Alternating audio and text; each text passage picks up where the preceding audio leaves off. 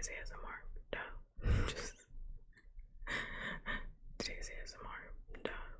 Why else is there rain? Thanks memes for being first. Thank you. We're gonna read more Mockingjay because I realize we're actually like, I think we're like halfway done with the book. No, we're not. We're getting there. Almost halfway done with the book, and I was just like, we have like 2 streams of this left, so might as well. We have like about 2 streams of this left.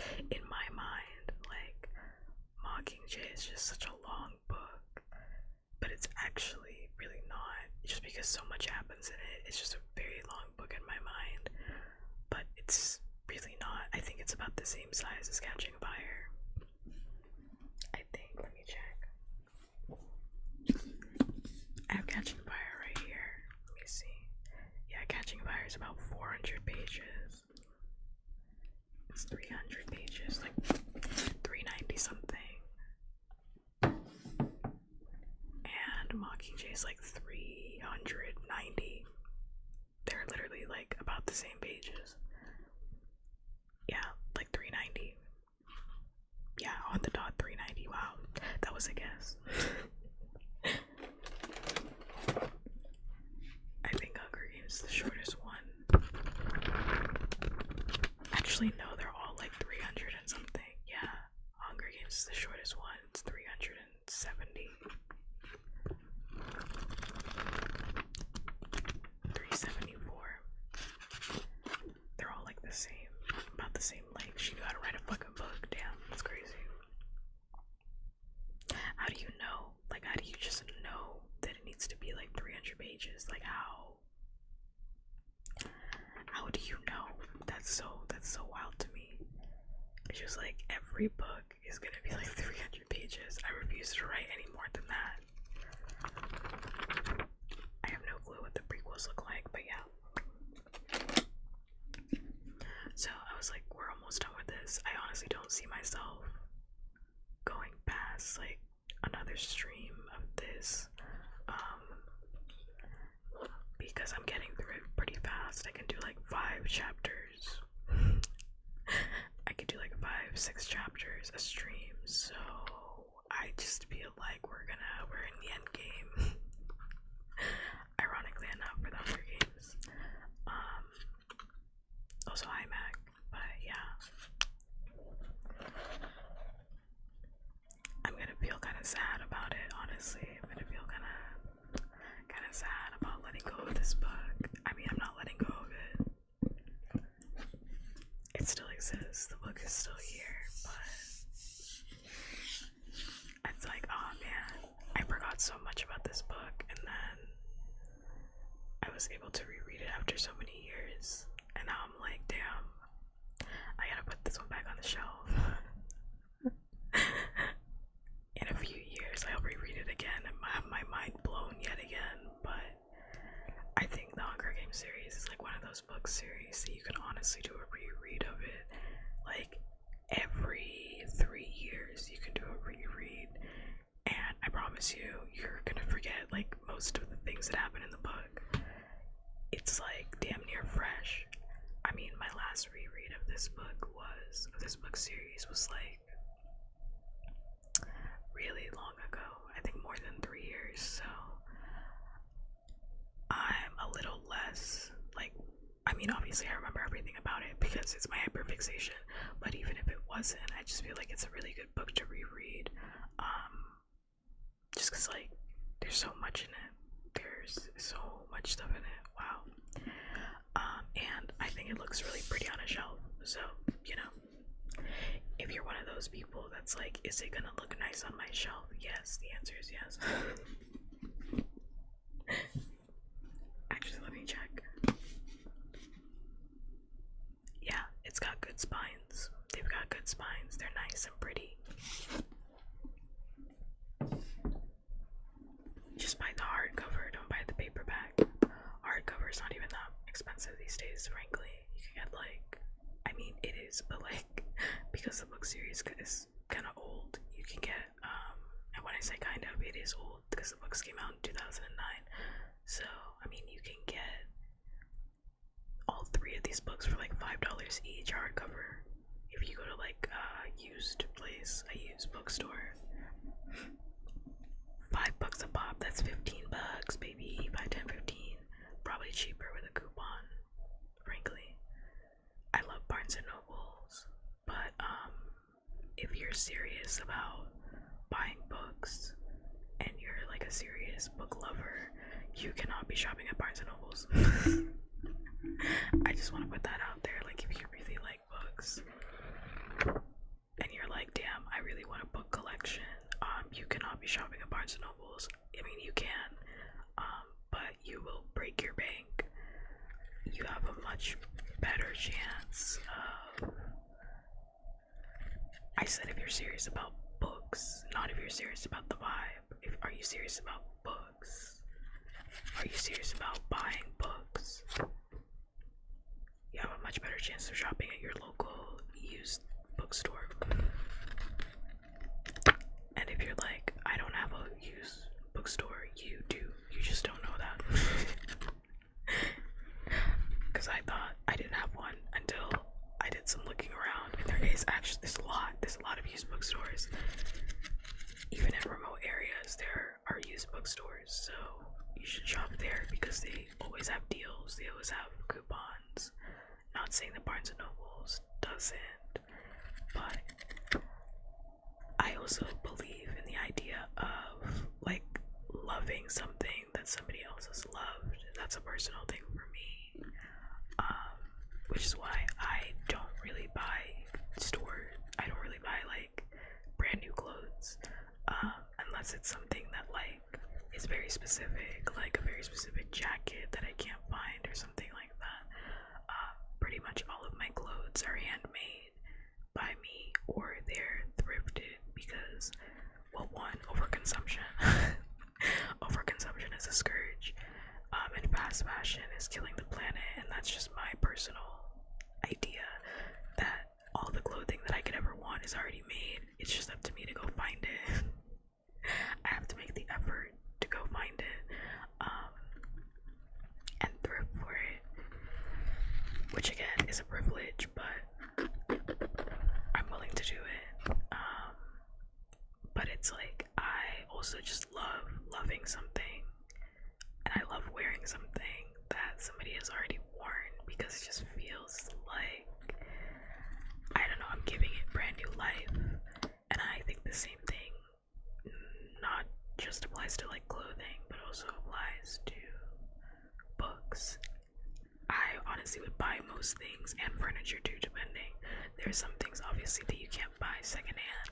You have to buy a brand new mattress, for example. You have to buy, you know, certain things that are not secondhand. But I couldn't buy like an ice machine secondhand because no one was selling one, so I had to buy it myself. But if I could, I definitely would, and I would have just cleaned it. I just cleaned it and used it.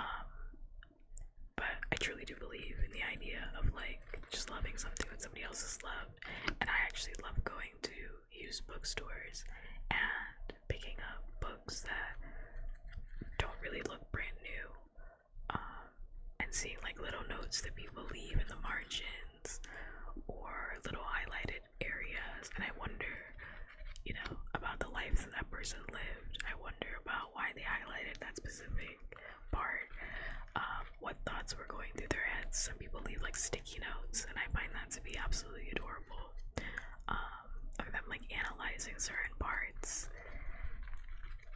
It's like I'm having this conversation with this person that I'll never get to meet.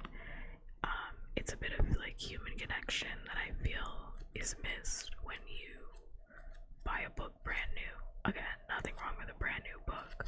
Sometimes you just need a brand new book, but I like that sort of stuff. I often wonder about when I donate clothes, because when clothes don't fit me anymore, I donate them to shelters, because I don't want my stuff in landfills, for one, and then for two, it's just good policy in my opinion. I thrifted, so I also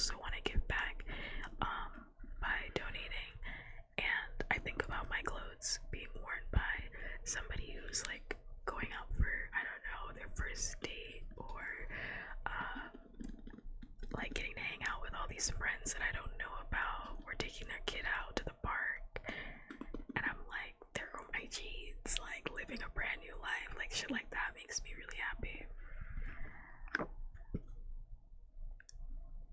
That's just me though. Stuff like that makes me feel like super connected to people that I've never even met before. I like stuff like that. But I know some people get really weirded out by that, and they're like, I cannot wear anything that has been worn by another human being. Which to me is like insane, because then people will go and buy like a vape, and like vapes are, I mean, not all of them, I don't know the intricacies of vapes, but some vape companies literally have people in there testing it, putting their lips all over the vape, and then they ship them out. So I mean, you're like totally cool with the vape, right? But like wearing a jacket that somebody else has worn is part of the problem. Okay. All right. I mean, just me. Anyway,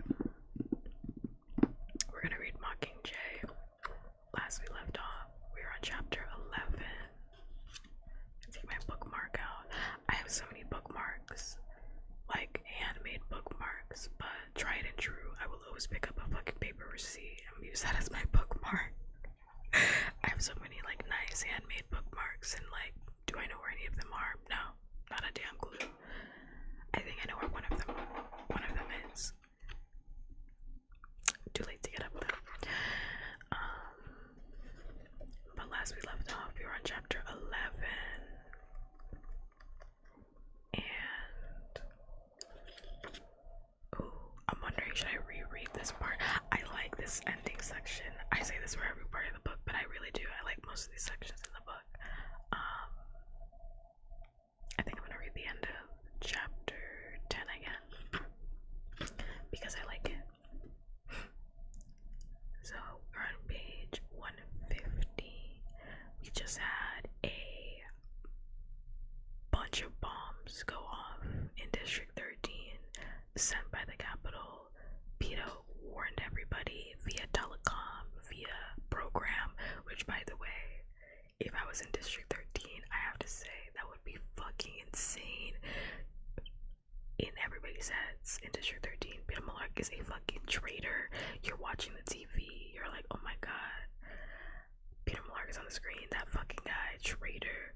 You see Peter Malark give the 1-2 heads up, hey, the bombs are coming, and then the screen cuts, you see blood splatter all over the screen. What? Crazy. The television, I hate the Capitol, obviously, but I have to tell them they make good television. They know how to keep me on my toes. They make fantastic television. I would not be able to turn this shit off. Even during a war, I'd have to keep that shit on. That's absolutely insane. Anyway, so then there's they are in a bunker deep down below in 13, waiting out the bombs. And Katniss and Prim are having a nice little moment together, where they're actually talking about life for the first time, which I have a lot to say about this scene actually, but I genuinely cannot talk about it without talking about major spoilers, so maybe I'll remember what my thought is by the time we get to the end of the book, because I really like this scene a lot, but I really can't talk about it until the end of the book. But we'll get there. But I'm just gonna start at the very end paragraphs of page 150.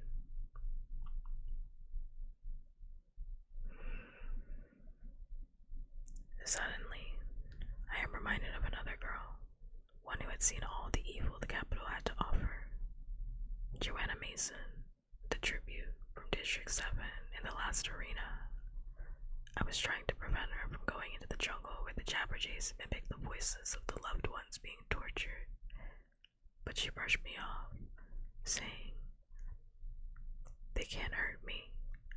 I'm not like the rest of you. There's no one left I love, that I know, is right. That Snow cannot afford to waste Peeta's life, especially now, while the Mockingjay causes so much havoc.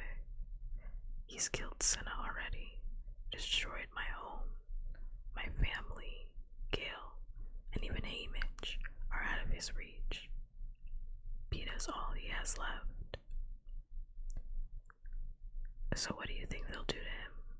I ask. Brim sounds about 1,000 years old when she speaks. Whatever it takes to break you. Chapter 11. I am not sitting like a Redamon. I'm primed, so I'm good. I'm just gonna get into chapter 11. Page 152. What will break me? This is the question that consumes me over the next 3 days as we wait to be released from our prison of safety. What will break me into a million pieces so that I am beyond repair, beyond usefulness? I mention it to no one, but it devours my waking hours and weaves itself throughout my nightmares. I also just want to say, I think it's very funny, and when I say that, I mean that in an ironic way. It's very funny that Katniss is forced to be in a bunker when she has expressed time and time again that she very clearly has PTSD about being confined in spaces. She talks about it in like bits and pieces here and there. I also just love the way that PTSD is woven throughout the story. Like, what am I trying to say? Like the new waves of PTSD, if I could say that, because like it's something that existed in the first game since she was put in those containers, because they put you in the containers to like shoot you up to the dome. But it just keeps getting worse because Katniss had to go back into the arena, and Katniss is somebody who loves to be free. That's a huge part of her character, her sense of freedom, or her want for freedom, and because she can't necessarily have it, as we've talked about, her being exploited in so many different ways, but her want for freedom, which is why she feels so connected to the forest, to the outside, to nature, and I just think it's fucked up. Suzanne Collins, I have to put you in a corner. That she was like, okay, for the setting for this book, Katniss Everdeen, somebody who has major issues with being locked and confined in spaces, is gonna have to be inside of a bunker, and then we're gonna put bombs on the bunker, so she has to be even further down in the ground in the bunker. Isn't that funny? Isn't that great? I think that's like such good writing, and I also think it shows that like Suzanne really understands her character. She was always pushing her characters to the limits. In some cases, pushing them too far. We'll get to that.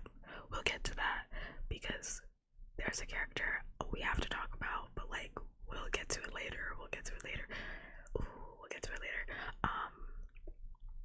But I think that's a mark of a good writer, that like you're not afraid to take your character and constantly put them in uncomfortable situations, and constantly push them to their very limits, because I see that so often, especially nowadays. Like most writers don't like to put their characters in uncomfortable situations, and often don't push them to their limits, and I'm like, that's the best part. Like, I want to see your character on the brink.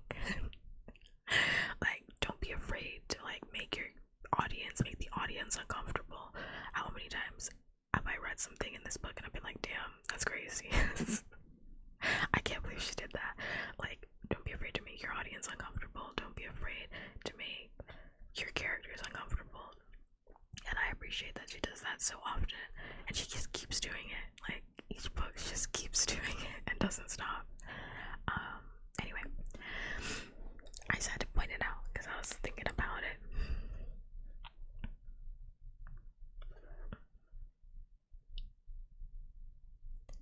I'm talking more of like traditional writers, not like people online. Like traditional writers, traditional media, i.e. the book industry, not necessarily like people online with OCs, because like everyone online loves drama, but I think in like most spaces, most people that are chronically online like drama, but I think in book spaces, I'm not quite sure. I think people are uncomfortable with it, and or they use it for shock value, not necessarily in the way to further the development of their characters. Like I see a lot of like TikTok books where there's a lot of, you know, content that could be triggering. There's a lot of content in this book, in these book series that could be triggering, but it's not necessarily done for a purpose. Like there's a reason why she keeps doing this shit to Katniss, which, you know, I've talked about at length, but there's a reason why she keeps pushing Katniss to the brink. It's because this war is pushing Katniss to the brink, and we have to see her go there. But I feel like a lot of TikTok books are just kind of doing it for shock value, but it's not actually doing anything for the audience. It's not teaching the audience anything about our characters or ourselves, and it's just there to like be like, oh my god, look what's in this book. You know, isn't this fucking crazy that this character experiences this? But the characters themselves don't actually learn anything, right? Which, I mean, you could say for a lot of people doing OCs too, but I think that's different. I think with OCs, you're kind of just exploring. Like, a lot of people are just exploring, which is fine. That's very different than like you writing a book, right? That's very different than you writing a piece of media that is going to be consumed by somebody else, or creating like a webtoon or a comic or something, because then you have to consider like, okay, why am I doing this? What purpose is this doing? Am I just doing this for shock value? If you're just creating an OC, you can stab them, you can kill them, you can do whatever you want. You're just exploring with a character. That's very different. Once it is made for public consumption, I think you have to have greater thought. You have to really use those critical thinking skills. And I think that's where a lot of people flop. Like, they just keep exploring, and it's like, no, you have to like do more once it is being out there, once it's out there, you know. Okay, let me lock in. 4 more bunker missiles fall over this period, all massive, all very damaging, but there's no urgency to the attack. The bombs are spread out over long hours, so that just when you think the raid is over, another blast sends shock waves through your guts. It feels more designed to keep us in lockdown than to decimate 13, cripple the district. Yes, give the people plenty to do to get the place running again. But destroy it. No. Coin was right on that point. You don't destroy what you want to acquire in the future. I assume what they really want in the short term is to stop the airtime assaults and keep me off the televisions of Pan Am. A nodding emote. That's an idea. If I ever have money, if someone wants to give me $30, I can commission an artist. If someone wants to give me $100, we can get 3 more emotes. If I ever get money, we can talk about that. I'll put it in the vault. Stuff for the channel. We receive next to no information about what is happening. Our screens never come on, and we only get brief audio updates from Coin about the nature of the bombs. Certainly, the war is being waged, but as to its status, we're in the dark. Inside the bunker, cooperation is the order of the day. We adhere to a strict schedule for meals and bathing, exercise, and sleep. Small periods of socialization are granted to alleviate the tedium. Our space becomes very popular because both children and adults have have a fascination with Buttercup. He attained celebrity status with his evening game of Crazy Cat. I created this by accident a few years ago during a winter blackout. You simply wiggle a flashlight beam around the floor, and Buttercup tries to catch it. I'm petty enough to enjoy it because I think it makes him look stupid. Inexplicably, everyone here thinks he's clever and delightful. I'm even issued a special set of batteries, an enormous waste, to be used for this purpose. The citizens of 13 are truly starved for entertainment. It's on the third night, during our game, that I answer the question eating away at me. Crazy Cat becomes a metaphor for my situation. I am Buttercup. PETA, the thing I want so badly to secure, is the light. As long as Buttercup feels he has the chance of catching the elusive light under his paws, he's bristling with aggression. That's how I've been since I left the arena with PETA alive. When the light goes out completely, Buttercup's temporarily distraught and confused, but he covers. I'm like dying for a cough. Asthma is like being it's like being like triggered by this heat. I don't know what it is. That's why I'm in a bra today. Like, cannot handle how warm it is.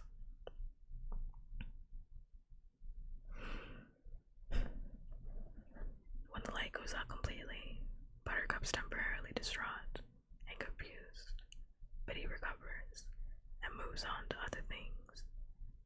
That's what would happen if PETA died. But the one thing that sends Buttercup into a tailspin is when I leave the light on, but put it hopelessly out of his reach. High on the wall, beyond even his jumping skills, he paces below the wall, wails, and can't be comforted or distracted. He's useless until I shut the light off. That's what Snow is trying to do to me now, only I don't know what form his game takes. Maybe this realization on my part is all Snow needs.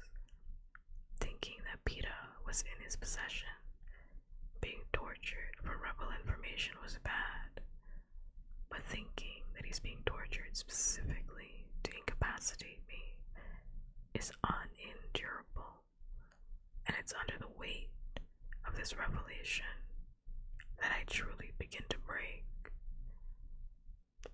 After Crazy Cat, we're directed to bed. The power has been coming and going. Sometimes the lamps burn at full brightness. Other times we squint at one another in the burnouts.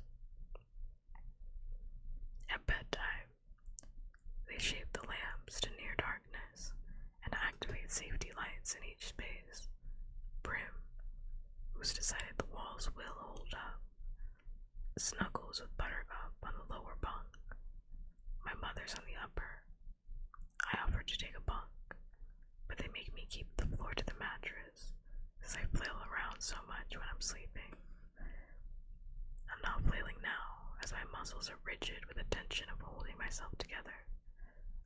The pain over my heart returns, and from it, I imagine tiny fissures spreading out into my body, through my torso, down my arms and legs, over my face, leaving it crisscrossed with cracks. One good jolt of a bunker missile, and I could shatter into strange, razor-sharp shards. When the restless, wiggling majority has settled into sleep, I carefully extract myself from my blanket and tiptoe through the cavern until I find Finnick. Feeling for some unspecified reason that he will understand, he sits under the safety light in this space, knotting his rope, not even pretending to rest. As I whisper my discovery of Snow's plan to me,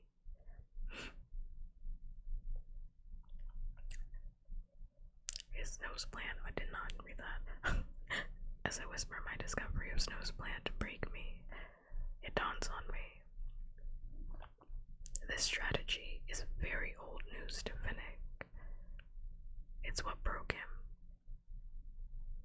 This is what they're doing to you with Annie, isn't it? I ask. Well, they didn't arrest her because they thought she'd be a wealth of rebel information, he says.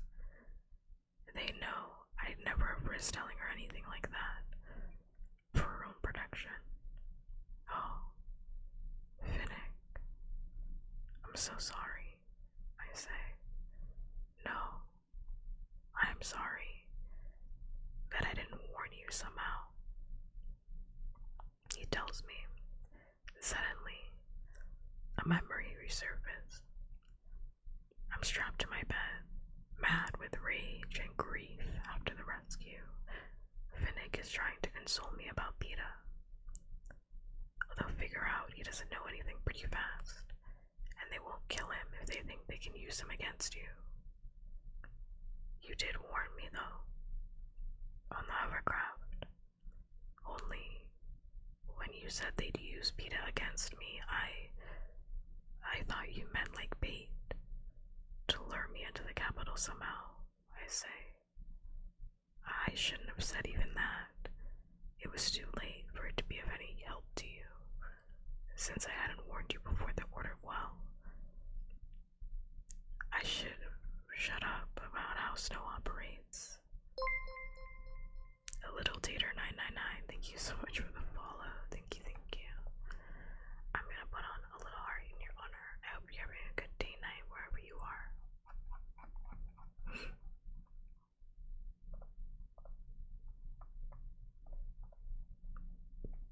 I'm gonna put it right here for a change. I'm gonna start with that.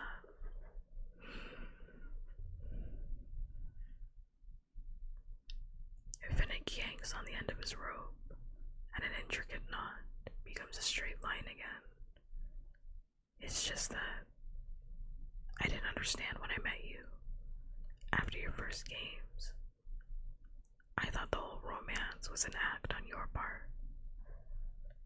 We all expected you'd continue that strategy, but it wasn't until Peta hit the force field and nearly died that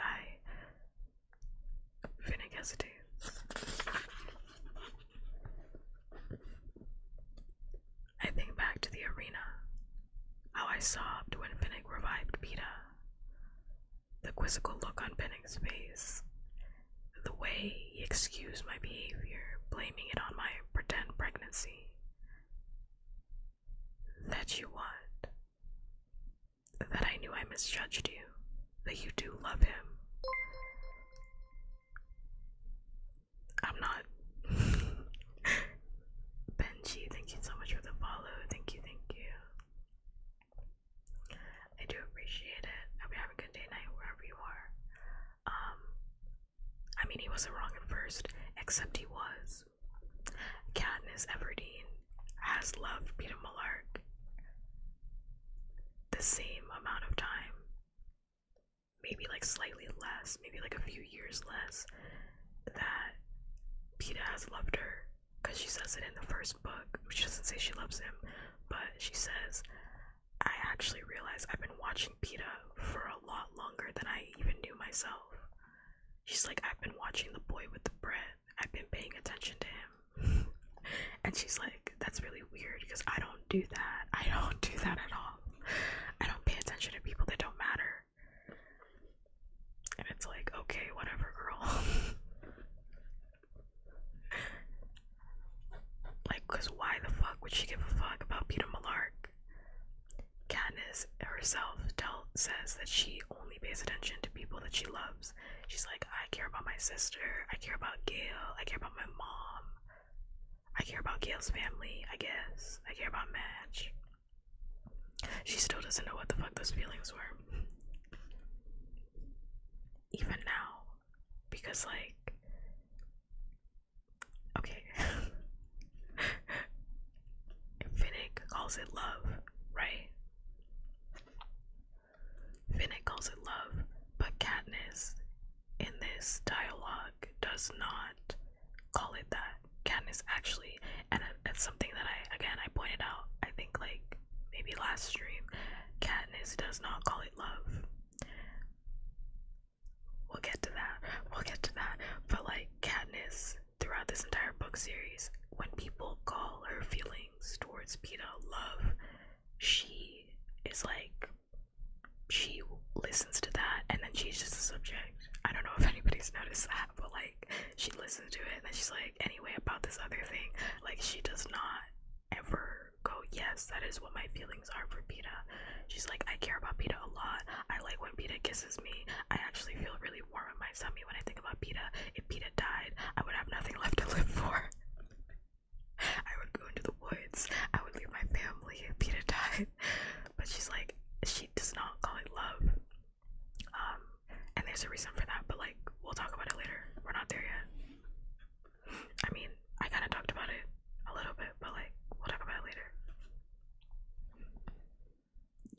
Katniss still doesn't really know, but okay, I'll reread this part because I love her talking to Finnick. I think back to the arena, how I sobbed when Finnick revived Peeta, the quizzical look on Finnick's face, the way he excused my behavior, blaming it on my pretend pregnancy. That you what? That I knew I misjudged you. That you do love him.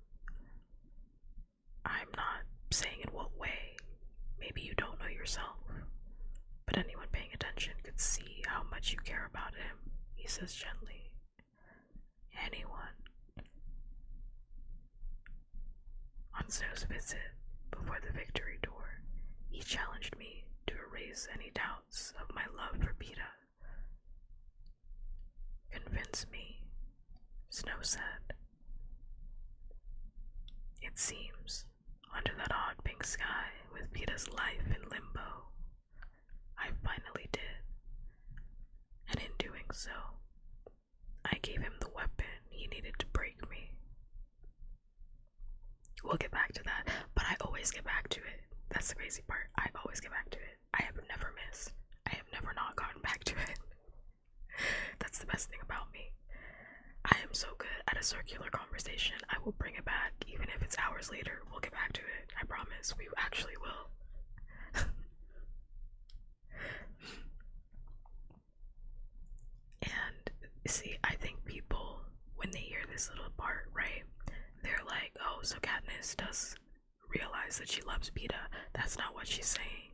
She's saying President Snow asked me to convince him that I'm in love with Peeta, and I did such a good job of convincing President Snow that I'm in love with Peeta that he has now decided to use Peeta against me.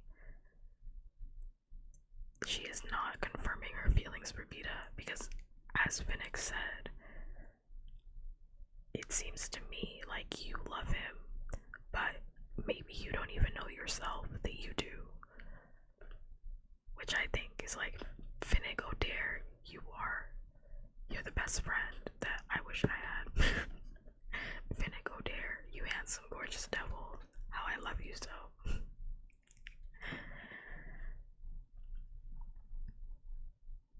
That's literally, she's like, I'm just so good at pretending that I'm in love with Peeta.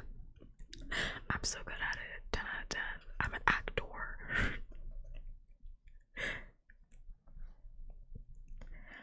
But we'll get to it. I love this book. We actually will get to it because wow, it's so good. Finnick and I sit for a long time in silence, watching the knots bloom and vanish before I can ask, how do you bear it? Finnick looks at me in disbelief. I don't, Katniss. Obviously, I don't.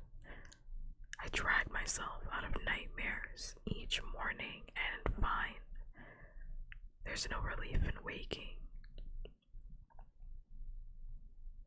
Something in my expression stops him. Better not to give in to it. It takes 10 times as long to put yourself back together as it does to fall apart. Well, he must know. I take a deep breath.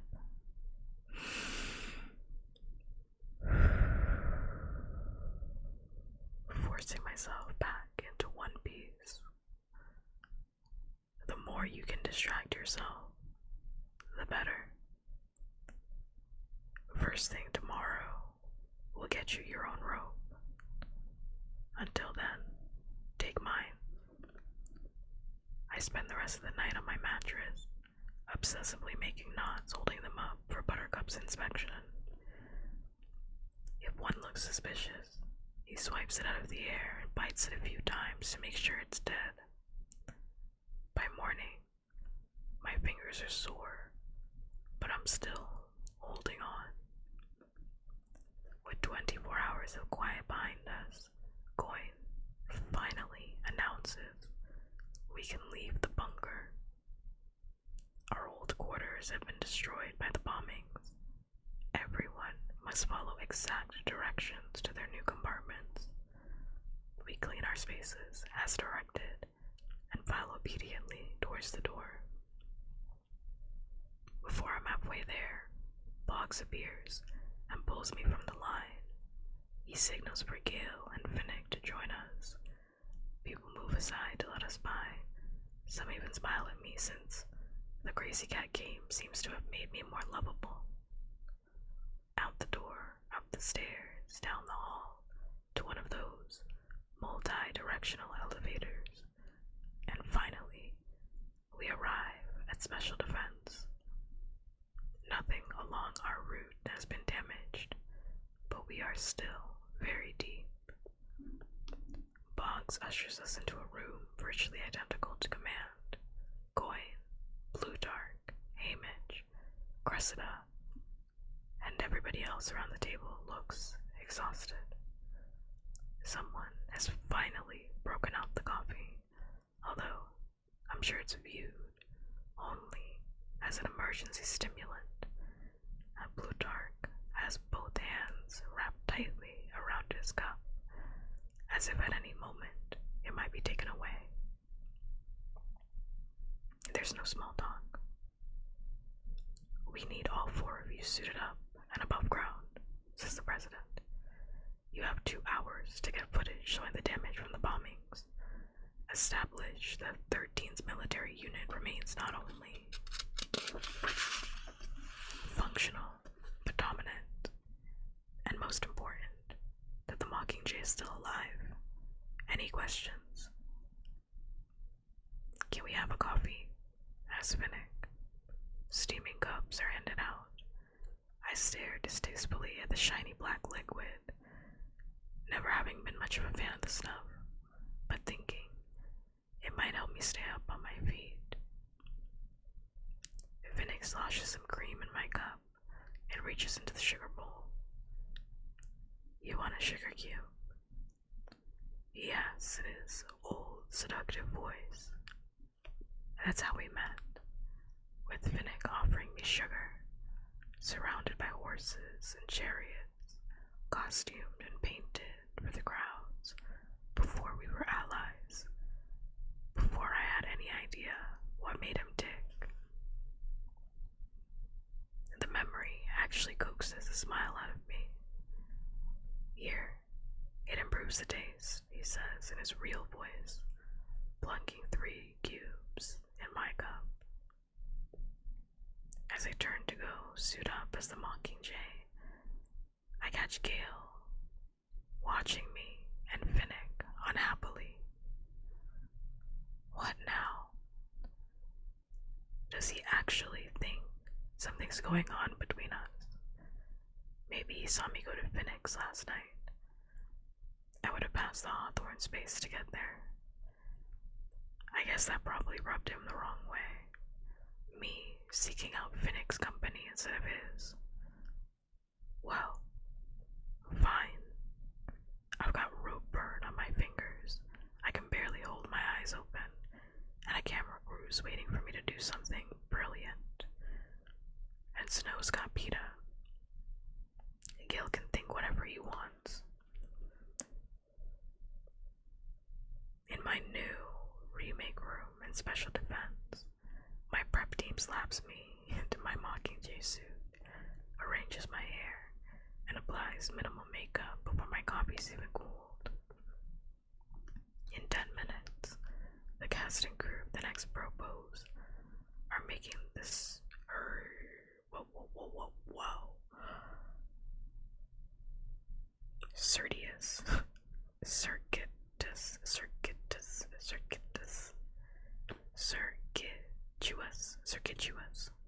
Circuitous, yes, that's how you say that.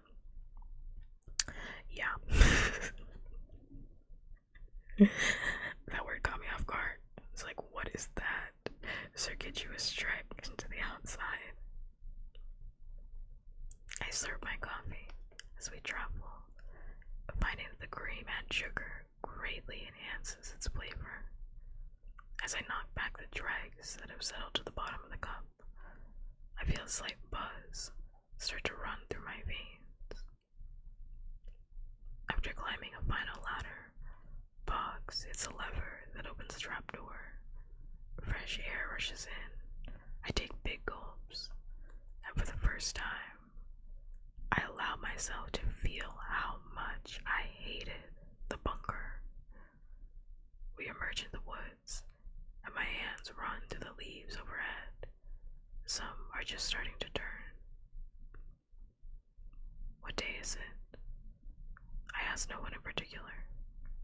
Bob tells me September begins next week. September. That means Snow has had PETA in his clutches for 5, maybe 6 weeks. I examine a leaf on my palm and see that I'm shaking. I can't will myself to stop. I blame the coffee and try to focus on slowing my breathing, which is far too rapid for my pace. Debris begins to litter the forest floor. We come to our first crater, 30 yards wide, and I can't tell how deep. Very. Boggs says anyone in the first 10 levels would have likely been killed. We skirt the pit and continue on. Can you rebuild it? Gil asks. Not anytime soon. That one didn't get much. A few backup generators, a poultry farm, says Boggs. We'll just seal it off. The trees disappear as we enter the area inside the fence. The craters are ringed with a mixture of old and new rubble. Before the bombing, very little of the current 13 was above ground.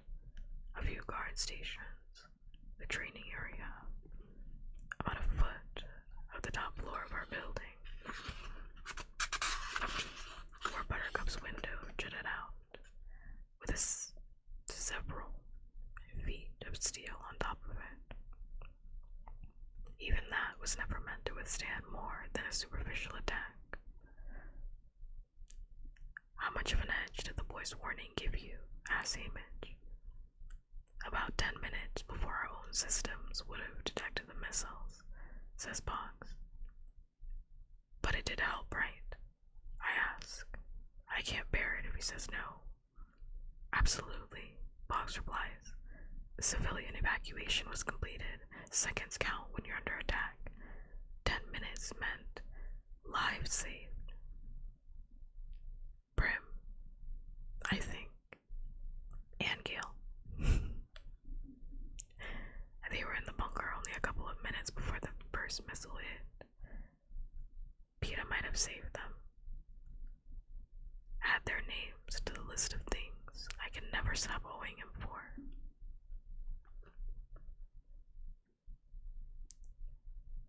Cressida has the idea to film me in front of the ruins of the old Justice Building, which is something of a joke, since the Capitol's been using it as a backdrop for fake news broadcasts for years. to show that the district no longer existed. Now, with the recent attack, the Justice Building sits about 10 yards away from the edge of a new crater. As we approach what used to be the grand entrance, Gale points out something, and the whole party slows down. I don't know what the problem is at first, and then I see the ground strewn with fresh, pink, and red roses. Don't touch them, I yell. They're for me. The sickeningly sweet smell hits my nose, and my heart begins to hammer against my chest. So I didn't imagine it. The rose on my dresser. Before me lies Snow's second delivery. Long stemmed pink and red beauties, the very flowers that decorated the set where Peta and I performed our post-victory interview.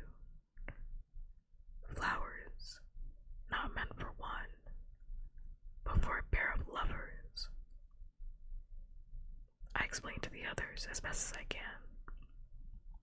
Upon inspection, they appear to be harmless, if genetically enhanced flowers. 24 roses, slightly wilted, most likely dropped after the last bombing. A crew in special suits collects them and carts them away. I feel certain they will find nothing extraordinary in them, though. Snow knows exactly what he's doing to me. It's like having Cinna beat into a pulp while I watch from my tribute tube, designed to unhinge me. Like then, I try to rally and fight back, but as Cressida gets Castor and Pollux in place, I feel my anxiety building. I'm so tired, so wired, and so unable to keep my mind on anything but Peta since I've seen the roses. The coffee was a huge mistake. What I didn't need was a stimulant. My body visibly shakes, and I can't quite seem to catch my breath.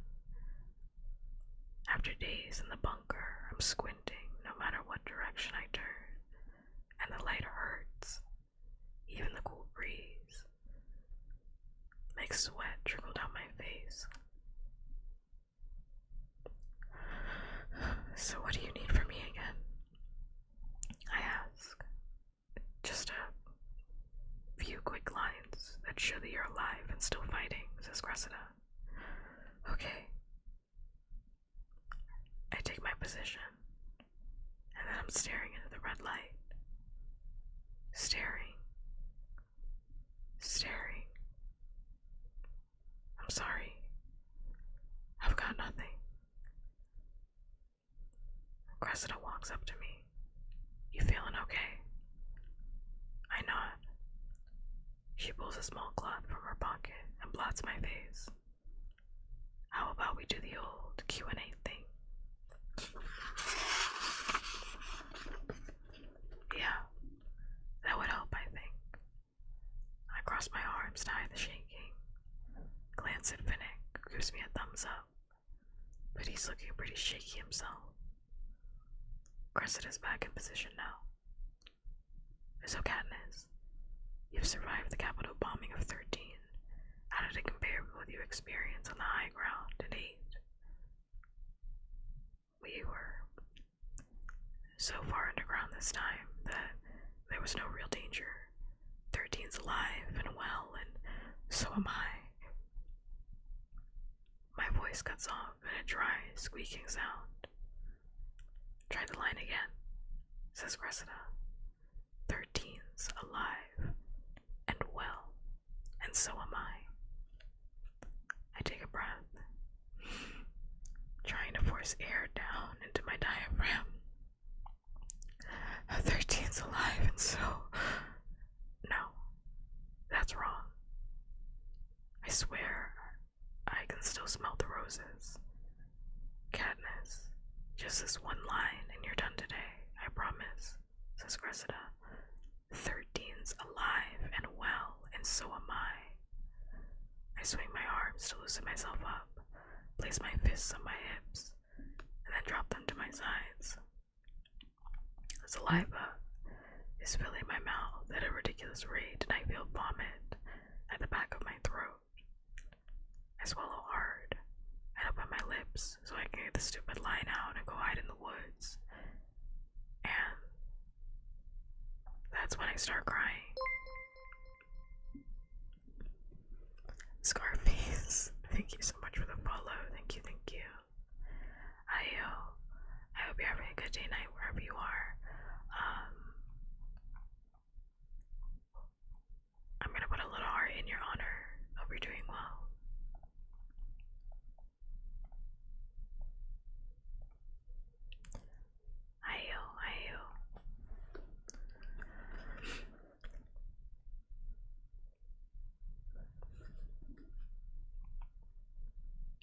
I swallow hard and open my lips so I can get the stupid line out and go hide in the woods, and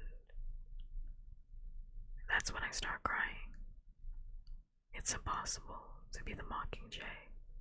Impossible to complete even this one sentence. Because now, I know that everything I say will be directly taken out on Peta. Result in his torture, but not his death, no. Nothing so merciful as that. Snow will ensure that his life is much worse than death. Cut. I hear Cressida say quietly, "What's wrong with her?" Plutarch says under his breath. "She's figuring out how Snow's using Peta," says Finnick. There's something like a collective sigh of regret from the semicircle of people spread out before me. Because I know this now. Because there will never be a way for me to not know this again. Because, beyond the military disadvantage losing a Mockingjay entails, I am broken. Several sets of arms would embrace me, but in the end, the only person I truly want to comfort me is Hamish, because he loves Peta too. I reach out for him and say something like his name, and he's there, holding me and patting my back. "It's okay. It'll be okay, sweetheart." He sits me on a length of broken marble pillar, keeps an arm around me while I sob. "I can't do this anymore," I say. "I know," he says. All I can think of is how. What's he gonna do to Peta? Because I'm the Mockingjay. I get out. I know. Image's arm tightens around me. "Hi, Emperor Luffy," I yell.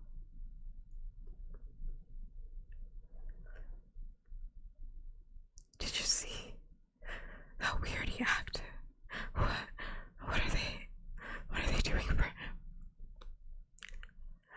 I'm gasping for air between sobs, but I manage one last phrase. "It's my fault." And then I cross some line into hysteria, and there's a needle in my arm, and the world slips away.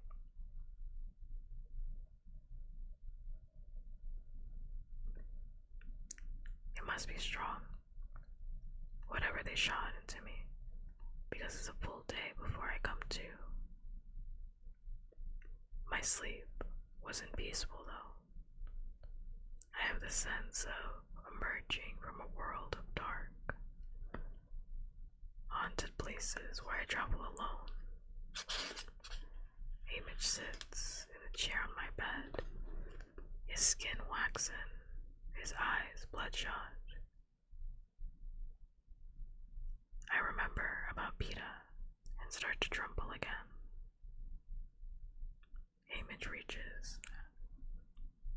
squeezes my shoulder. It's alright. We're going to try and get beat out. What? That makes no sense. Plutarch's sending in a rescue team.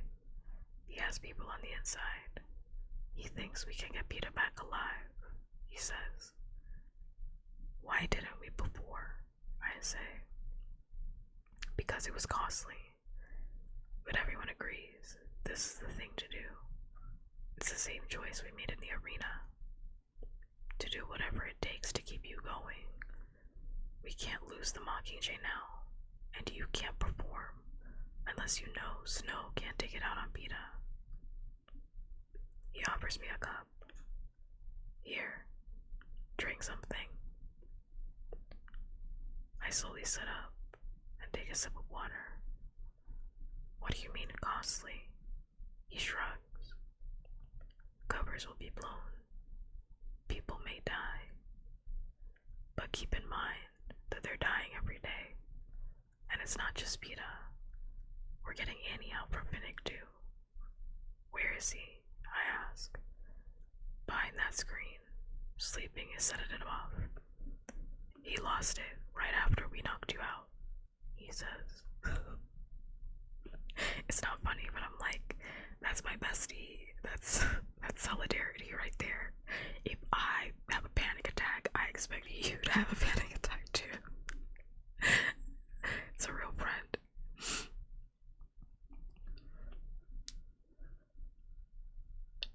I smile a little.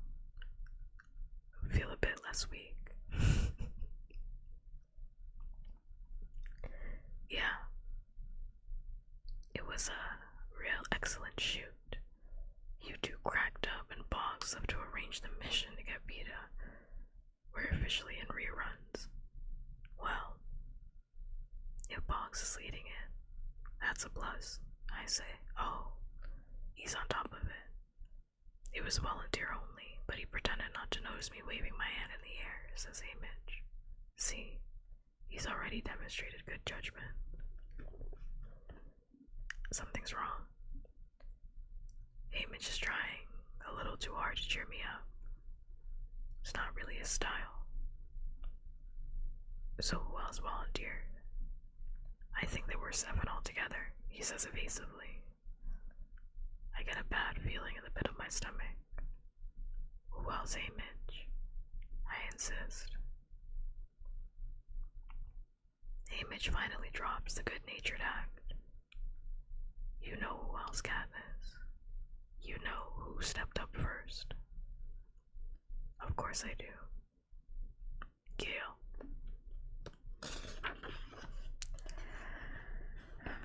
Chapter 12.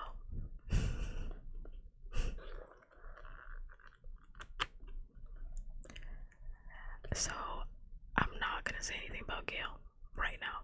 Like, I'm not gonna say anything about Gale right now. I'm gonna save my thoughts about Gale after. Let me decide.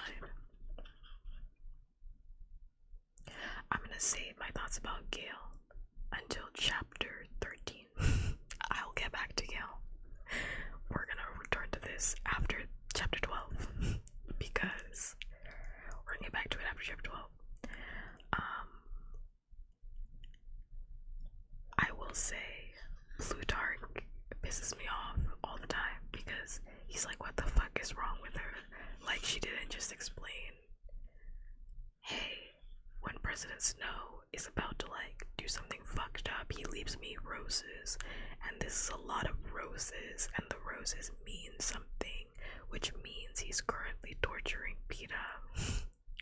And I don't like that, obviously.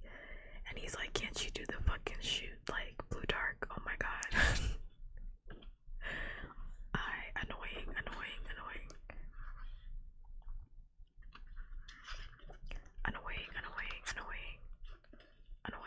Pissing me off, annoying.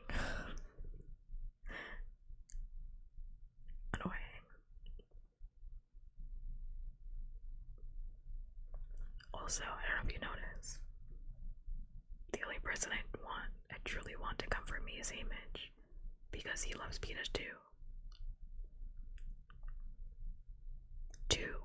Miss Ma'am too.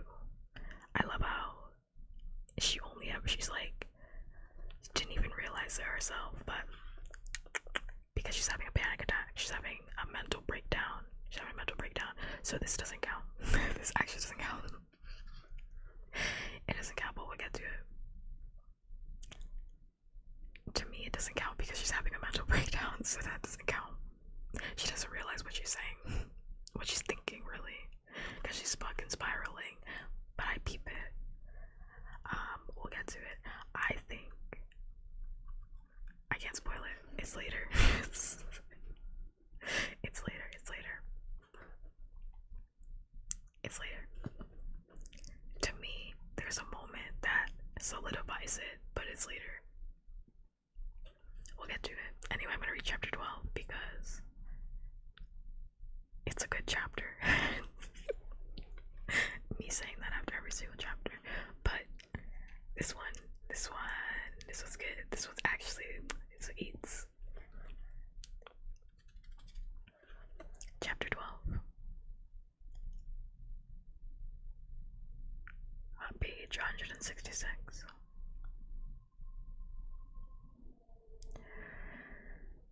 Today, I might lose both of them. I try to imagine a world where both Gale and Peta's voices have ceased, hands stilled, eyes unblinking.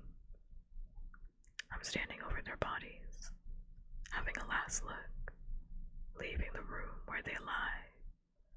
But when I open the door to step out into the world, there's only a tremendous void, a pale green nothingness that is all my future holds. Do you want me to have them sedate you until it's over? Asks Image. He's not joking. This is a man who spent his adult life at the bottom of a bottle, trying to antithesize himself against the capital's crimes. A 16-year-old boy who won the second quarter quell must have had people he loved, family, friends, a sweetheart maybe, that he fought to get back to. Where are they now? How is it that until Peta and I were thrust upon him, there was no one at all in his life? What did Snow do to them? No, I say. I want to go to the capital. I want to be a part of the rescue mission. They're gone, says Image. How long ago did they leave? I could catch up. I could. What? What could I do? Image shakes his head. It'll never happen. You're too valuable and too vulnerable. There was a talk of sending you to another district to divert the capital's attention while the rescue takes place, but no one felt you could handle it. Please, Image. I'm begging now. I have to do something. I can't sit here waiting to hear if they died. There must be something I can do. Alright. Let me talk to Plutarch. You stay put. But I can't. Image's footsteps are still echoing in the outer hall when I fumble my way through the slit in the dividing curtain to find Finnick sprawled out on his stomach, his hands twisted in his pillowcase. Although it's cowardly, cruel, even, to rouse him from his shadowy, muted drug land to stark reality, I go ahead and do it, because I can't stand to face this by myself. I also just have to note, I love that still to this day, Katniss Everdeen is selfish. She's not a bad person, but Katniss is selfish. She's like, I'm going through something, which means you also have to go through this. I'm not letting you stay drugged up. And she's like, yeah, it's fucked up. It's fucked up that I'm doing it. Anyway.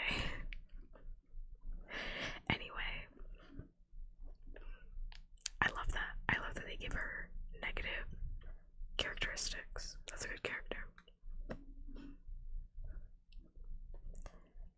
Haymitch is a good guy.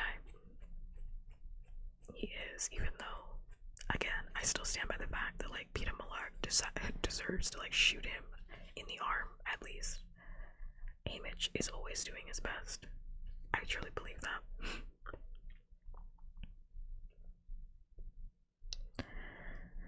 As I explain our situation, his initial agitation mysteriously ebbs. Don't you see, Katniss? This will decide things, one way or another. By the end of the day, they'll either be dead or with us. It's more than we could have hoped for.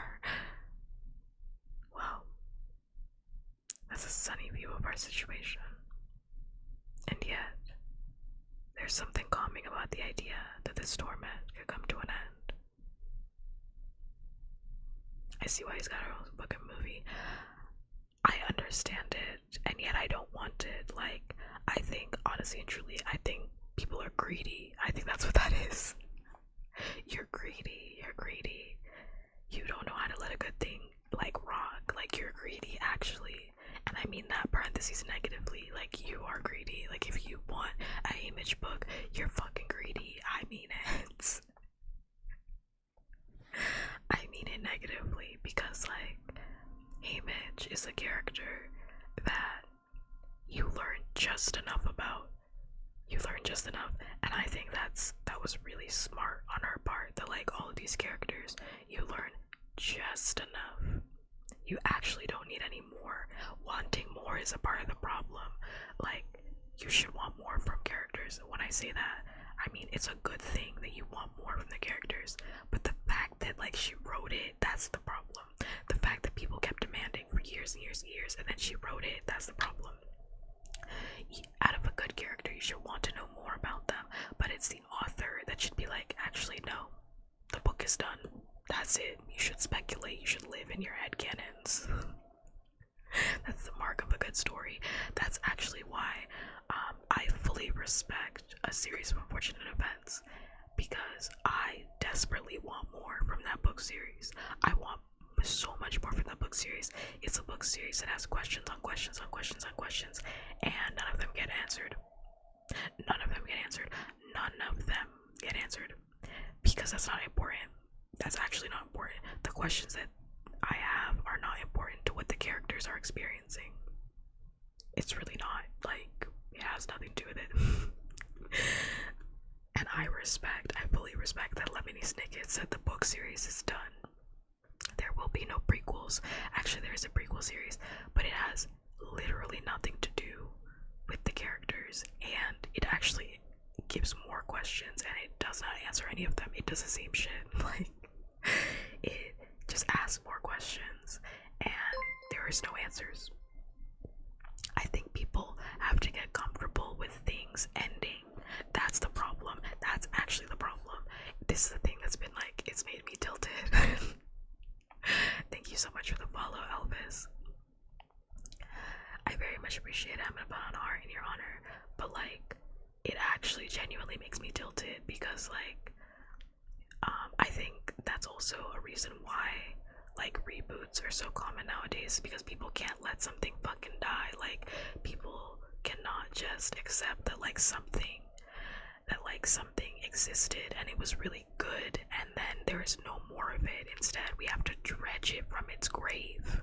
We have to defile the fucking grave.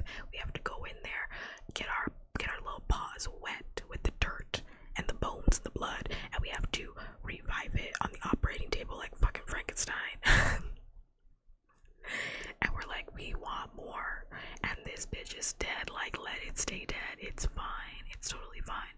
I think that it's a mark, and I'm not saying that like Suzanne Collins is a bad writer. Obviously not. I love her books. Obviously, I cannot stop talking about the Hunger Games series.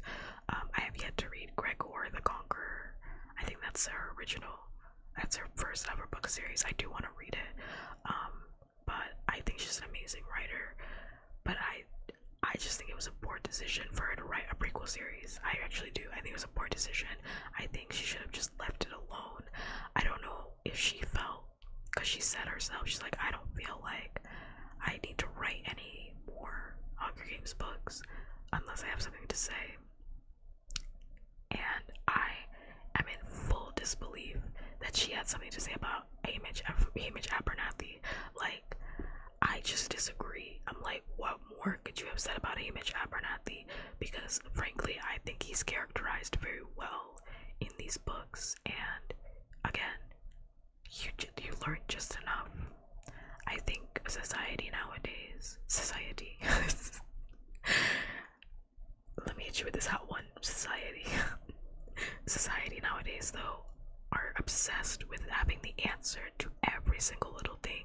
Like, people loved Hamish so much that they were like, we have to see Hamish's games. We actually don't, because Katniss and Peeta watched Hamish's games in the second book. We know what happens. He was young, he was 16. He killed the last competitor by using the games against his competitors, using the force field, and they killed his entire family. We know that. So why do you need the entire book? Because you're greedy and you can't let something die. You're greedy and you can't let it die. You have to be okay with things ending, because that's how you get new things that are good. Like, I think people don't get that. It's like, if we're constantly going back to things that were already good, how do we get new things that are good? We don't. I know, Mac, that had nothing to do with what you said, but like, I was just, that shit is like, actually makes me so fucking hot. I think that's why I have such a distaste for the prequel books too, because it's like, genuinely, like, what does this do for my understanding? The prequel specifically for the Hunger Games, like, what does this do for my understanding of the world of the Hunger Games? In my opinion, not much, because A Ballad of Songbirds and Snakes is about snow, and I'm gonna be so serious. I did not need a snow prequel book series. I don't know why people like are obsessed with wanting to know everything about a character. Sometimes a character can just be fucking evil. Like, I did not need a sad sob story about how Snow was this fucking guy that used to be very hot and sexy, and then he turned evil. I actually didn't need that, because sometimes in life there are people that are just evil, and that's enough. That's scary enough. That's honestly scary enough that like some people actually just are like that. I did not need the sad sob story about Snow. I do not care. It does nothing to enhance the reality of what Katniss Everdeen had to experience in these 3 books, knowing anything about Snow. So why does it exist? The book's not even out yet, but when Hamish's book comes out and we read that, what is that gonna do for me? Knowing more in depth about Hamish's times. Like, y'all love milking that dry ass cow. Like, leave it alone. Turn it into a burger already. Like, be finished with it. Be finished with it. Like, that does nothing. I think prequels are supposed to, again, enhance our understanding of the world. And the Hunger Games is a beautiful world, and I understand. And when I say that, I mean it's interesting to think about. And I understand why people want more out of it. But it's like, let it go. Let it go. I feel the same way about the Hunger Games that I do feel about Harry Potter. I've actually never read Harry Potter before. Let me start off by saying that I'm not a Harry Potter fan. I've never read it. I've only watched a lot of like YouTube analysis videos on the books, and I've watched the movies sporadically. That's all I know about Harry Potter. Besides the transphobia, obviously, from J.K. Rowling, and the other things from J.K. Rowling. I know actually too much about J.K. Rowling. But I feel the same way about that, because I'm like, I feel like people love milking that book series, but I'm like, oh my god, stop milking it. Like, it's enough. Like, what else can you say about it? Like, sometimes things are secrets, and that's okay. Like, sometimes there's not an answer to your question, and that's actually cool that there's not an answer to your question. Like, leave it alone.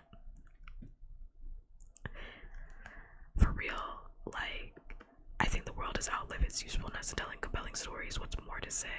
The world of the Hunger Games for sure. I'm like, what is there more to say except that like war is bad? Like, we get it. I think I got it in the first book series. I don't know why we need the prequels to tell us that like war is bad and we shouldn't be killing children. I don't. That's why I'm like, people want more prequel series from this book, and it's like, can people start like bothering Suzanne Collins to like write a new series? Like, I know that girl's got other ideas. Like, Miss Ma'am is sitting in her mansion. Please write a new book series. I'll buy it. It could be about fucking anything. You could write about a fucking spider. I don't know. I will read it. I want a new one. I know way too much about J.K. Rowling and that mold that's growing in her house. That's why she's having those fucking delusions.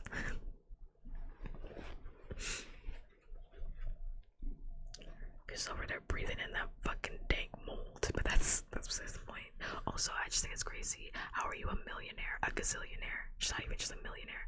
She's got so much money, she could comfortably like, she could never write a book ever again, and she could just be fine. Because I mean, Harry Potter is like one of the like most iconic book series of all time, despite a lot of its flaws. And she has mold growing in her house. Like,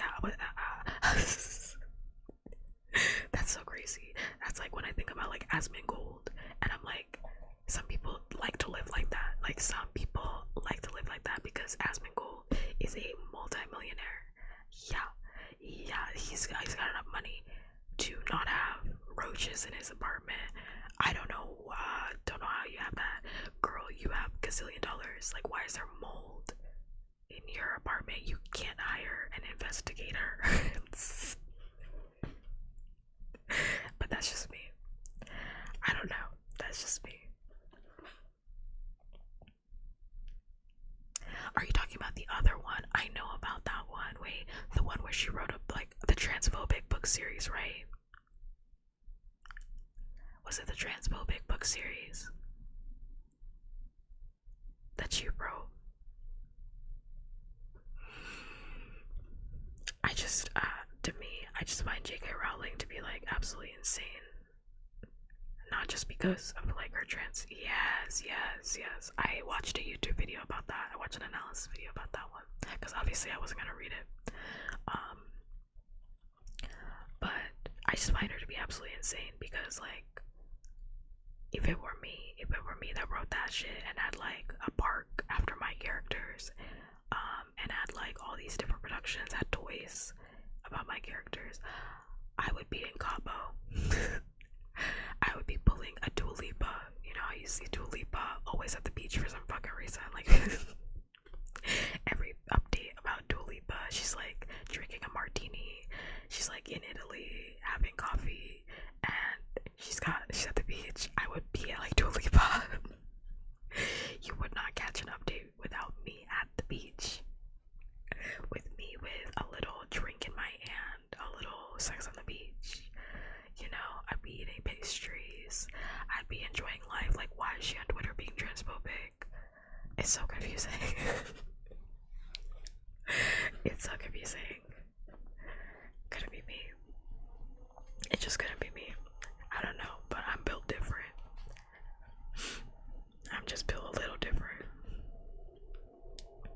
Okay, let me get back to this series. I could talk about that for like 3 hours because like, it genuinely astounds me that like when rich people fumble the bag, because it's like, why can't you be silent and rich? You know, like, just be silent and rich.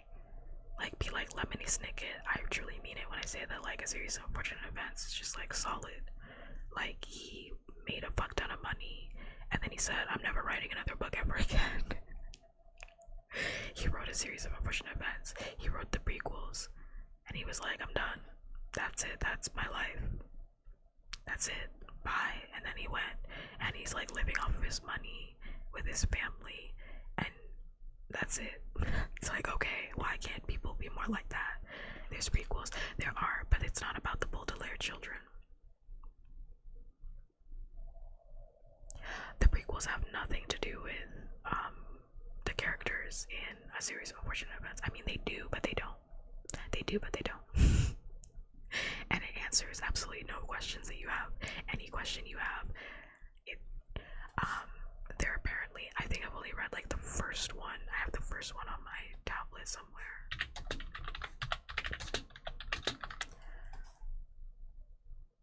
They're not like bad. I read the first one, the first prequel, because I think there's like 4. And they're good, you know. They're good, you know.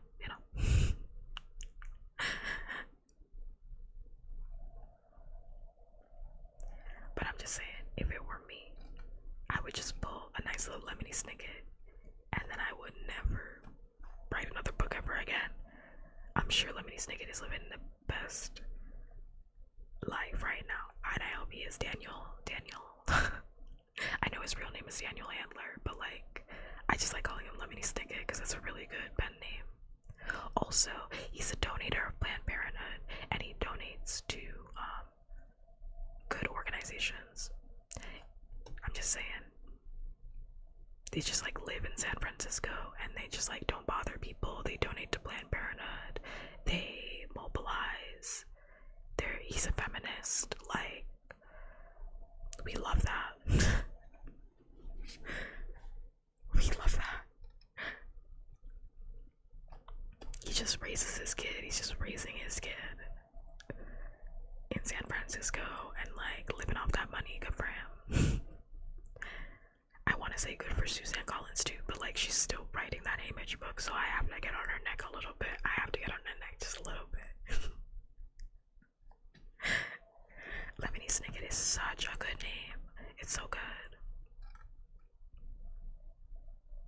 Anyway, I wanted to say there's another author that I really like, but we're gonna get to it. We're gonna get to it later. Like, not right now, but like in a month we'll get to it. Because now this author has allegations. Oh, imagine how disappointed we are. Imagine how disappointed we are. Imagine how disappointed we are of it.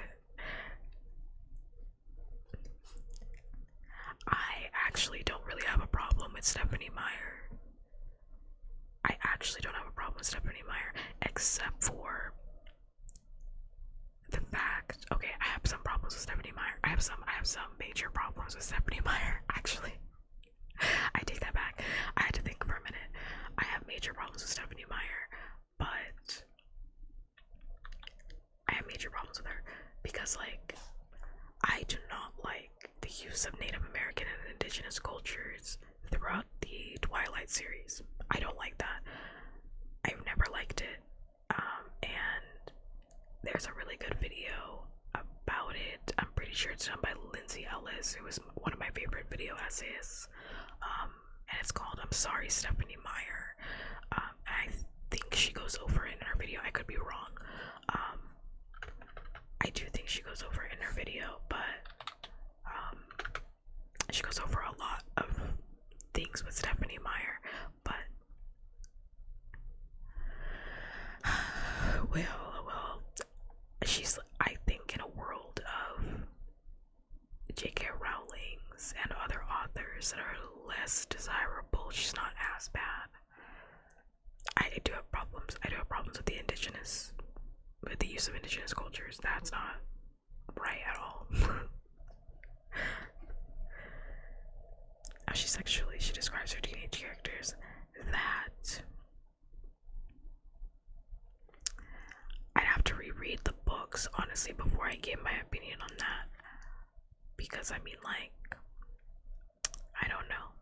There's something to be said about, like, writing from a teenage perspective, and teenagers also think about sex, right? Like, I know we don't like to think about it because I'm an adult, so I don't ever want to think about children, but just from like an objective perspective, like when I was a teenager, I was thinking about sex. Like, I was thinking about sex, right? Like, I was thinking about having sex with a lot of different people. I was thinking about making out. Like, we don't like to think about teenagers that way, but they're sexual beings. obviously you shouldn't be thinking about teenagers that way. You should be thinking about it objectively.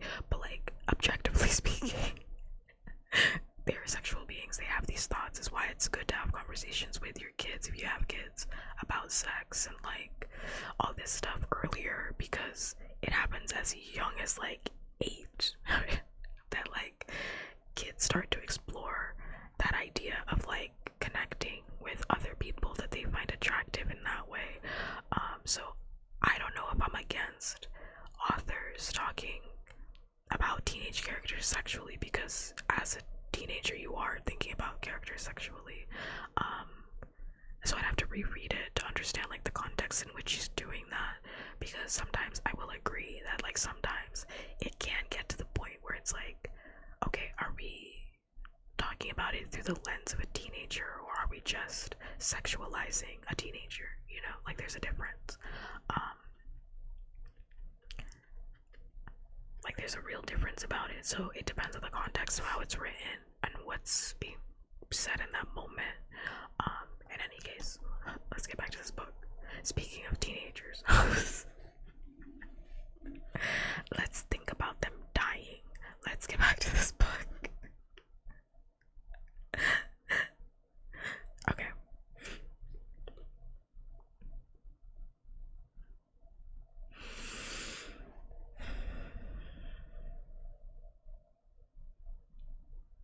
Well, that's a sunny view of our situation.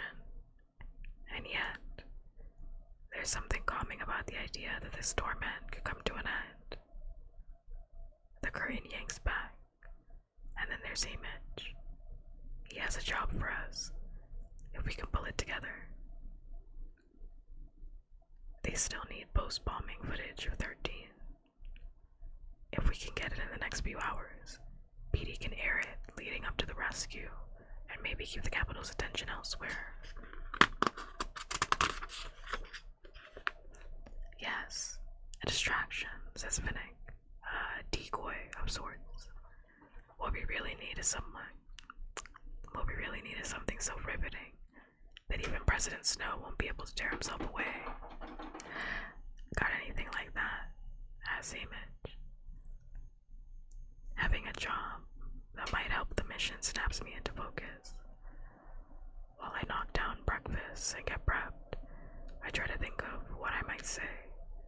President Snow must be wondering how that blood-splattered floor and his roses are affecting me. If he wants me broken, then I will have to be whole. But I don't think I will convince him of anything by shouting a couple of defiant lines at the camera. Besides, that won't buy the rescue team any time. Outbursts are short. It's stories that take time. I don't know if it will work, but when the television crews all assembled above ground, I asked Cressida if she could start out by asking me about Peta. I take a seat on the fallen marble pillar where I had my breakdown. Wait for the red light and Cressida's question. How did you meet Peta? She asks. And then I do the thing that Image has wanted since my first interview. I open up.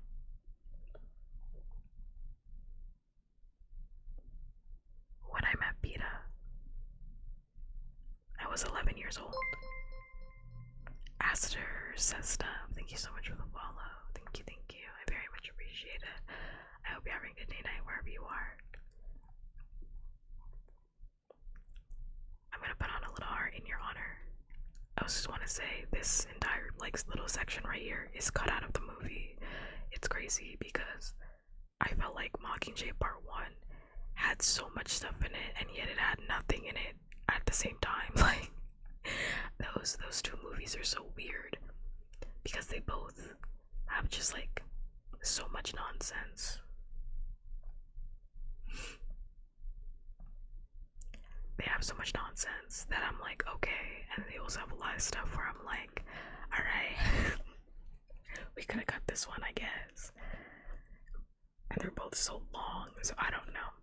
I don't know. I don't know how they would have done it. It's a very weird book. There's a lot. But this entire section is not in it, so just giving you a heads up if you're gonna watch the movie at some point.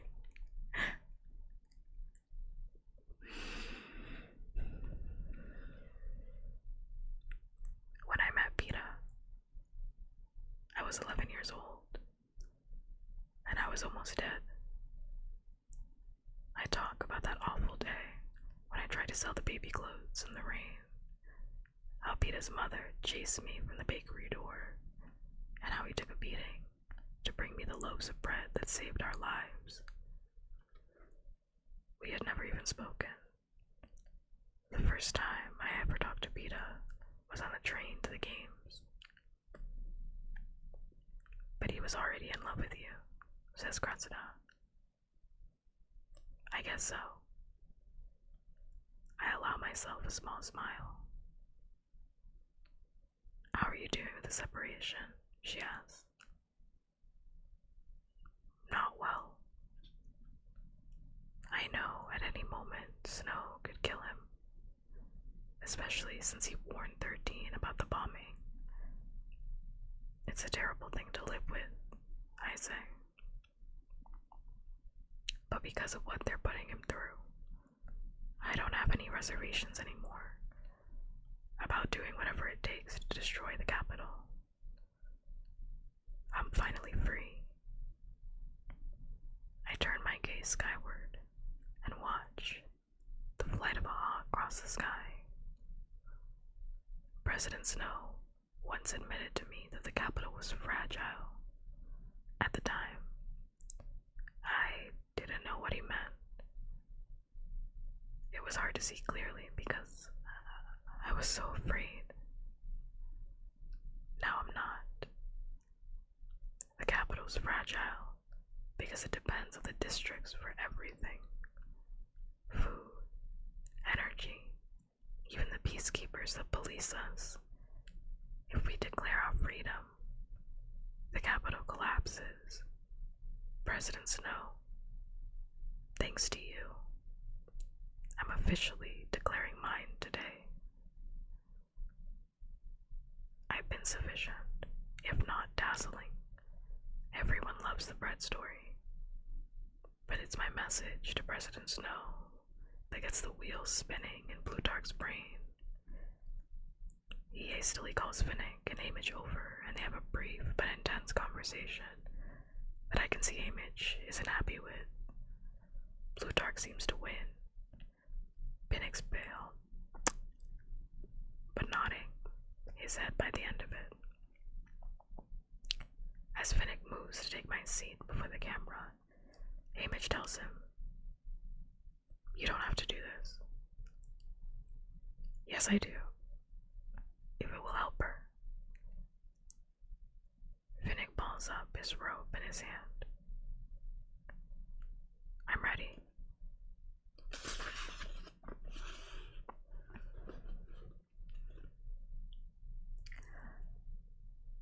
I don't know what to expect. A love story about Annie. An account of the abuses in District 4. But Finnick O'Dare takes a completely different tact.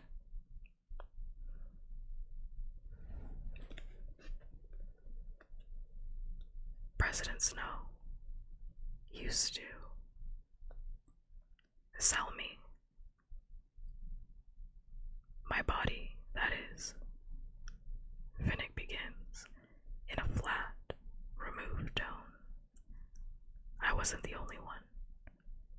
If a victor is considered desirable, the president gives them as a reward or allows people to buy them for an exorbitant amount of money. If you refuse, he kills someone you love, so you do it. That explains it then. Finnick's parade of lovers in the capital. They were never real lovers. Just people like our old head peacekeeper Gray, who bought desperate girls to devour and discard because he could. I want to interrupt the taping and beg Finnick's forgiveness for every false thought I've ever had about him. But we have a job to do, and I sense Finnick's role will be far more effective than mine. I wasn't the only one, but I was the most popular, he says. And perhaps the most defenseless, because the people I loved were so defenseless. To make themselves feel better, my patrons would make presents of money or jewelry. But I found a much more valuable form of payment. Secrets, I think. That's what Finnick told me his lovers paid him in. Only I thought the whole arrangement was by his choice. Secrets, he says, echoing my thoughts. And this is where you're going to want to stay tuned, President Snow, because so very many of them were about you. But let's begin with some of the others. Finnick begins to weave a tapestry so rich in detail that you can't doubt its authenticity. Tales of strange sexual appetites, betrayals of the heart, bottomless greed, and bloody power plays. Drunken secrets whispered over damp pillowcases in the head of night. Finnick was someone bought and sold, a district slave, a handsome one, certainly, but in reality, harmless. Who would he tell? And who would believe him if he did? But some secrets are too delicious not to share. I don't know the people Finnick names. All seem to be prominent capital citizens. But I know from listening to the chatter of my prep team, the attention, the most mild slip in judgment can draw. If a bad haircut can lead to hours of gossip, what will charges of incest, backstabbing, blackmail, and arson produce? Even as the waves of shock and recrimination roll over the capital, the people there will be waiting, as I am now, to hear about the president. And now, onto our good President Cornelius Snow. Corion. Oh my god, I always want to say Cornelius. Oh my god, it's Cornelius now. Damn. Got a name like a fucking witch's spell.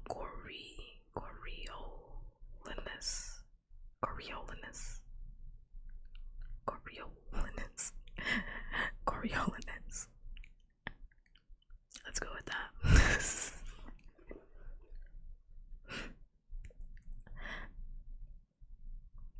Says Finnick. Such a young man when he rose to power. Such a clever one to keep it. How? You must ask yourself, did he do it? One word. That's all you really need to know. Poison.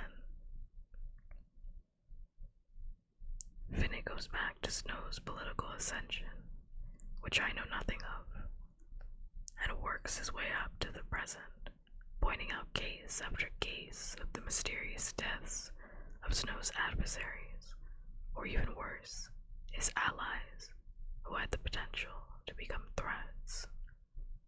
People dropping dead at a feast, or slowly, inexplicably declining into shadows over a period of months, blamed on bad shellfish, elusive viruses, or overlooked weakness in the aorta.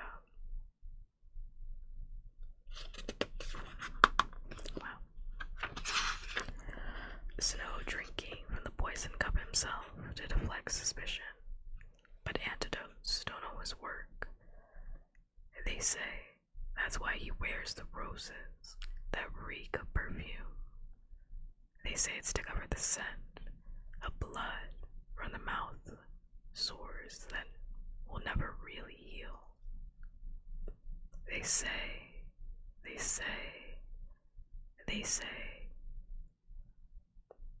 Snow has a list, and no one knows who will be next. Poison, the perfect weapon for a snake. Since my opinion of the Capitol and its noble president are already so low, I can't say Finnick's allegations shock me.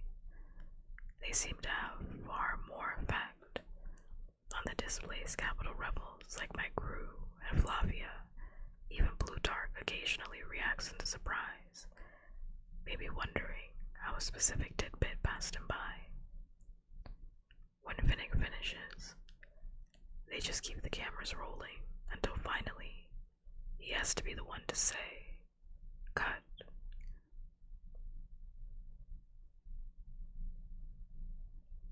The crew hurries inside to edit the material, and Plutarch leads Finnick off for a chat, probably to see if he has any more stories.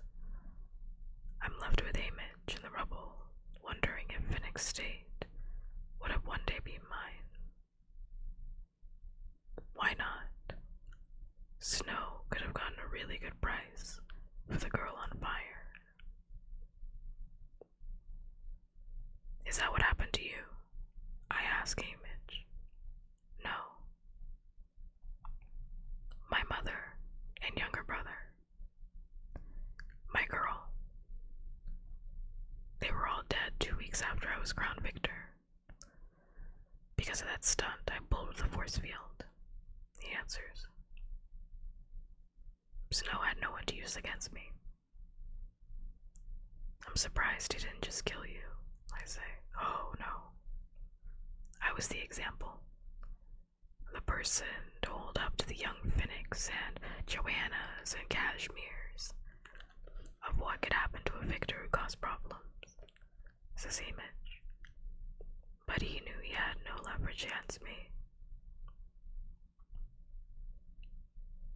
Until Peeta and I came along, I say softly. I don't even give a shrug in return.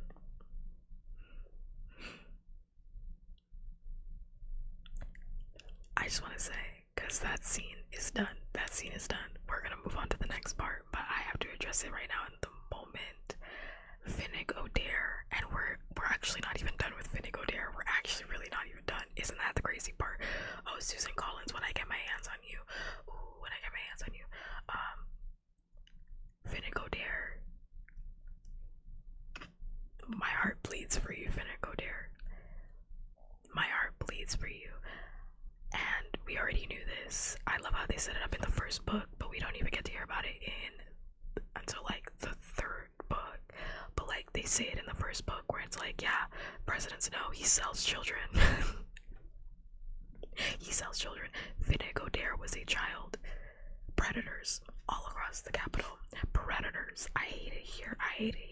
Finnick O'Dare. Oh my god.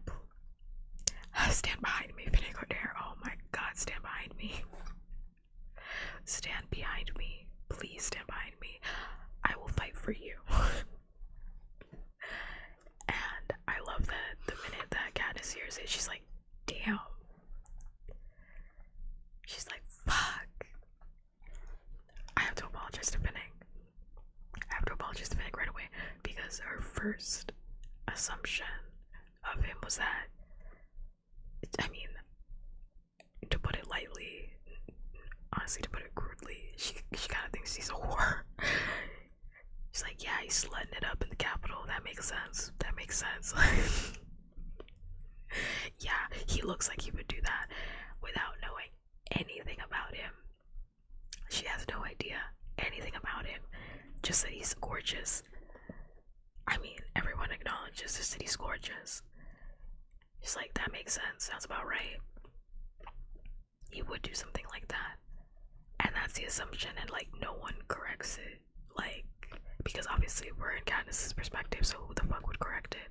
Up until this book, it completely changes that scene. Oh my god, when I was reading that, I was getting secondhand embarrassment. I just want everybody to know, when I was reading Catching Fire, since I know everything that's gonna happen, when I go back and I read that, I had secondhand embarrassment. I'm like, Katniss, oh my god, embarrassing. You're so embarrassing. So embarrassing. Oh my god. What is wrong with you? Because in the same vein, I mean, I find it interesting. Obviously, I find so much of this book series interesting, but I find it interesting that they were both judging each other in that moment. Like, Katniss was like, oh my god, this fucking guy, whore. And Finnick was having the exact same thoughts. Well, not a whore, but he was like, well, kinda in a way. Like, when he was making fun of her dress, and he was like, oh, I'm so sad that you couldn't have had a wedding. I know you wanted it so badly, because in his mind, she was making all this shit up. She doesn't actually love Peta. She doesn't actually love Peta. She's using Peta. So they both think that the other person is a huge piece of shit. I find that interesting.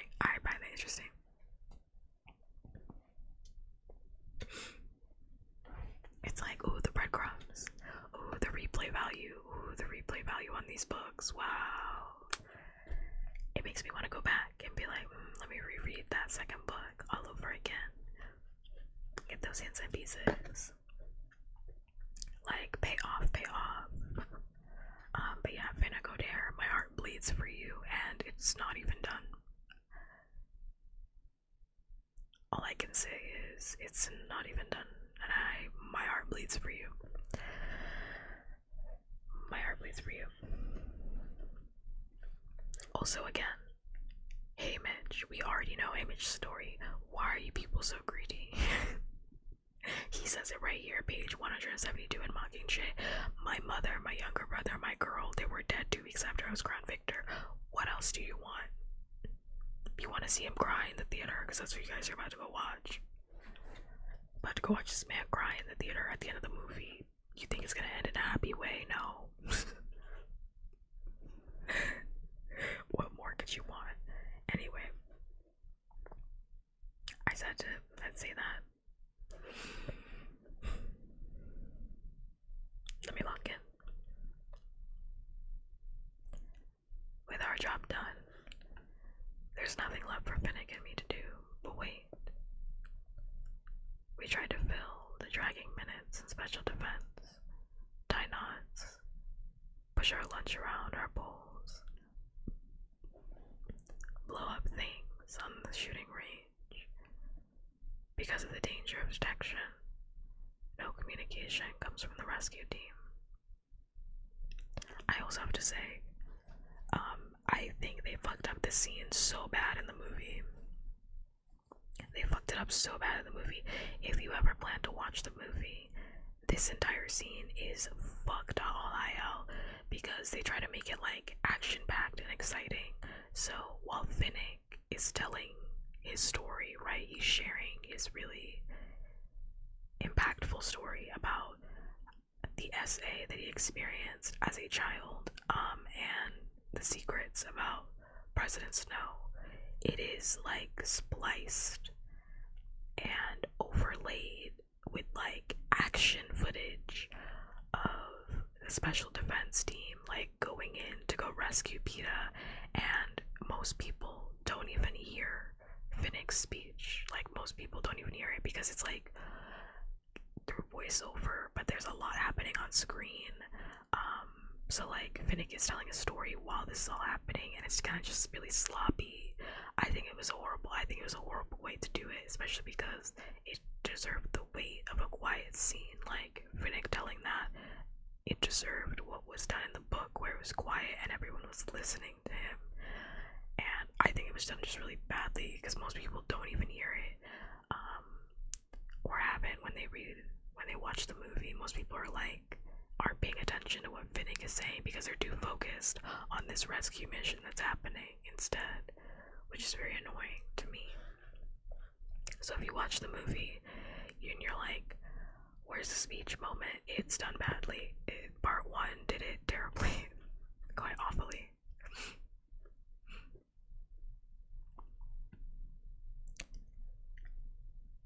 At 1500, the designated hour, we stand tense and silent in the back room, full of screens and computers. I watch Beatty and his team try to dominate the airwaves. His usual fidgety distraction is replaced with a determination I have never seen. Most of my interview doesn't make the cut, just enough to show that I am alive and still defiant. It is Finnick's salacious and gory account of the capital that takes the day. Is Beatty's skill improving, or are his counterparts in the capital a little too fascinated to want to tune Finnick out? For the next 60 minutes, the capital feed alternates between the standard afternoon newscast, Finnick, and attempts to black it all out.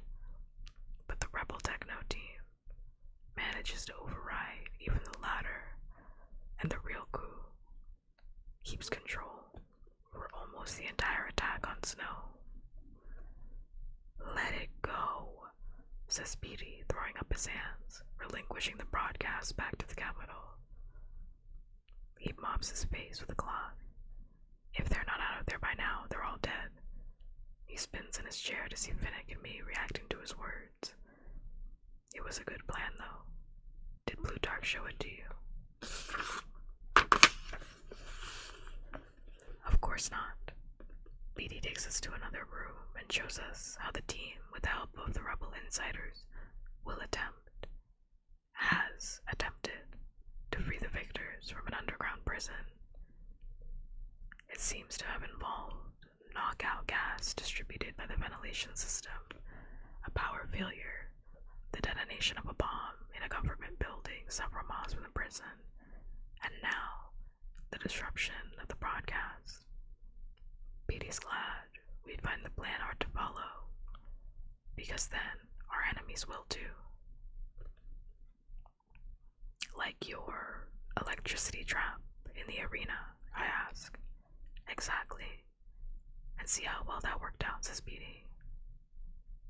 Well, not really, I think.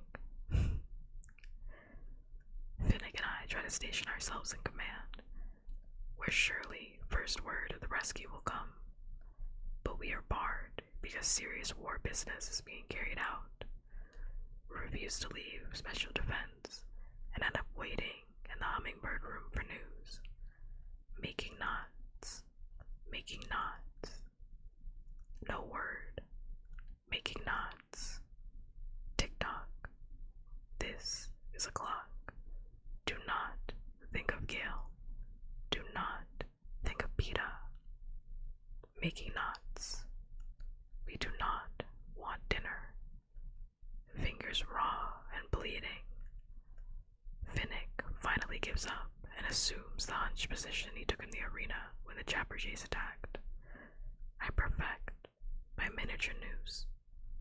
The words of the hanging tree replay in my head. Gale and Peta. Peta and Gale. Did you love Annie right away, Finnick? I ask. No. A long time passes before he adds. She crept up on me. I search my heart, but at the moment, the only person I can feel creeping up on me is Snow.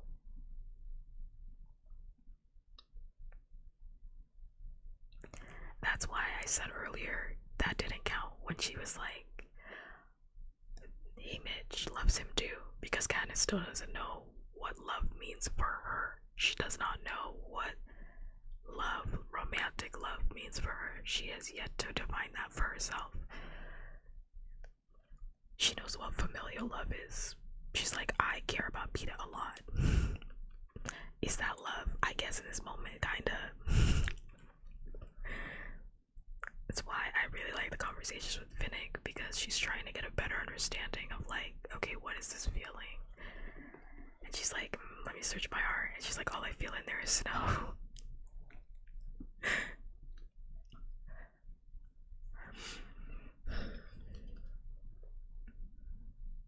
I'm gonna lock in for these next 3 pages. I'm not gonna say anything, I'm just gonna read.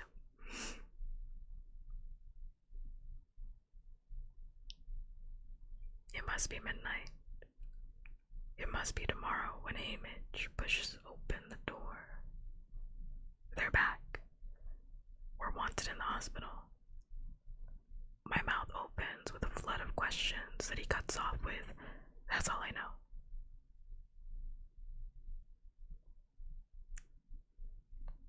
Oyasumi, night night. I want to run, but Finnick's acting so strange, as if he's lost the ability to move, so I take his hand and lead him like a small child through a fence into the elevator that goes this way and that, and onto the hospital wing. The place is in an uproar with doctors shouting orders and the wounded being wheeled through halls in their beds. We're sideswiped by a gurney bearing an unconscious, emancipated young woman with a shaved head. Her flesh shows bruises and oozing scabs. Joanna Mason, who actually knew rebel secrets, at least one about me, and this is how she paid for it. Through the doorway, I catch a glimpse of Gale, stripped to the waist, perspiration streaming down his face as the doctor removes something under his shoulder braid with a long pair of tweezers. Wounded, but alive. I call his name, start toward him, until a nurse pushes me back and shuts me out. Finnick! Something between a shriek and a cry of joy. A lovely, if not somewhat bedraggled woman. Dark, tangled hair, sea green eyes, runs toward us in nothing but a sheet. Finnick. And suddenly, it's as if there's no one in the world but these two, crashing through space to reach each other. They collide, enfold, lose their balance, and slam against a wall where they stay, clinging into one being, indivisible. A pang of jealousy hits me. Not for either Finnick or Annie, but for their certainty. No one seeing them could doubt their love. Boggs, looking a little worse for wear, but uninjured, finds Haymitch and me. We got them all out, except Abanara, but since she's from 2, we doubt she's being held anyway. Peeta's at the end of the hall. The effects of the gas are just wearing off. You should be there when he wakes. Peeta. Alive and well, maybe not well, but alive and here, away from snow, safe here, with me. In a minute I can touch him, see his smile, hear his laugh. Haymitch is grinning at me. Come on then, he says. I am lightheaded with giddiness. Oh, what will I say? Oh, who cares what I say? Peeta will be ecstatic. No matter what I do, he'll probably be kissing me anyway.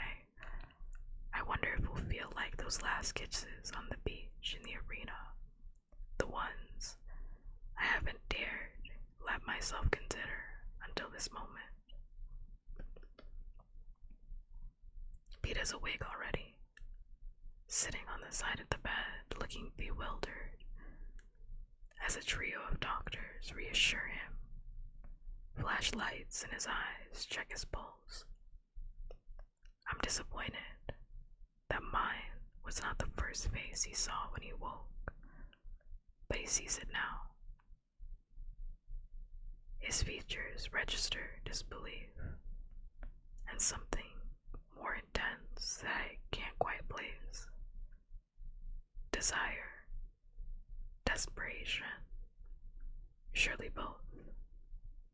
For he sweeps the doctors aside, leaps to his feet, and moves toward me. I run to meet him, my arms extended to embrace him. His hands are reaching for me, too, to caress my face, I think. My lips are just forming his name when his fingers lock around my throat.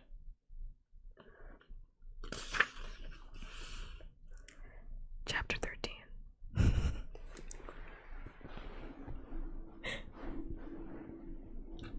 It's an English only chat, Ramses. I have no idea what you're saying. It is English only.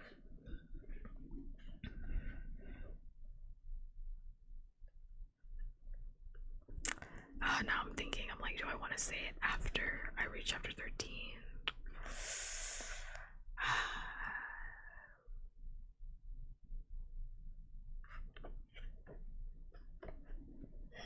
I'm like, do I want to say my thoughts after chapter 13?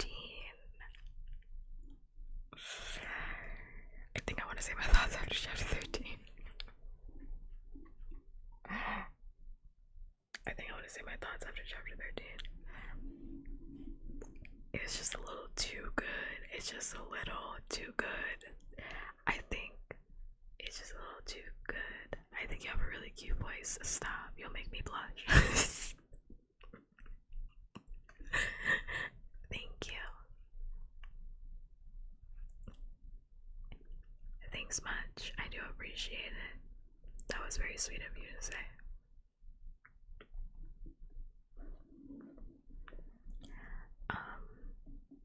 I think I'm gonna wait until chapter 13 is done to give my thoughts.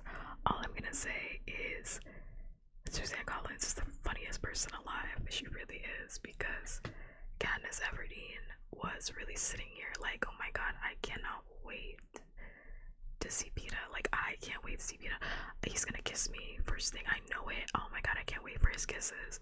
I can't wait to hold him and touch him, and oh my god.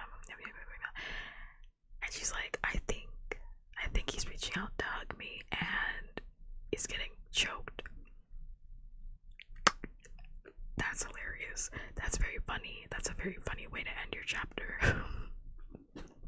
Because she really had us thinking, like, oh my god. They're gonna reunite in the cutest way, especially right after seeing Finnick O'Dare and Annie reunite in that way. Oh, Suzanne, sick. You're actually sick. Katniss cannot catch a fucking break to save her life. All she wanted was to be with Peeta.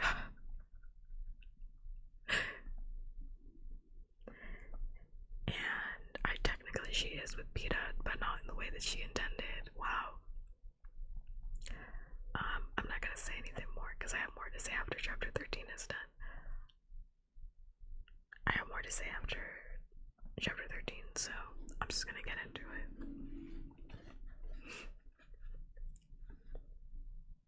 Chapter 13, page 178.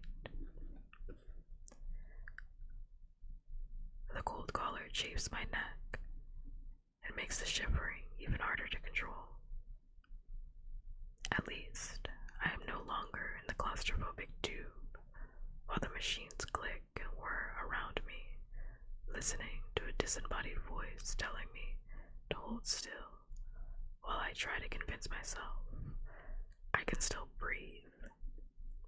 Even now, when I've been assured there will be no permanent damage, I hunger for air. We're gonna talk about it. It's so good. Like, this is Ann Collins, you're a writer for real. The medical team's main concerns: damage to my spinal cord, airway, veins, and arteries have all been allayed. Bruising, hoarseness, the sore larynx, this strange little cough, not to be worried about. It will all be fine. The Mockingjay will not lose her voice. Where, I want to ask, is the doctor who determines if I am losing my mind? Only I am not supposed to talk right now. I can't even thank Boggs when he comes to check on me, to look me over and tell me he's seen a lot worse injuries among the soldiers when they teach chokeholds in training. It was Boggs who knocked out Peta with one blow before any permanent damage could be done. I know Hamish would have come to my defense if he hadn't been utterly unprepared. To catch both Hamish and myself off guard is a rare thing. But we have been so consumed with saving Peta,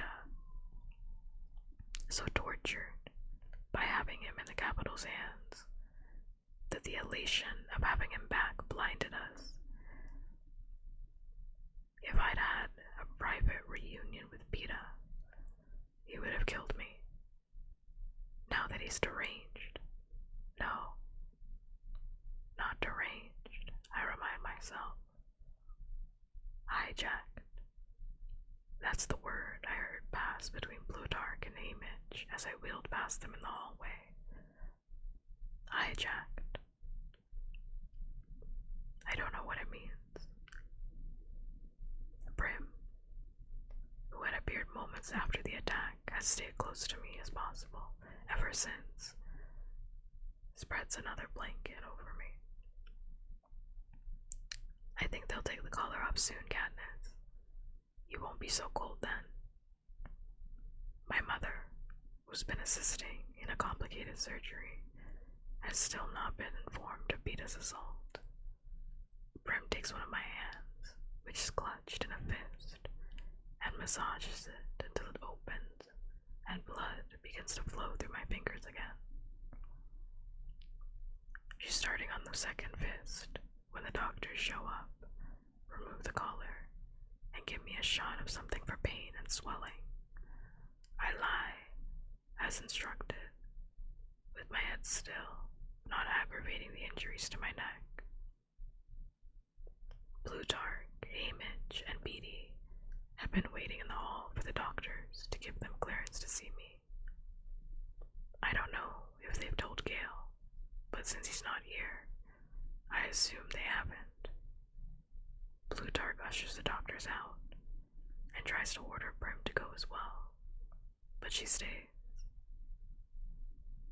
No, if you force me to leave, I'll go directly to surgery and tell my mother everything that's happened. And I warn you, she doesn't think much of a game maker calling the shots on Katniss's life, especially when you've taken such poor care of her. Plutarch looks offended, but Hamish chuckles. I'd let it go, Plutarch, he says. Prim stays. So, Katniss, Peta's condition has come to a shock to all of us, says Plutarch. We couldn't help but notice his deterioration in the last 2 interviews. Obviously, he'd been abused, but we'd put his psychological state down to that. Now, we believe something more was going on, that the Capitol has been subjecting him to a rather uncommon technique known as hijacking. Beatty. Hello, Ivan. I'm sorry, Beatty says, but I can't tell you all the the specifics of a Katniss. The capital is very secretive about this form of torture, and I believe the results are inconsistent. This we do know. It's a type of fear conditioning. The term hijack comes from an Old English word that means to capture, or even better, seize. We believe it was chosen because the technique involves the use of jacker venom, and the jack suggests hijack. You were stung in your first Hunger Games, so unlike most of us, you have first-hand knowledge of the effects of the venom. Terror, hallucinations, nightmarish visions of losing those I love, because the venom targets the part of the brain that houses fear. I'm sure you remember how frightening it was. Did you also suffer mental confusion in the aftermath? Asked Beatty. A sense of being unable to judge what was true and what was false. Most people who have been stung and live to tell about it report something of the kind. Thank you so much for the follow, Oscar. Thank you. I very much appreciate it. I hope you're having a good day, night, wherever you are. I'm gonna put on a heart in your honor right now.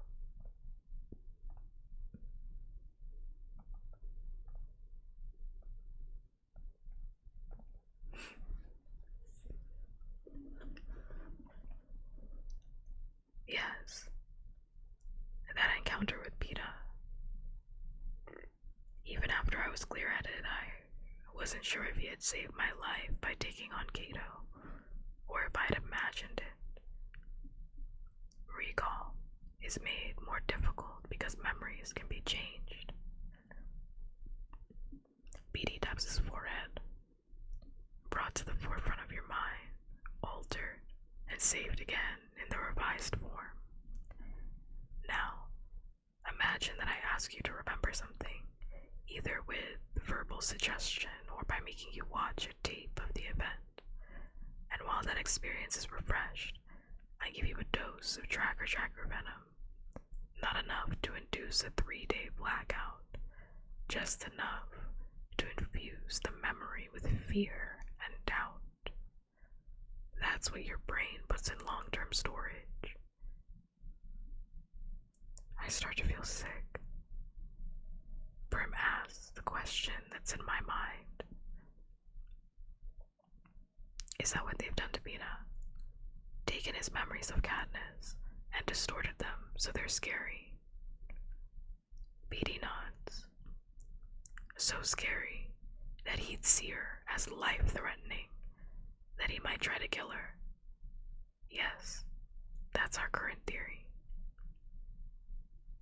I cover my face with my arms because this isn't happening. It is impossible for someone to make Peter forget he loves me. No one could do that. But you can reverse it, right? Asked Brim.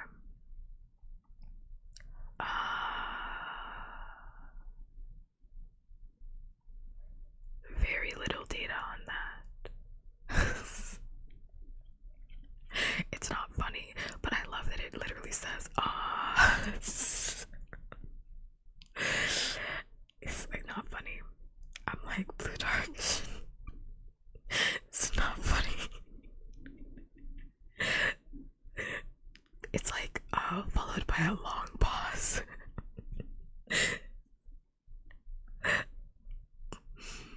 Very little data on that, says Plutarch. None, really. If hijacking rehabilitation has been attempted before, we have no access to those records. Well, you're gonna try, aren't you? Prim persists. You're not just gonna lock him up in some padded room and leave him to suffer. Of course we'll try, Prim, says Beatty. It's just... we three will succeed, if any. My guess is that fearful events are the hardest to root out. They're the ones we naturally remember the best, after all. And apart from his memories of Katniss, we don't yet know what else has been tampered with, says Plutarch. We're putting together a team of mental health and military professionals to come up with a counterattack. I personally feel optimistic that he'll make a full recovery. Do you? Asked Brim caustically. And what do you think, Mitch? My arm shifts slightly, so I can see his expression to the crack. He's exhausted and discouraged, as he admits. I think Peeta might get somewhat better, but I don't think he'll ever be the same. I snap my arms back together, closing the crack, shutting them all out. At least he's alive, says Plutarch, as if he's losing patience with a lot of us. Snow executed Peeta's stylist and prep team on live television tonight. We've got no idea what happened to every trinket. Peeta's damaged, but he's here with us. That's a definite improvement over his situation 12 hours ago. Let's keep that in mind, alright?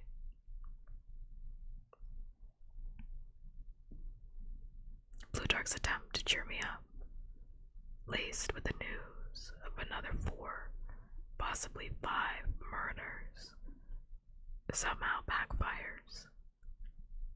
Portia, Peeta's prep team, Effie. The effort to fight back tears makes my throat throb until I'm gasping again. Eventually, they have no choice but to sedate me. When I wake, I wonder if this will be the only way I can sleep now, with drugs shot into my arm. I'm glad I'm not supposed to talk for the next few days, because there's nothing I want to say or do. In fact, I'm a model patient. My lethargy taken for restraint, obedience to the doctor's orders. I no longer feel like crying. In fact, I can only manage to hold on to one simple thought, an image of Snow's face, accompanied by the whisper in my head, I will kill you. My mother and Brim take turns nursing me, coaxing me to swallow bites of soft food. People come in periodically to give me updates on Peeta's condition. The high levels of Tracker venom are working their way out of his body. He is being treated only by strangers, natives of 13. No one from home or the capital has been allowed to see him, to keep any dangerous memories from triggering. A team of specialists works long hours designing a strategy for his recovery. Gale's not supposed to visit me. He's confined to bed with some kind of shoulder wound. But on the 3rd night, after I've been medicated and the lights turned down, low for bedtime, he slips silently into my room. He doesn't speak, just runs his fingers over the bruises on my neck with a touch as light as a moth's wings, plants a kiss between my eyes, and disappears. The next morning, I'm discharged from the hospital with instructions to move quietly and speak only when necessary. I'm not imprinted with a schedule, so I walk around aimlessly until Brim's excused from her hospital duties to take me to our family's latest compartment, 2212, identical to the last one, but with no window. Buttercup has now been issued a daily food allowance and a pan of sand that's kept under the bedroom sink. As Brim tucks me into bed, he hops up on my pillow, vying for her attention. She cradles him, but stays focused on me. Katniss, I know this whole thing with Peta is terrible for you, but remember, Snow worked on him for weeks, and we've only had him for a few days. There's still a chance that the old Peta, the one who loves you, is still inside, trying to get back to you. Don't give up on him.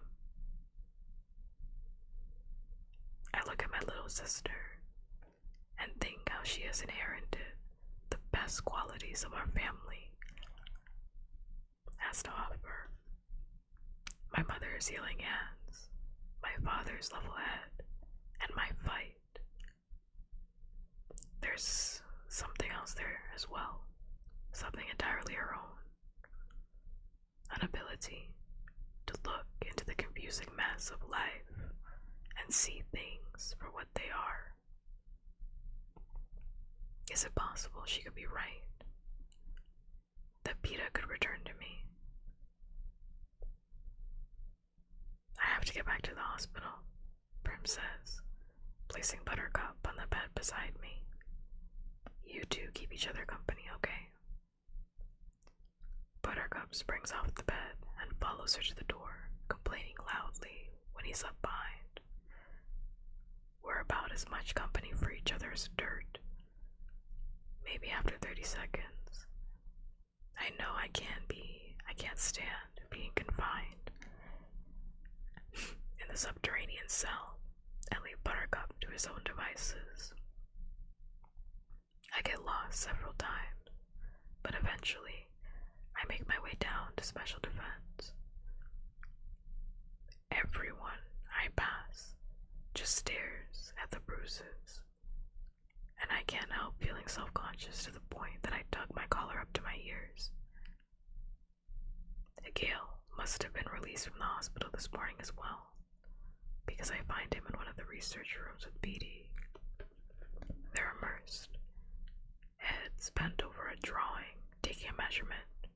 Versions of the picture litter the table and floor, tacked onto the board, walls, and occupying several computer screens are other designs of some sort. In the rough lines of one, I recognize Gale's twitch-up snare. What are these? I ask hoarsely, pulling their attention from the sheet. Ah, Katniss, you found us out, says Petey cheerfully.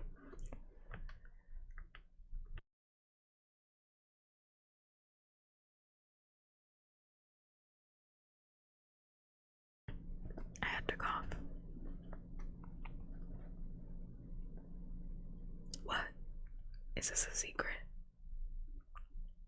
I know Gale's been down here working with Petey a lot, but I assumed they were messing around with bows and guns. Not really, but I felt a little guilty about it, stealing Gale away from you so much, Petey admits. Since I've spent most of my time in 13 disoriented, worried, angry, being remade, or hospitalized, I can't say Gale's absences have inconvenienced me. Things haven't exactly been harmonious between us either. But I let Petey think he owes me. I hope you've been putting his time to good use. Come and see, he says, waving me over to a computer screen. This is what they've been doing. Taking the fundamental ideas behind Gale's traps and adapting them into weapons against humans. Bombs, mostly. It's less about the mechanics of the traps than the psychology behind them. Booby trapping an area that provides something essential to survival. A water or food supply, frightening prey, so that a large number flee into a greater destruction, endangering offspring in order to draw in the actual desired target, the parent.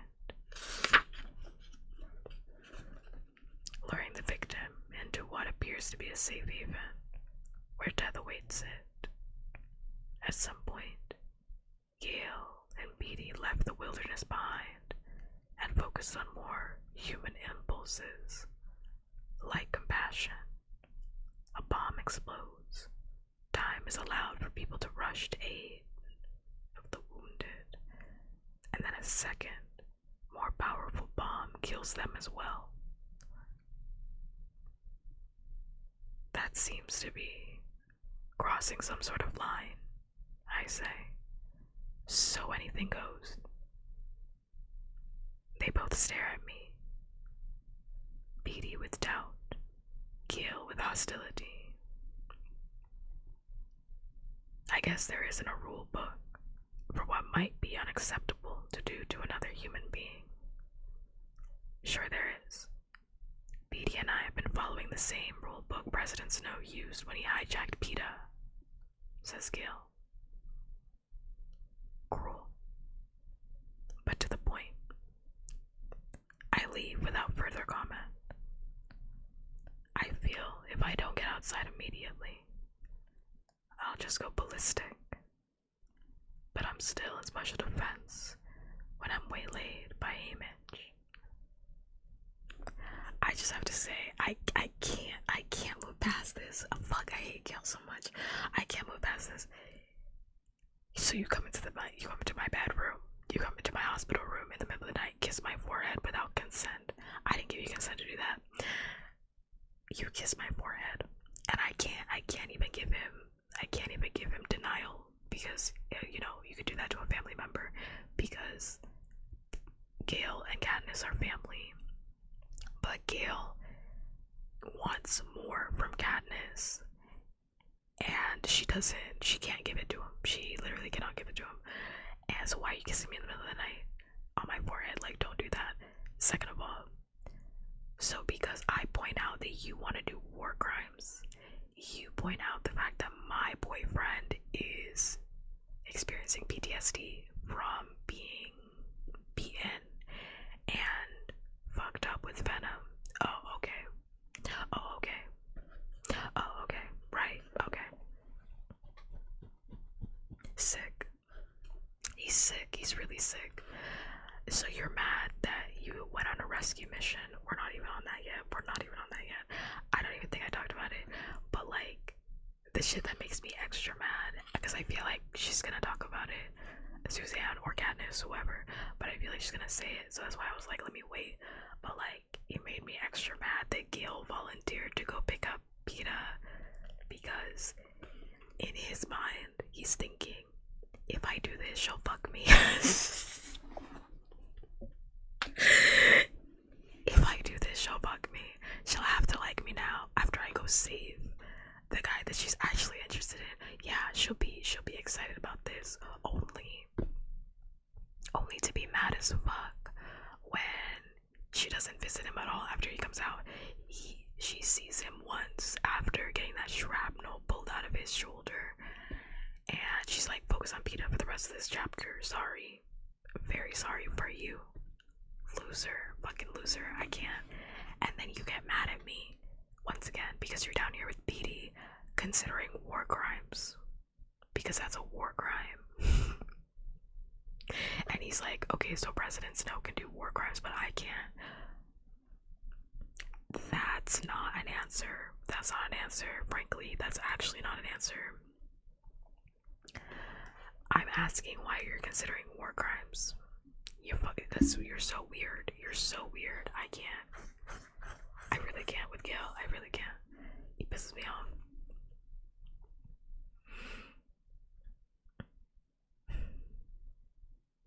Come on, he says. We need you back up. We need you back up at the hospital. What for? I ask. They're gonna try something on PETA, he answers. Send in the most innocuous person from District 12 that they can come up with. Find someone PETA might share childhood memories with, but nothing close to you. They're screening people now. I know this will be a difficult task, since anyone PETA shares memories with could most likely be from town. and almost none of those people escaped the flames. But when we reached the hospital room that has been turned into a workspace for Peta's recovery team, there she sits, chatting with Plutarch, Deli Cartwright. As always, she gives me a smile that suggests I'm her best friend in the world. She gives this smile to everyone. Katniss, she calls out. Hey, Deli, I say. I heard she and her younger brother had survived. Her parents, who ran a shoe shop in town, weren't as lucky. She looks older, wearing the drab 13 clothes that flatter no one. Her long yellow hair in a practical braid instead of curls. Deli's a bit thinner than I remember, but she was one of the few kids in District 12 with a couple of pounds to spare. The diet here, the stress, the grief of losing her parents have all, no doubt, contributed. How are you doing? I ask. Oh, it's been a lot of changes all at once. Her eyes are filled with tears. But everyone's really nice here in 13, don't you think? And Deli means it.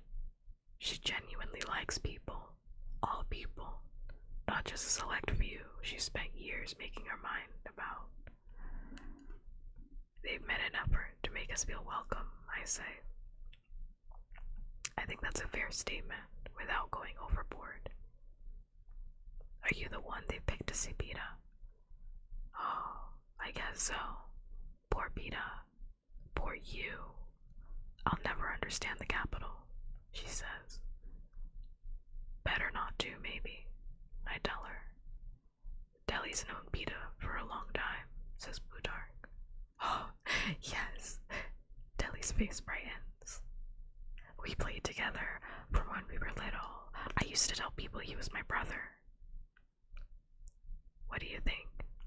Hamish asked me. Anything that might trigger memories of you. We were all in the same class, but we never overlapped much. Katniss was always so amazing. I never dreamed she would notice me, says Deli. The way she could hunt and go into the hop and everything, everyone admired her so. Mitch and I both have to take a hard look at her face to double check if she's joking. Dear Deli, describe it. I had next to no friends because I intimidated people by being so exceptional. Not true. I had next to no friends because I wasn't friendly. Leave it to Deli to spin me into something wonderful. Deli always thinks the best of everyone, I explain. I don't think Peta could have had bad memories associated with her. Then I remember. Wait. In the capital. When I lied about recognizing the Avox girl, Peta covered for me, and I said she looked like Deli.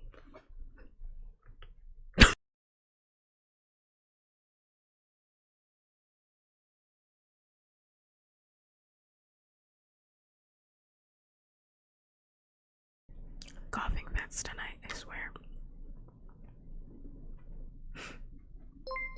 Thank you so much for the follow, Skip. Thank you, thank you. I very much appreciate it. Hope you have a good day, night, wherever you are. Yeah, coughing fit. I'm gonna put on a little heart in your honor, and then I'm gonna take a drink of some water. Because I don't know why I'm having a coughing fit, like back to back.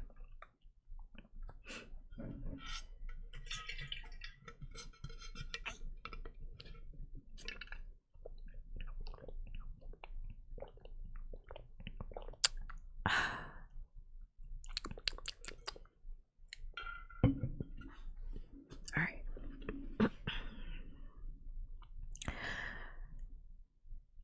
I remember, says Image, but I don't know. It wasn't true. Deli wasn't actually there. I don't think it can compete with years of childhood memories. especially with such a pleasant companion such as Deli, says Plutarch. Let's give it a shot. Plutarch, Hamish, and I go to the observation room next to where Peeta's confined. It's crowded, with 10 members of his recovery team armed with pens and clipboards. The one-way glass and audio setup allows us to watch Peeta secretly. He lies on the bed, his arms strapped down. He doesn't fight the restraints, but his hands fidget continuously. His expression seems more lucid than when he tried to strangle me, but it's still not one that belongs to him. When the door opens, quietly, his eyes widen in alarm, then become confused. Deli crosses the room tentatively, but as she nears him, she naturally breaks into a smile. Peeta, it's Deli from home. The Ghost Asylum, thank you so much for the follow. Thank you, thank you. Hope you're having a good day, night, wherever you are.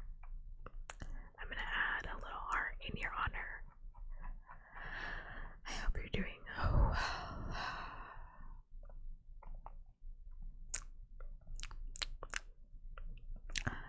Okay.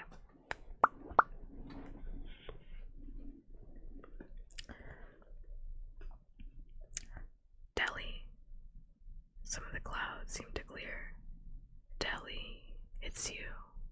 Yes, she says with obvious relief. How do you feel? Hi, Ghost. I hope you're doing well. Awful. Where are we? What's happened? Asked Peeta. Here we go, says Sam. I told her to steer clear of any mention of Katniss or the capital, says Plutarch. Just see how much of a home she could conjure up. Well, we're in District 13. We live here now, says Deli. That's what those people have been saying, but it makes no sense. Why are we home? Asks Peeta. Deli bites her lip.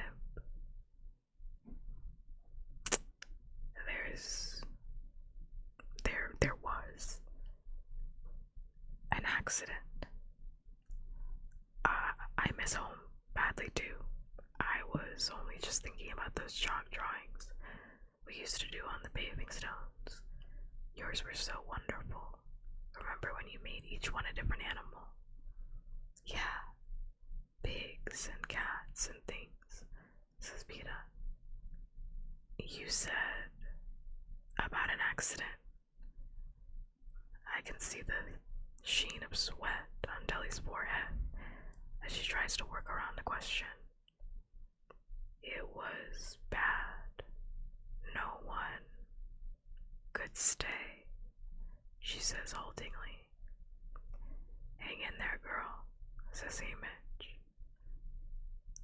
But I know you're gonna like it here, Peeta. The people have been really nice to us. There's always food, clean clothes, and school's much more interesting, says Deli. Why hasn't my family come to see me? Peeta asks. They can't. Deli's tearing up again. A lot of people didn't get out of 12, so we'll need to make a new life here. I'm sure they could use a good baker. Do you remember when your father used to let us make dough girls and boys?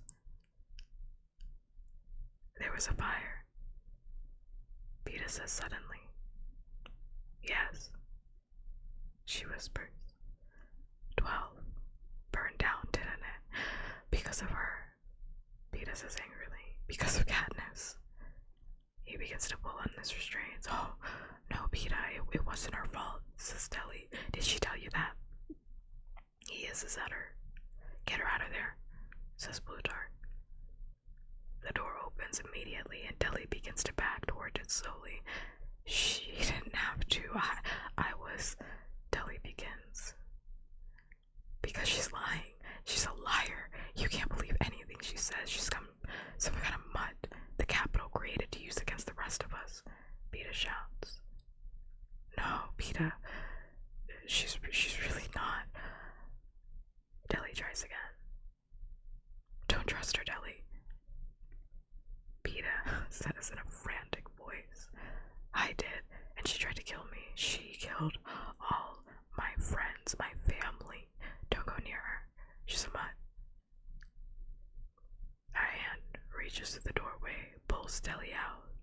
swings shut, but Peter keeps yelling. A mutt. She's a stinking mutt. Not only does he hate me and want to kill me, he no longer believes I'm human. It was less painful being strangled. Around me, the recovery team members scribble like crazy, taking down every word. Plutarch and Hamish grab my arms and propel me out of the room. They lean me up against the wall in the silent hallway. But I know Peta continues to scream behind the door and glass. Prim was wrong. Peta is irretrievable. I can't stay here anymore, I say numbly. If you want me to be the Mockingjay, you'll have to send me away. Where do you want to go? Asks Hamish. The capital. It's the only place I can think of where I have a job to do. Can't do it, Plutarch says. Not until all the districts are secure. Good news is, the fighting's almost over in all of them but 2. It's a tough nut to crack, though. That's right. First the districts, next the capital, and then I hunt down Snow. Fine, I say. Send me to 2. Chapter 14. I had to take a moment to cough again, my gosh.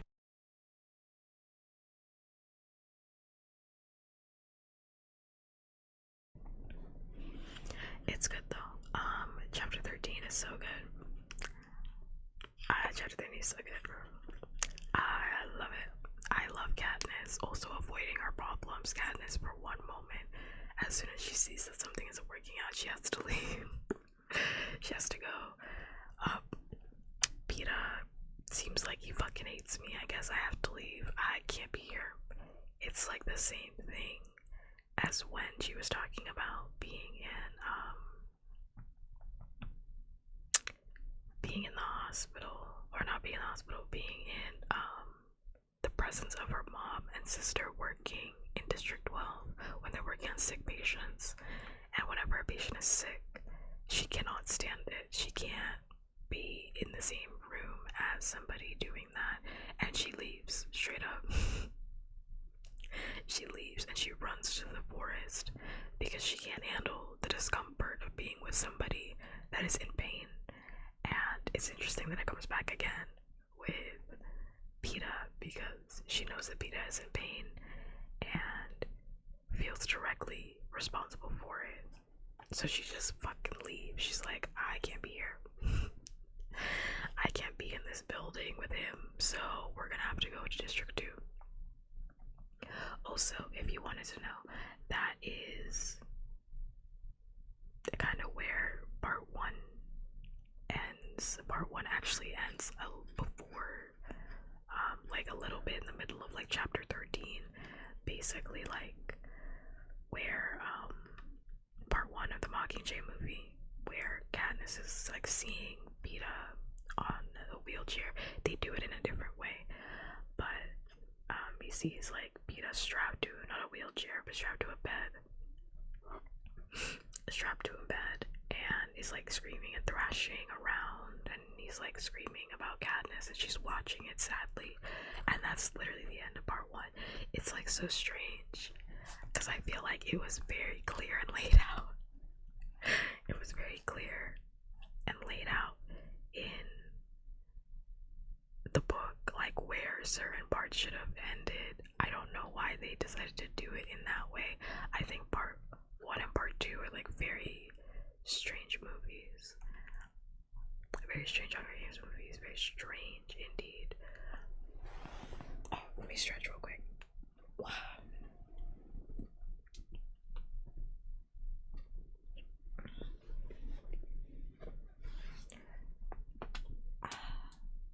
Okay.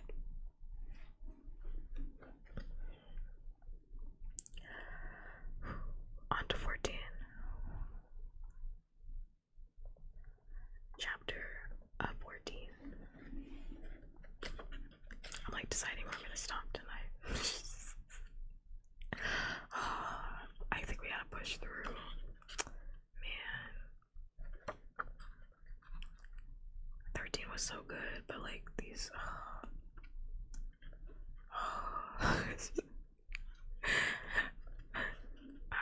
I'm upset because it's just like.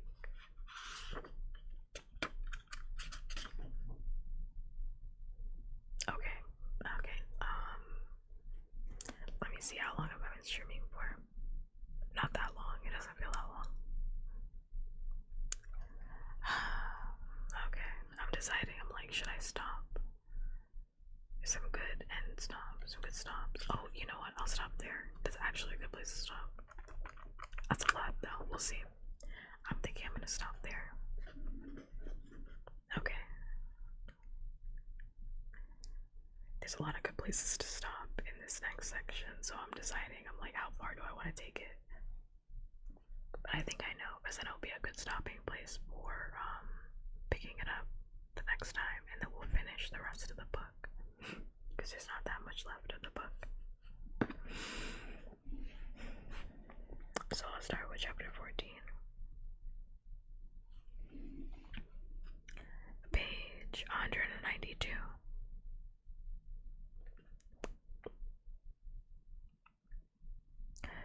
District 2 is a large district, as one might expect, composed of a series of villages spread across the mountains.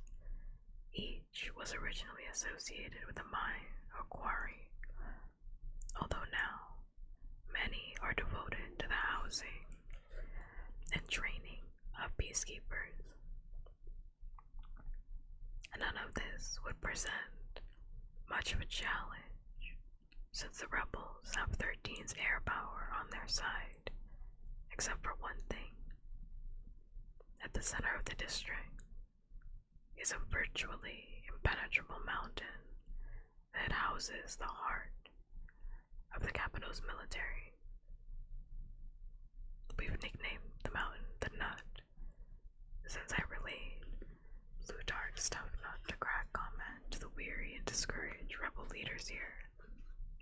The Nut was established directly after the dark days when the capital had lost 13 that was desperate for a new underground stronghold. They had some of their military resources situated on the outskirts of the capital itself: nuclear missiles, aircraft, troops. But a significant chunk of their power was now under an enemy's control. Of course, there was no way they could hope to relocate. Of course, there was no way they could hope to replicate 13, which is the work of centuries. However, in the old mines of nearby District 2, they saw opportunity. From the air, the Nut appeared to be just another. Thank you, JP Anime, for the follow. Thank you. I hope you're having a good day, night, wherever you are. I hope that it's good. I am going to put on art in your honor. I hope you're doing well. Put that on, like right here.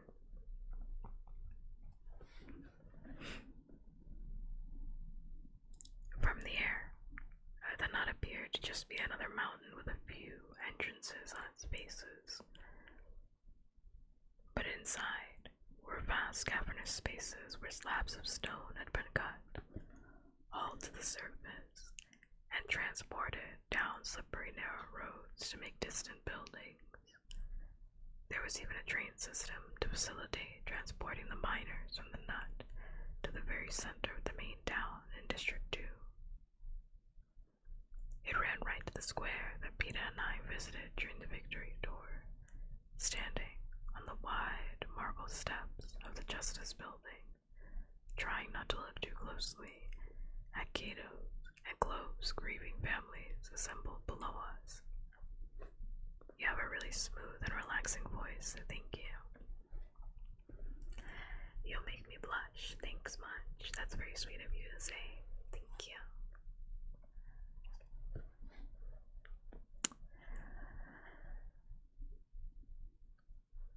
It was not the most ideal terrain, plagued as it was by mudslides, floods, and avalanches, but the advantages outweighed the concerns. As they'd cut deep into the mountain, the miners had left large pillars and walls of stone to support the infrastructure. The capital reinforced these and set about making the mountain their new military base, filling it with computer banks and meeting rooms, barracks, and arsenals, widening entrances to allow the exit of hovercraft from the hangar, installing missile launchers, but on the whole, leaving the exterior of the mountain largely unchanged. A rough, rocky tangle of trees and wildlife, a natural fortress to protect them from their enemies. By the other district standards, the capital babied the inhabitants here. Just by looking at the District 2 rebels, you can tell they were decently fed and cared for in childhood. Some did end up as quarry and mine workers. Others were educated for jobs in the nut, or funneled into the ranks of the peacekeepers, trained young and hard for combat. The Hunger Games were an opportunity for wealth and a kind of glory not seen elsewhere. Of course, the people of Dew swallow the capital's propaganda more easily than the rest of us, embrace their ways, but for all that, at the end of the day, they were still slaves. And if that was lost on the citizens who became peacekeepers or worked in the nut, it was not lost on the stone cutters who formed the backbone of the resistance here. Things stand as they did when I arrived 2 weeks ago. The outer villages are in rebels' hands, the town divided, and the nut is untouchable as ever. Its few entrances heavily fortified, its heart safely enfolded in the mountain, while every other district is now wrested control from the capital. 2 remains in its pocket. Each day, I do whatever I can to help. Visit the wounded, tape short propos with my camera crew. I am not allowed in actual combat, but they invite me to the meetings and assess the war, which is a lot more than they did in 13. It's better here. Freer, no schedules on my arm, fewer demands on my time. I live above ground in the rebel villages or surrounding caves for safety's sake. I'm relocated often. During the day, I've been given clearance to hunt as long as I take a guard along and don't stray too far. In the thin, cold mountain air, I feel some physical strength returning, my mind clearing away the rest of the fogginess. But with this mental clarity comes an even sharper awareness of what has been done to Peta. Snow has stolen him from me, twisted him beyond recognition, and made me a present of him. Boggs, who came to do what I did, told me that even with all the plotting, it was a little too easy to rescue Peta. He believes that if 13 hadn't made the effort, Peta would have been delivered to me anyway, dropped off in an actively warring district, or perhaps 13 itself, tied up with ribbons and tagged with my name, programmed to murder me. It's only now that he's been corrupted that I can fully appreciate the real Peta, even more than I would have if he died.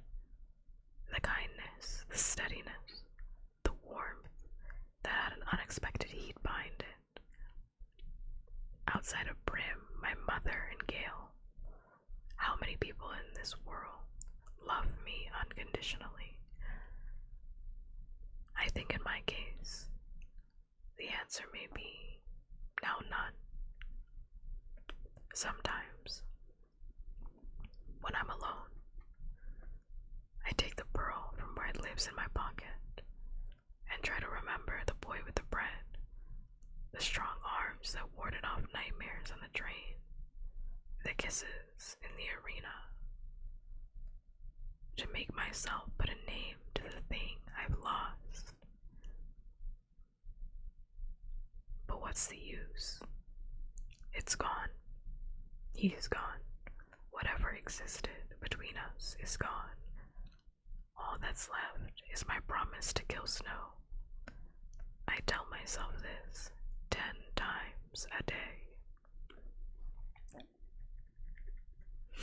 Again, Katniss refuses to put a name on it, and I think for Katniss, she's one of those people that, like, once I say it, it becomes real, right? There's a lot of different moments of this throughout the book where it's like, damn, once she thinks about it, it becomes real. Like, when she says it, it's real, which is why she doesn't ask the question earlier where it's like, when Prim asked the question instead of her regarding Peeta, because if she says it, then it's real, then she can't exist in this reality. It's Prim who does all the talking when Peeta comes back. It's Prim who asks Haymitch, what do you actually think was gonna happen with Peeta? Do you actually think he has a chance of recovery? It's because if she asks it, she has to face the reality that it was real, like that Peeta is hurt right now, that Peeta may not come back. And I think in the same vein, there's a reason why Katniss is not saying that she loves Peeta, right? Like, instead she says, I constantly pull out this pearl, and I press it to my lips. I do all these things with this pearl, this representation of Peeta, and I try to put a name to what we had, but frankly, I don't want to think about it because it's gone. Because if she says, I loved Peeta, that means she lost something that she loved, and I don't think Katniss can take that. Katniss cannot take understanding that she loved somebody romantically and then knowing that she lost it, knowing that she'll never be able to have that again. So instead, she doesn't do anything with it. Instead, she says, I'm gonna kill President Snow for taking that away from me, even though she has no idea what, quote unquote, that even is. I love that. I love that the little sprinklings. It tells a different story. This is a story. More story underneath.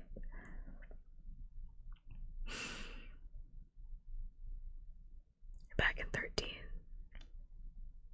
Peeta's rehabilitation continues. Even though I don't ask, Plutarch gives me cheerful updates on the phone like, good news, Katniss. I think we've almost got him convinced that you're not a mutt. Or, today, he was allowed to feed himself pudding. When Haymitch gets on after, he admits Peeta's no better. Only the dubious ray of hope that has come from my sister. Prim came up with the idea to hijack him back. Haymitch tells me, bring up the distorted memories of you, and then give him a big dose of a calming drug like morphine. We've only tried it on one memory, the tape of you two in the cave when you told him that story about getting Prim to go.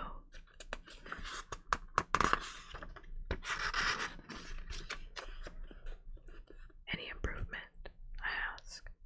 Well, if extreme confusion is an improvement over extreme terror, then yes, says Haymitch. But I'm not sure it is.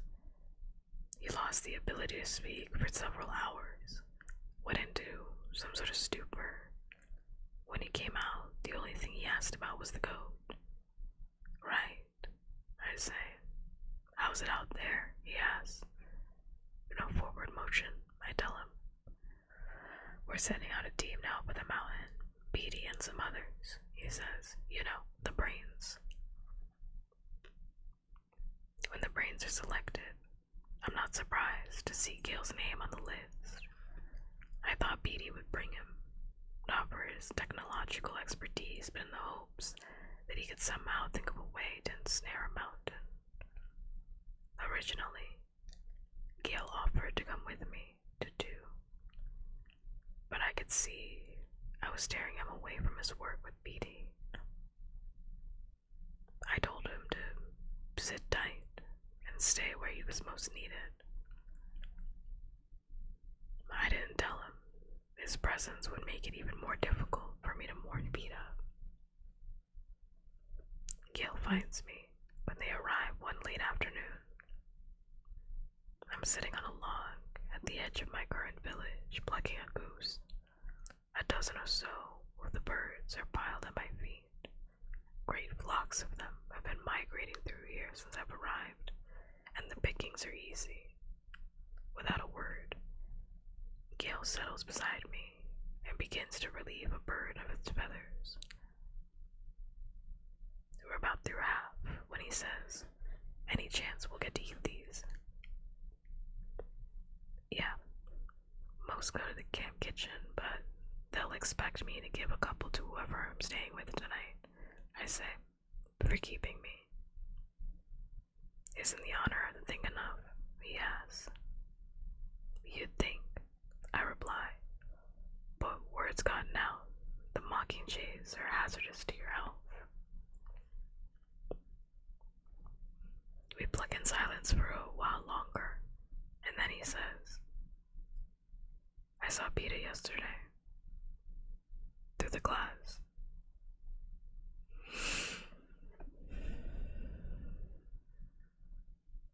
What'd you think?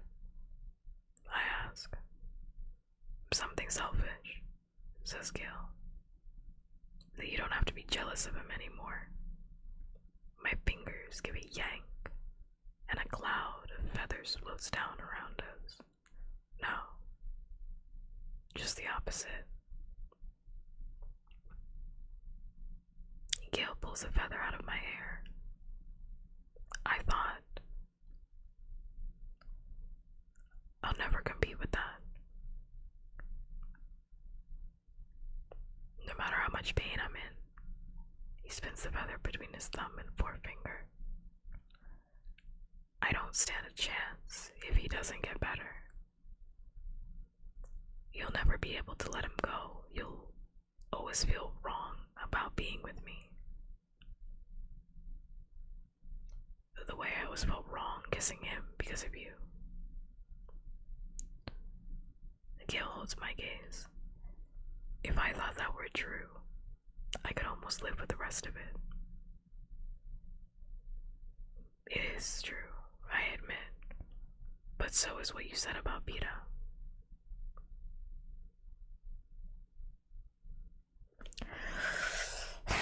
This shit's tilting me real bad. Oh, it's tilting me real bad.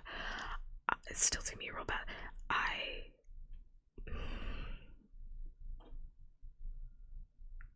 These next two pages, I need you to know, I know why they exist. I really, truly know why they exist. I do. But I also just like, I just feel like I can't with Gale. Like, I really, like, Gale is an opportunist. I think that's another thing that pisses me off about Gale. I've met a Gale. Gale is an opportunist. He's the type of guy where he's like, I see that you're sad. Now is my chance. And it's really pissing me off, like, bad, because, like, Katniss is, like, really in the throes of depression about Peta. And Gale is like, oh, okay. Oh, you're depressed about Peta being traumatized. Oh, okay. It's my time. It's my time to pull up. And it's like, how many times does she have to tell you that she does not fuck with you like that? Like, she keeps doing it in a way that is very nice and trying to, like, keep their relationship together because Katniss really genuinely cares about Gale, just not in the way that Gale needs. And the only reason she feels weird about kissing Peta is because she knows that Gale has feelings for her and she doesn't know what to do with that. She doesn't really know what to do with that. But it's like, if someone tells you that you will always be second fiddle to this other guy, I don't know why you're still pursuing it. I really don't. So these next two are gonna be hard for me, frankly, and I'm just gonna read them, and then we're just gonna keep it pushing. I'm just gonna read them, and then I'm gonna try not to say anything. I'm gonna really try my hardest.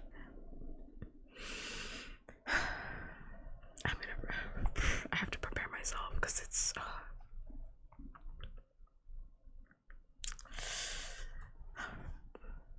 I gotta prepare myself. Alright.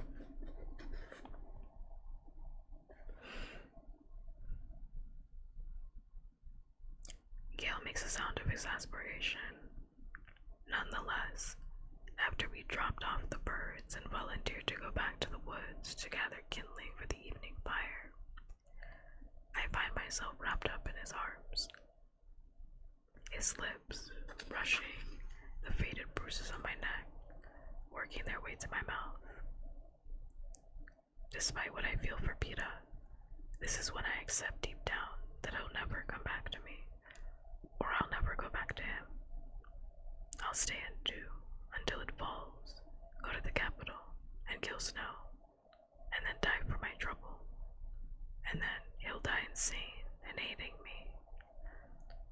So in the fading light, I shut my eyes and kiss Gale to make up for all the kisses I withheld, because it doesn't matter anymore, and because I'm so desperately lonely, I can't stand it. Gale's touch and taste and heat remind me that at least my body is still alive, and for the moment, it's a welcome feeling. I empty my mind and let the sensations run through my flesh, happy to lose myself. When Gale pulls away slightly, I move forward to close the gap, but I feel his hand under my chin. Katniss, he says. The instant I open my eyes, the world seems disjointed. This is not our woods or our mountains or our way. My hand automatically goes to the scar on my left temple, which I associate with confusion. Now kiss me. Bewildered, unblinking, I stand there while he leans in and presses his lips to mine briefly. He examines my face closely. What's going on in your head? I don't know, I whisper back. Then it's like kissing someone who's drunk. It doesn't count, he says with a weak attempt to laugh. He scoops up a pile of kindling and drops it to my empty arms, returning me to myself. How do you know? I say, mostly to cover my embarrassment. Have you kissed someone who's drunk? I guess Gale could have been kissing girls right and left back in 12. He certainly had enough takers. I never thought about it much before. He just shakes his head. No, but it's not hard to imagine. So you never kissed any other girls? I ask. I didn't say that. You know, you were only 12 when we met. And a real pain besides. I did have a life outside of hunting with you, he says, loading up the firewood. Suddenly, I'm genuinely curious. So who did you kiss, and where? Too many to remember. Behind the school, the slag heap, you name it, he says. I roll my eyes. So when did I become so special? When they carted me off to the capital. No. About 6 months before that. Right after New Year's, we were in the hop eating some slop of greasy says, and Darius was teasing you about trading a rabbit for one of his kisses. And I realized I minded, he tells me. I remember that day. Bitter, cold, and dark by 4 in the afternoon. We had been hunting, but heavy snow had driven us back into town. The hop was crowded with people looking for refuge from the weather. Greasy safe soup, made with stock from bones of a wild dog we shot a week earlier, was below our usual standards. Still, it was hot, and I was starving as I scooped it up. Sitting cross-legged on our counter, Darius was leaning on the post of the stall, tickling my cheek with the end of my braid while I smacked his hand away. He was explaining why one of his kisses merited a rabbit, or possibly 2, since everyone knows red-headed men are the most virile, sick. Virile is actually sick. And Gracie, I can't. Let me log in. Red-headed man with the most virile. And Gracie Say and I were laughing because he was so ridiculous and persistent and kept pointing out women around the hop who he said Muchu, no, Choo Maru. I don't know where I got that. I swear, like sometimes I actually think I'm dyslexic, but I'm not. I don't know why I saw M's. Choo Maru. That's cute. Thank you so much for the follow. Thank you. I seriously sometimes think I'm dyslexic, but I'm really not. I'm really not. I don't know why. Sometimes the letters like swap around in my head. Like I really don't. But thank you. I hope you're having a good day night wherever you are. Okay.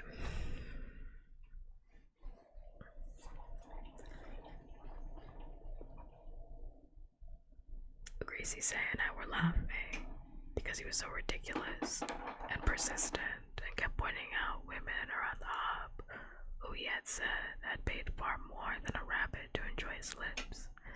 See, the one in the green muffler. Go ahead and ask her if you need the reference.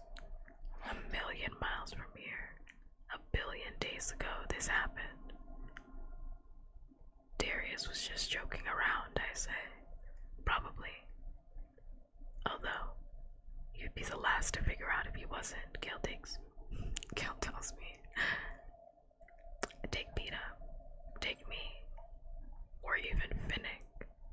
I was starting to worry he had his eye on you, but he seems back on track now.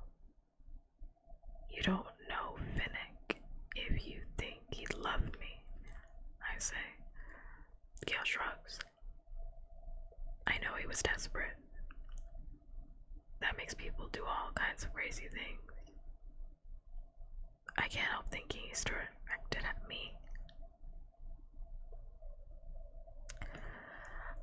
I just have to say, I can't stand Katniss kissing Peta like at all. Like I know why she's doing it is because it literally that line, like she's desperate. She feels like she lost Peta. She literally points out in a way that like she was saving her kisses for Peta. And she's like, well, now that Peta thinks that I'm a dog and he doesn't love me anymore and I'm never gonna get to kiss him again, I might as well just kiss Gail because Gail wants to kiss me and I want to forget about how this feels in this moment. I don't want to feel like this. Like, but it's just so embarrassing, frankly, that like, to me, it feels like Gail is taking advantage of her because he knows Katniss. Like, he knows Katniss very well. And I think that's like a sinister. I know people don't like to think about it that way. I do think it's a little bit sinister. I think it's a sinister like thing that he did in that moment where he knows that like Katniss does not have the best sense of awareness right now. And yes, he did stop kissing her the minute that she opened her eyes and could not bring herself to kiss him with her eyes open. But it's like, you know that she doesn't like you. Like, you know that. Like, stop engaging. Stop engaging. Stop engaging. You know that she's using you for a purpose because she doesn't want to feel what she's feeling right now. Like, stop engaging with this girl. Stop engaging. It's embarrassing me. Like, stop. Stop it. Because then he turns around and uses it against her and is like, see, but then why did you kiss me? And it's like, but you know why. It's pissing me off real bad. It really is.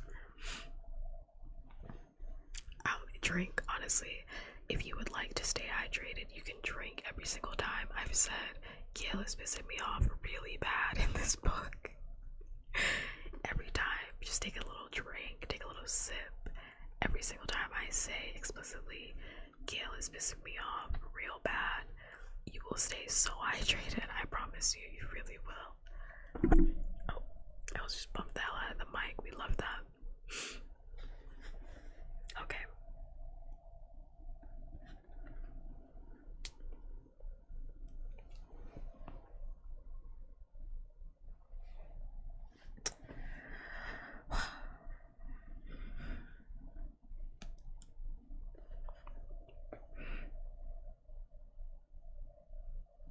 Bright and early in the morning, the brains assemble to take on the problem of the nut. I'm asked to the meeting, although I don't have much to contribute.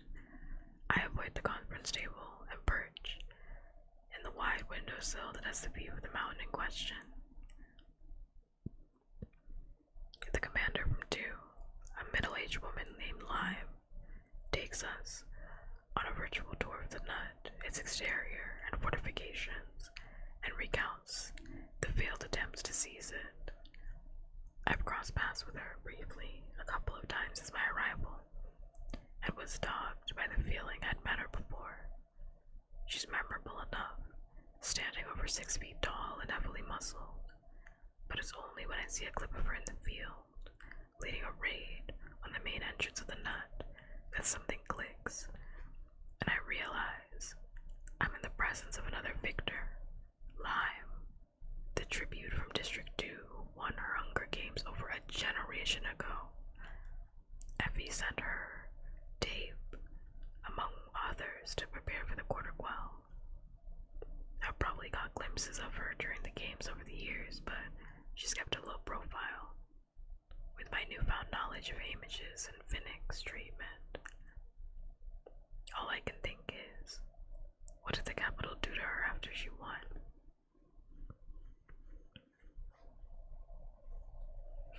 When Lime finishes the presentation, the questions from the brains begin. Hours pass, and lunch comes and goes as they try to come up with a realistic plan for taking the nut. While Beatty thinks he might be able to override certain computer systems, there's some discussion of putting a handful of internal spies to use. No one has any real innovative thoughts. As the afternoon wears on, Doc keeps returning to a strategy that has been tried repeatedly: the storming of the entrances. I can see Lime's frustration building because so many variations of this plan have failed already.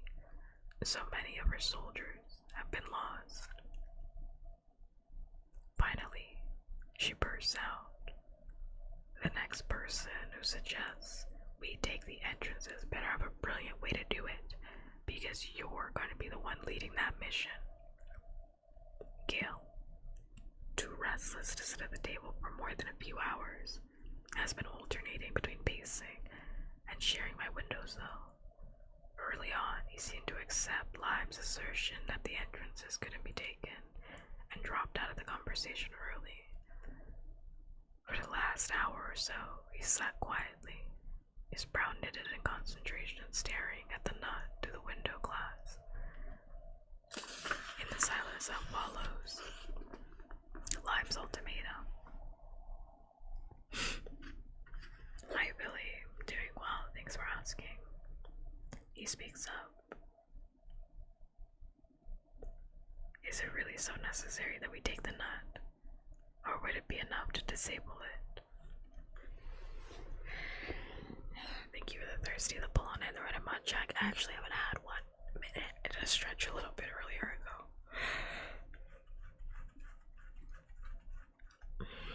I had stretched a little bit earlier ago, but I haven't cracked all my fingers yet. Let me see when I crack them against my cheek.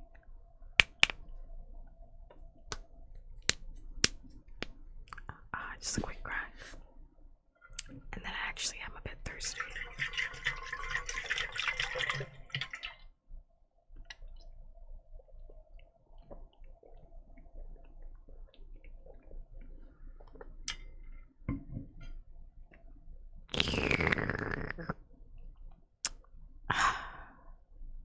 A quiet slurp, a tiny one. Not one that's so loud. And thank you for redeeming I'm just a little guy, because I am in fact just a little guy and nobody seems to be talking about it.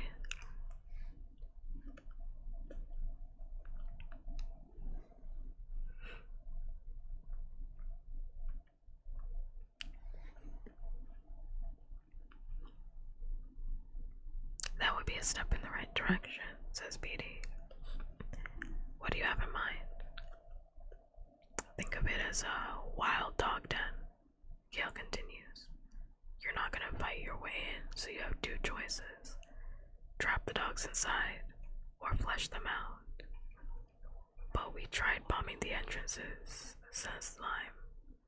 They're set too far inside the stone for any real damage to be done. Thank you for the follow, Lazy Soul. Thank you, thank you. I very much appreciate it. I hope you have a good day, night, wherever you are.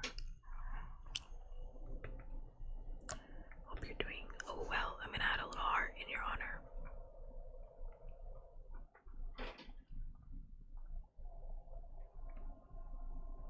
I'm gonna put it up here. Yeah.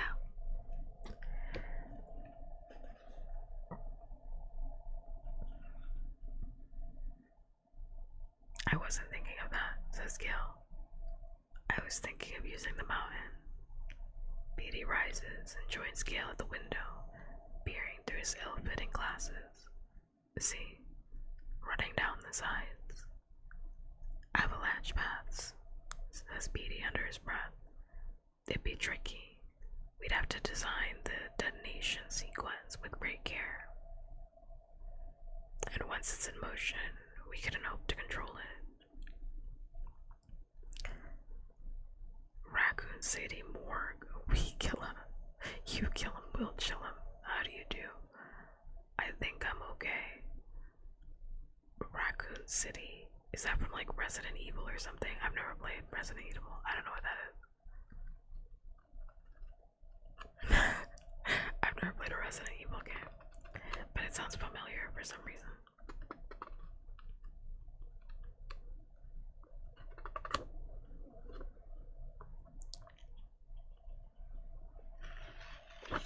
This chapter's almost done. Let me finish it.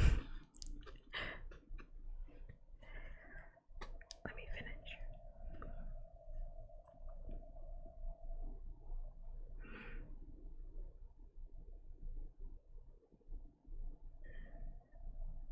We don't need to control it. If we give up the idea that we possess. Hope you keep having a good day. Thank you. That's very sweet of you to say. Even though I don't get the reference, but I do appreciate you saying that. Thank you. Also, thank you, Billy, for the bat. I didn't need that. We don't need to control it if we give up the idea that we have to possess the nut, says Gail. Only shut it down. So you're suggesting we start avalanches and block the entrances, says Lime. That's it, says Gil. Trap the enemy inside, cut off from supplies, make it impossible for them to send out their uppercraft. While everyone considers the plan, Boggs flips through the stack of blueprints of the nut and frowns. You'd risk killing everyone inside. Look at the ventilation system. It's rudimentary at best. Nothing like what we have in 13. It depends entirely on pumping air from the outside. Block all those vents, and you'll suffocate whoever's trapped. They could still escape through the train tunnel. The square, says Petey. Not if we blow it up, says Gale briskly. His intent, his full intent, becomes clear. Gale has no interest in preserving the lives of those who are in the nut, no interest in caging the prey for later use. This is one of his death traps.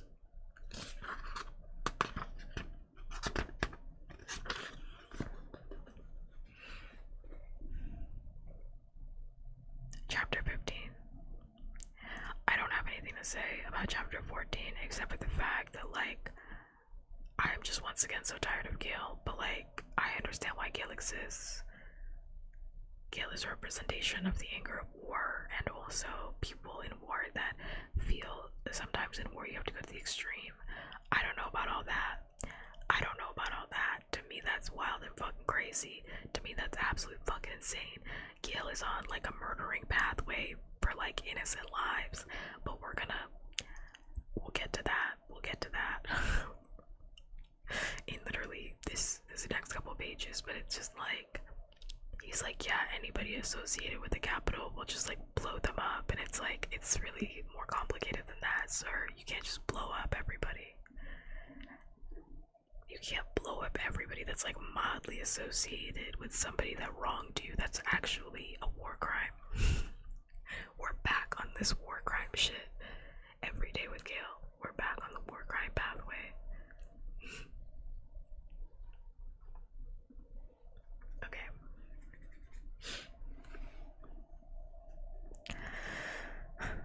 Chapter 15.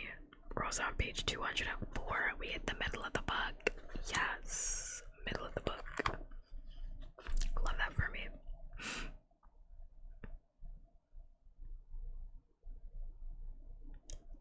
The implication of what Gale is suggesting settles quietly around the room. You can see the reaction playing out on people's faces. The expressions range from pleasure to distress, from sorrow to satisfaction. The majority of the workers are citizens from 2, says Petey neutrally. So what, says Gale. We'll never be able to trust them again. They should at least have a chance to surrender, says Lime. Well, that's a luxury you weren't given when they firebombed 12. But you're all so much cozier in the capital here. By the look of Lime's face, I think she might shoot him, or at least take a swing. She probably have the upper hand too, with all her training, but her anger only seems to infuriate him, and he yells. We watched children burn to death, and there was nothing we could do. I have to close my eyes a minute as the image rips through me. It has the desired effect. I want everyone in that mountain dead. I'm about to say so, but then I'm also a girl from District 12. Not presidents, no. I can't help it. I can't condemn someone to death. He's suggesting. Gale, I say, taking his arm and trying to speak in a reasonable tone. The nut is an old mine. It'd be like causing a massive coal mining accident. Surely the words are enough to make anyone from 12 think twice about the plan. But not so quick as the one that killed our fathers, he retorts. Is that everyone's problem? That our enemies might have a few hours to reflect on the fact that they are dying instead of being blown to bits? Back in the old days, when we were nothing more than a couple of kids hunting outside of 12, Gail said things like this and worse. But then, they were just words. Here, put into practice, they become deeds that can never be reversed. You don't know how those District 2 people ended up in the nut. They may have been coerced. They may be held against their will. Some are our own spies. Will you kill them too? I say. I would sacrifice a few, yes, to take out the rest of them, he replies. And if I were a spy in there, I'd say bring on the avalanches. I know he's telling the truth. That Gale would sacrifice his life in this way for the cause. No one doubts it. Perhaps we'd all do the same if we were the spies and given the choice. I guess I would. But it's a cold-hearted decision to make for other people and those who love them. You said we had two choices, Boggs tells him. To trap them or flush them out. I say, we try to avalanche the mountain. But leave the train tunnel alone. People can escape into the square. There, we'll be waiting for them. Heavily armed, I hope, says Gale. You can be sure they'll be heavily armed. We'll take them prisoner, agrees Boggs. Let's bring 13 into the loop now, Petey suggests. Let President Coinway in. She'll want to block the tunnel, says Gale with conviction. Yes, most likely. But you know, Peta did have a point in his propose about the dangers of killing ourselves off. I've been playing with some numbers, factoring in the casualties and the wounded, and I think it's worth at least a conversation, says Petey. Only a handful of people are invited to be a part of that conversation. Gale and I are released with the rest. I take him hunting so he can blow off some steam. But he's not talking about it. Probably too angry with me for countering him. The call does happen. A decision is made. And by evening, I'm suited up in my Mockingjay outfit, with my bow slung over my shoulder, an earpiece that connects me to Hamish and 13, just in case a good opportunity for a propo arises. We wait on the roof of the Justice Building with a clear view of our target. Our other planes are initially ignored by the commanders in the nut, because in the past, they've been little more than flies buzzing around a honeypot. But after 2 rounds of bombings in the higher elevations of the mountain, the planes have their attention. By the time the capital's anti-aircraft weapons begin to fire, it's already too late. Gale's plan exceeds anyone's expectations. Petey was right about being unable to control the avalanches once they've been set in motion. The mountainsides are naturally unstable, but weakened by the explosions, they almost seem fluid. Whole sections of the nut collapse before our eyes, obliterating any sign that human beings have ever set foot on the place.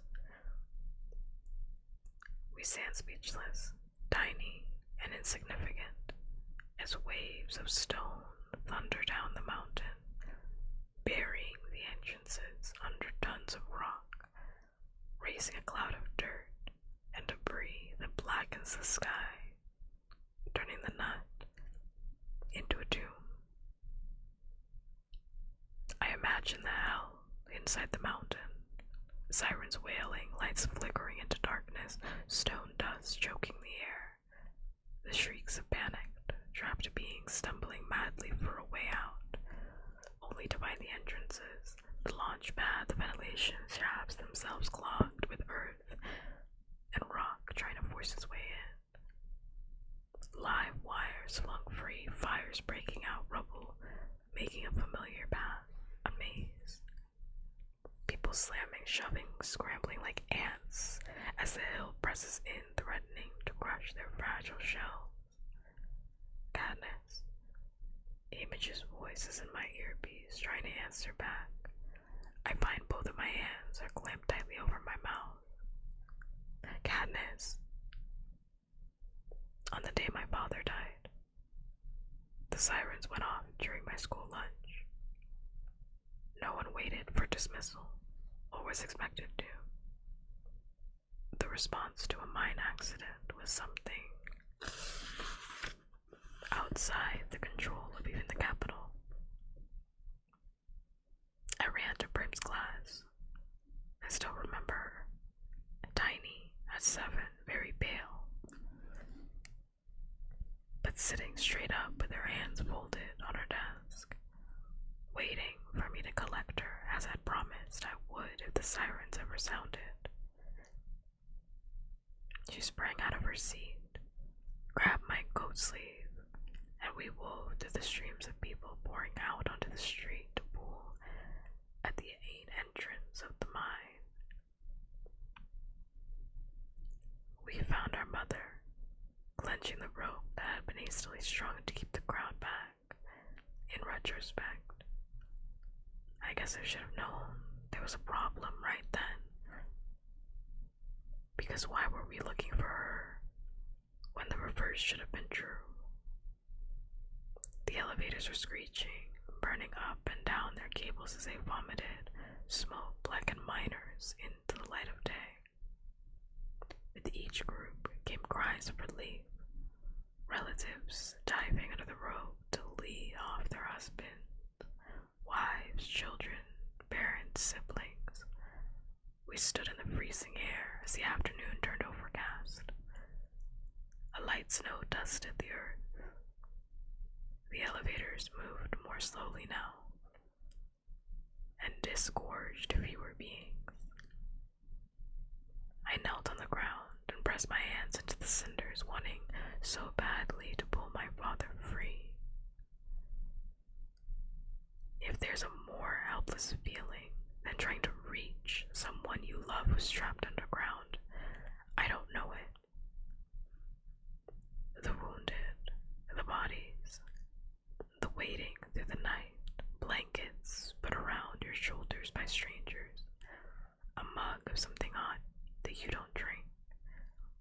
And then finally, at dawn, the grieved expression on the face of the mine captain that could only mean one thing.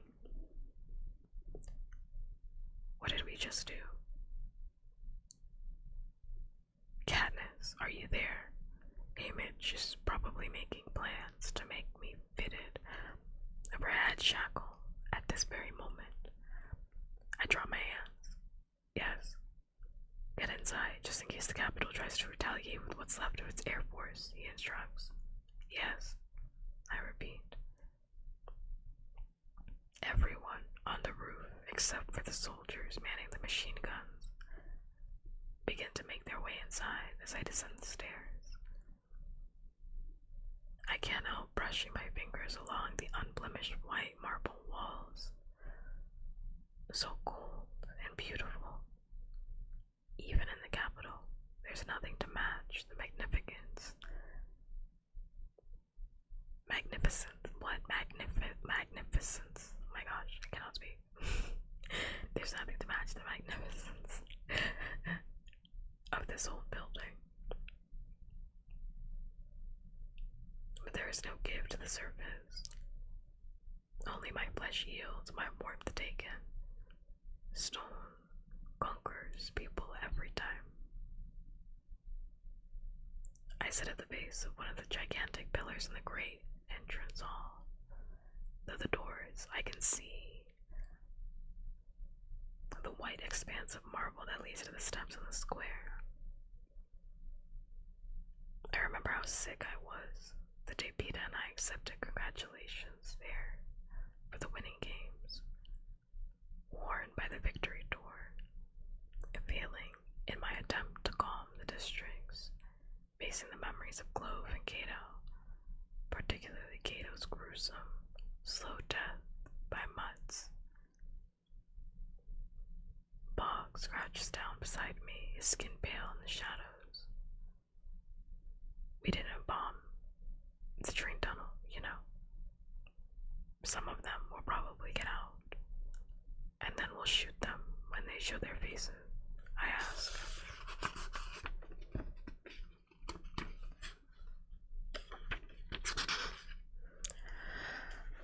Only if we have to, he answers. We could send in trains ourselves, help evacuate the wounded. I say, no. It was decided to leave the tunnel in their hands. That way, they can use all the tracks to bring people out. Says Boggs. Besides, it will give us time to get the rest of our soldiers to the square.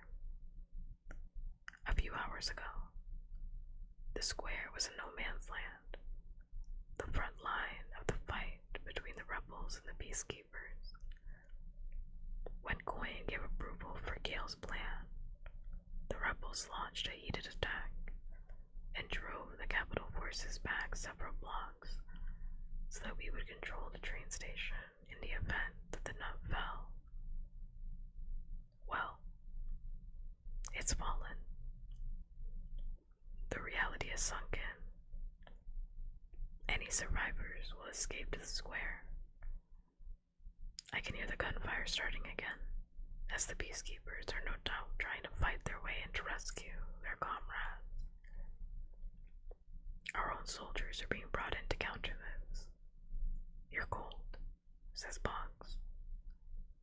I'll see if I can find a blanket. He goes before I can protest. I don't want a blanket. Even if the marble continues to leach my body heat. Katniss, says Image in my ear. Still here, I answer. Interesting turn of events with Peeta this afternoon. I thought you'd want to know, he says. Interesting isn't good. It isn't better. But I don't really have any choice but to listen. We showed him that clip of you singing the hanging tree. It never aired, so the Capitol couldn't use it when he was being hijacked. He says he recognized the song. For a moment, my heart skips a beat. Then I realize it's just more Tracker serum confusion. He couldn't name it. He never heard me sing that song. Not you, your father. He heard him sing it one day when he came to trade at the bakery. Peeta was small, probably 6 or 7, but he remembered it because he was specially listening to see if the birds stopped singing, says Image. I guess they did. 6 or 7. That would have been right before my mother banned the song. Maybe even right around the time I was learning it. Was I there too? Don't think so. No mention of you anyway. But it's the first connection to you that hasn't triggered some mental breakdown, says Image.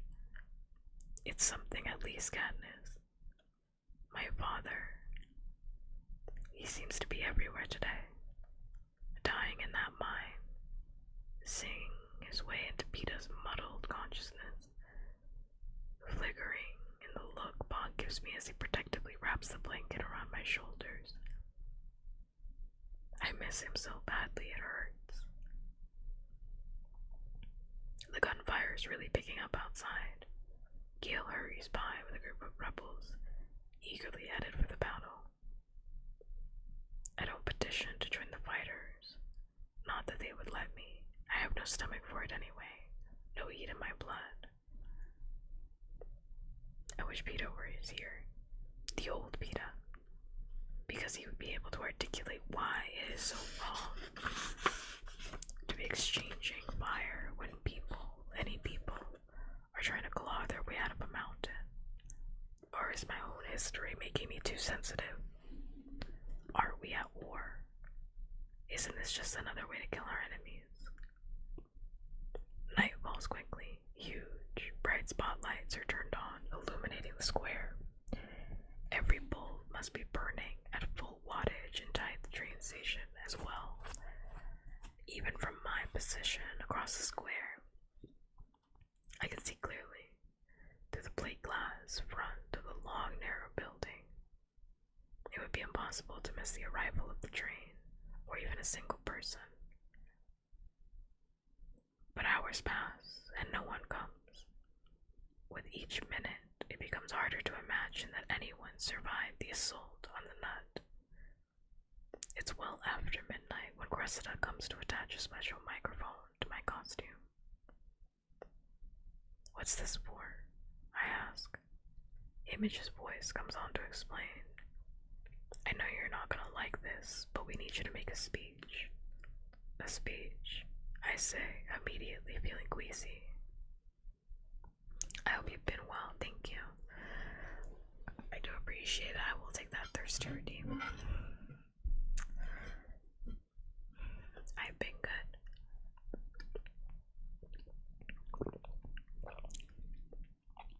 Today really was a better day than yesterday. I mean, like, yeah, I don't know. I just have a better perspective on negative stuff that happened, so today really was better.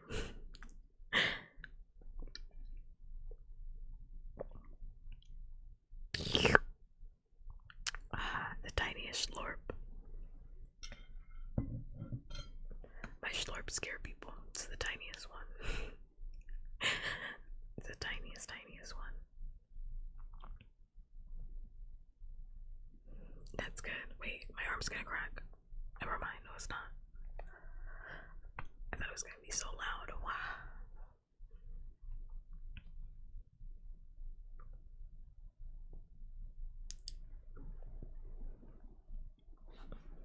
Okay.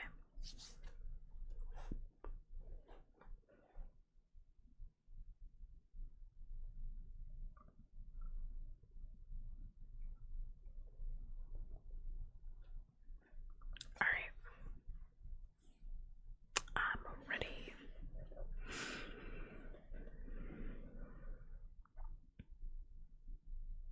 A speech, I say, immediately feeling queasy. "I'll feed it to you line by line," he assures me. "You'll just have to repeat what I say. Look, there's no sign of life from that mountain. We've won, but the fighting's continuing. So we thought if you went out on the steps of the Justice Building and laid it out, told everybody that the nut's defeated, that the capital's presence in District 2 is finished, you might be able to get the rest of their forces to surrender." I peek at the darkness beyond the square. I can't even see their forces. "That's what the mic's for," he says. "You'll be broadcast, both your voice through the emergency audio system and your image, wherever people have access to a screen." I know there are a couple of huge screens here on the square. I saw them on the Victory Tour. It might work if I were good at this sort of thing, which I'm not. They tried to feed me lines in those early experiments with the propos too, and it was a flop. Suzanne Collins, you're so revolutionary. A flop.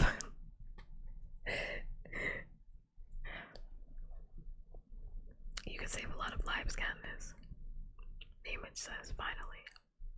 "Alright, I'll give it a try," I tell him. It's strange, standing outside at the top of the stairs, fully costumed, brightly lit, but with no visible audience to deliver my speech to. Like I'm doing a show for the moon. "Let's make this quick," says Image. "You're too exposed." My television crew pointed out. Positioned out in the square with special cameras indicates that they're ready.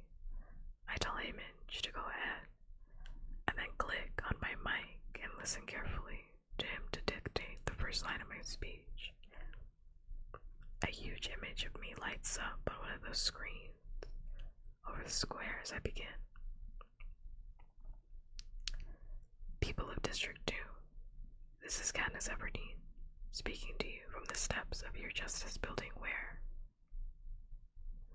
a pair of trains come screeching into the train station side by side.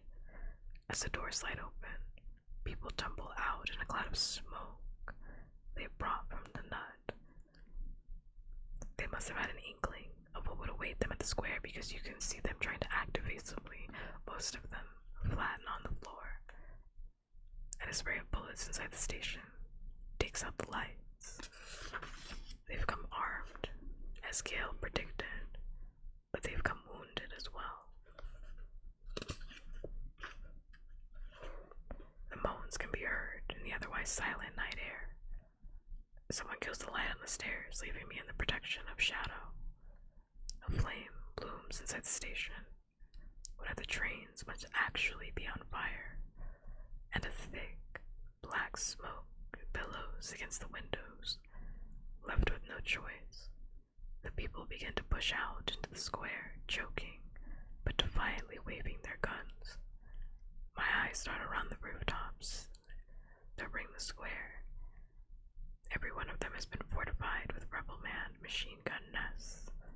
Moonlight glints off the oil barrels. A young man staggers out from the station, one hand pressed against a bloody cloth at his cheek, the other dragging a gun. When he trips and falls to his face, I see the scorch marks down the back of his shirt, the red flesh beneath, and suddenly, he's just another burn victim from a mine accident. My feet fly down the steps and I take off running for him. Stop! I yell at the rebels, hold your fire! The words echo around the square and beyond as the mic amplifies my voice. Stop! I'm nearing the young man, reaching down to help him, when he drags himself up to his knees and trains his gun on my head. I instinctively back up a few steps.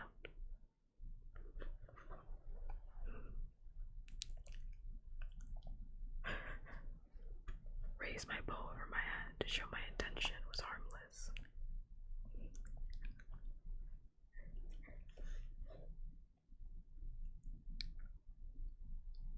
Now that he has both hands on his gun, wow, that threw me off for a second because it went like completely silent. And I was like, ooh. It had me like locked in. It went like too quiet.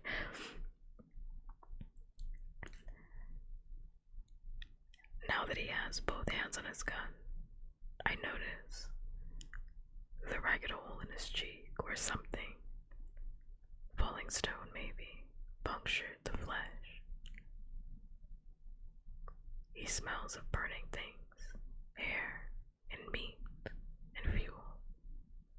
His eyes are crazed with pain and fear. Freeze. Haymitch's voice whispers in my ear.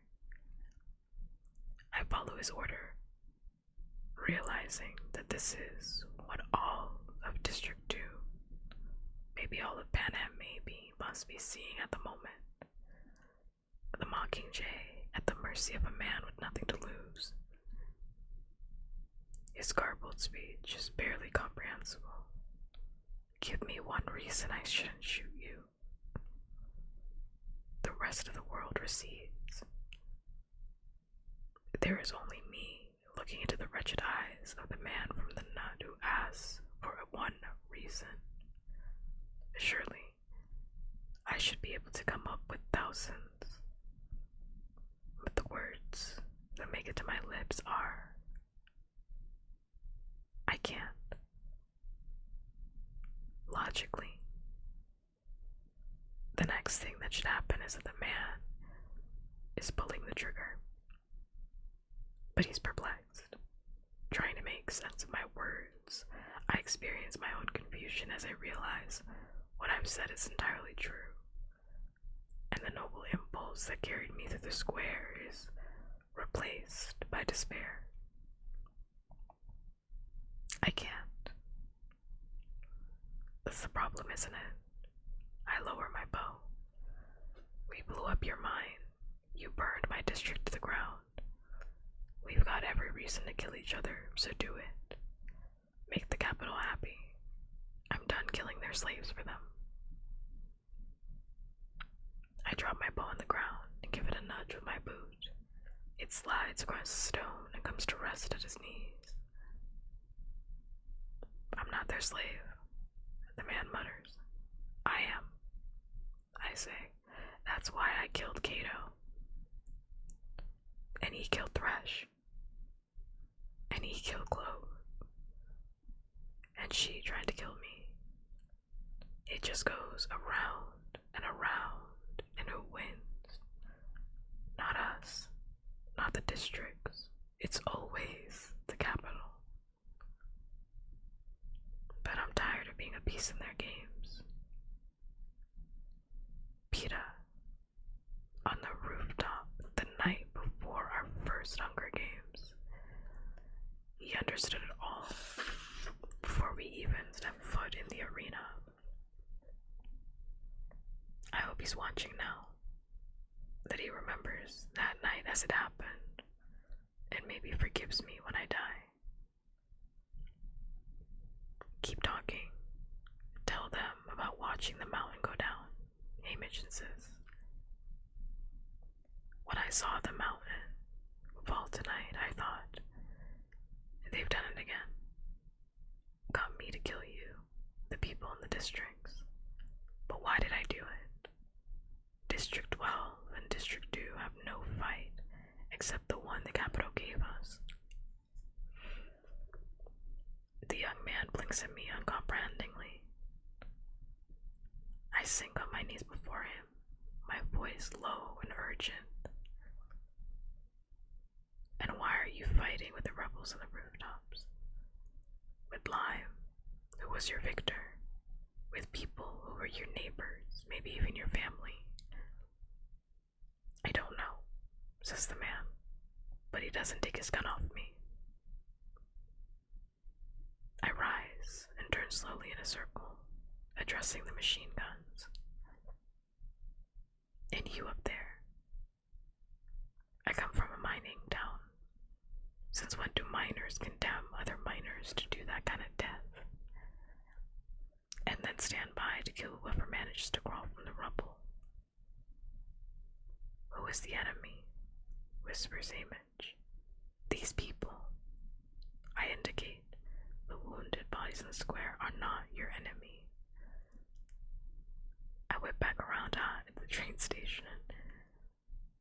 The rebels are not your enemy. We all have one enemy, and it's the capital.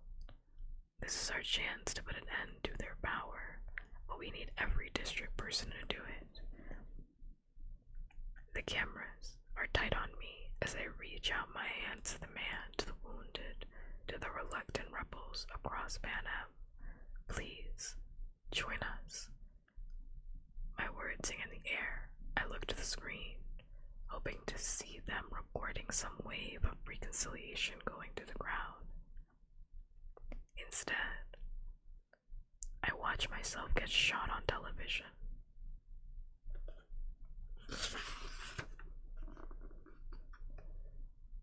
Chapter 16. That is such a fucking good way to end your chapter, is all I'm gonna say for chapter 15. It's so good. I love Suzanne being at every angle, like, actually no. Like, every time you think something like decent is gonna happen, you're like, nah.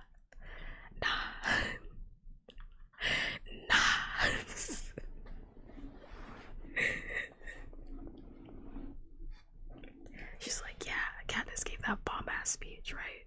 Anyway, it didn't work and she got shot. Shot right in the chest.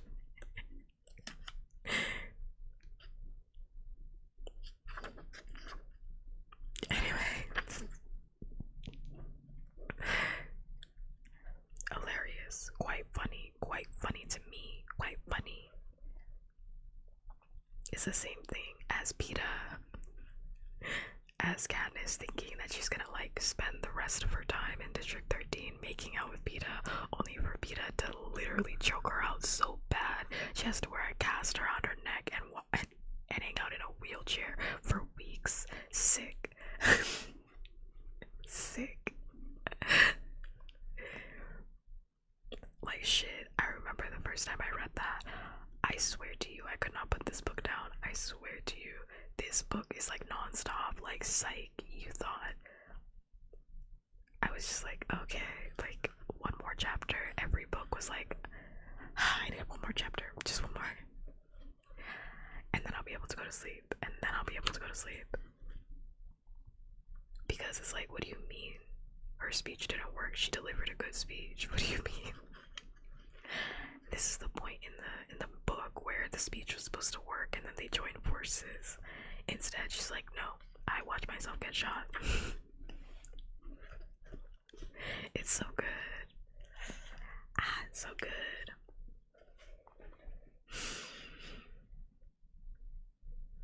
Chapter 16. How long have I been going for? Oh my gosh. Every single time I have to look. Because I can easily just be here for like forever, and I shouldn't be here forever. I can easily just like finish the rest of this book. I know if I get to a certain spot, I'm definitely gonna stop. But just in case I feel tired before then, I might stop a little bit earlier. But there's a certain spot in this book where I'm definitely gonna stop, because then I feel pretty confident I could finish the rest of the book in another stream, so. Let me see. Chapter 16. Page 218.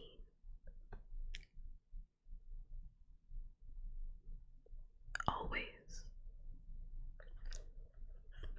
In the twilight of Morphling, Peta whispers the word, and I go searching for him. It's a gauzy, violet-tinted world with no hard edges, and many places to hide. I push through the cloud banks, follow faint tracks, catch the scent of cinnamon, of dill. Once I feel his hand on my cheek and try to trap it, but it dissolves like mist through my fingers. When I finally begin to surface into the sterile hospital in 13, I remember I was under the influence of the sleep syrup. My heel had been injured after I'd climbed onto a branch over the electric fence and dropped back into 12. Peta had put me to bed, and I had asked him to stay with me as I was drifting off. He had whispered something I couldn't quite catch, but some part of my brain had trapped a single word of reply and let it swim up through my dreams to taunt me now. Always. All I'm gonna say is Suzanne Collins. No one weaves a story like Suzanne Collins, because she didn't tell us what Peta had whispered until just now. No one weaves a tale like Suzanne Collins. That's thinking, why? It's so good. It's so good. Morphling dulls the extremes of all emotions. So instead of a stab of sorrow, I merely feel emptiness. A hollow of dead brush where flowers used to bloom.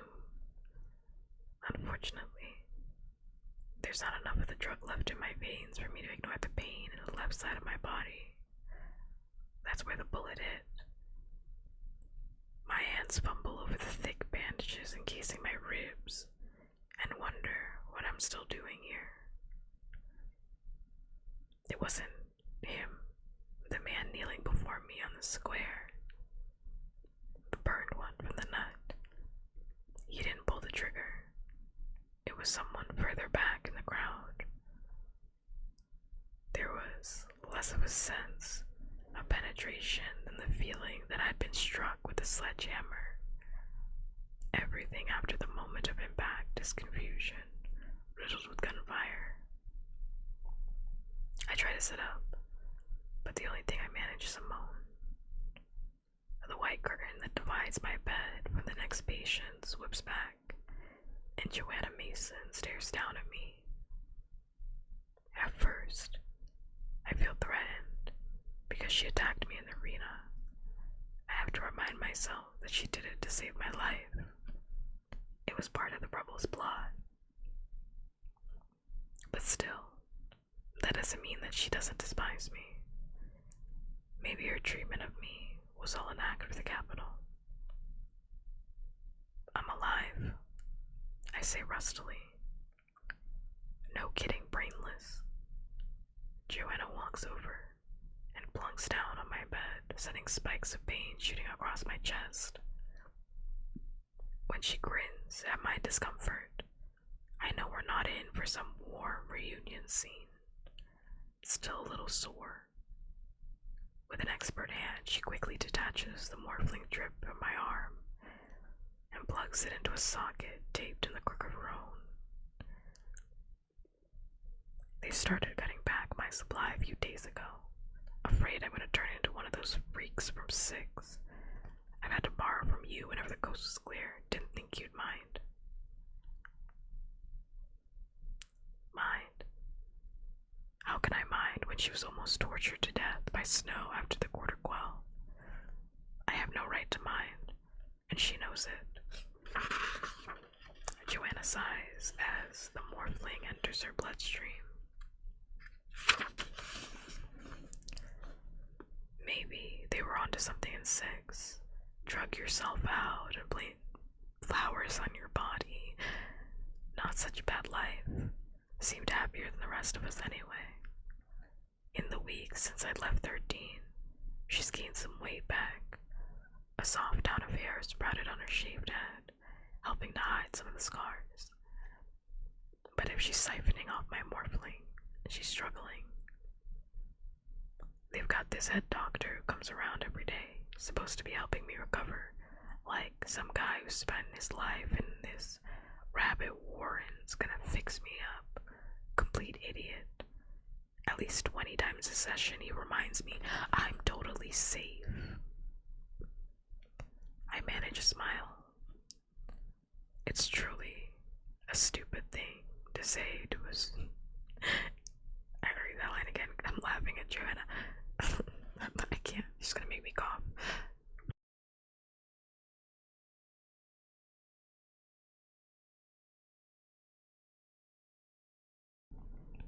I like Joanna Mason a lot. She's gonna make me cough.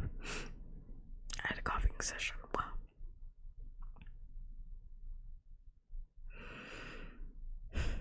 I manage a smile. It's a truly stupid thing to say, especially to a victor.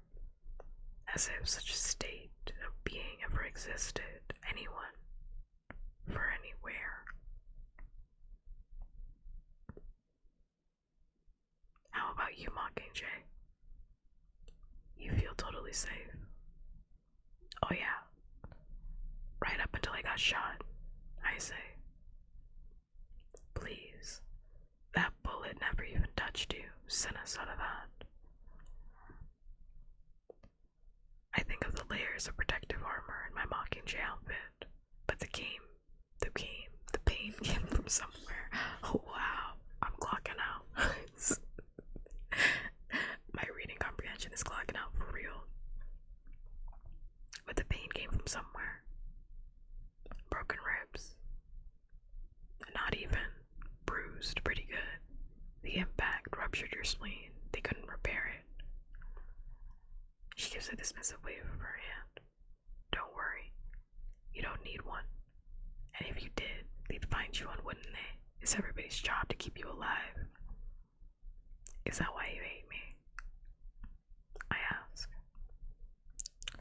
Partly, she admits. Jealousy is certainly involved.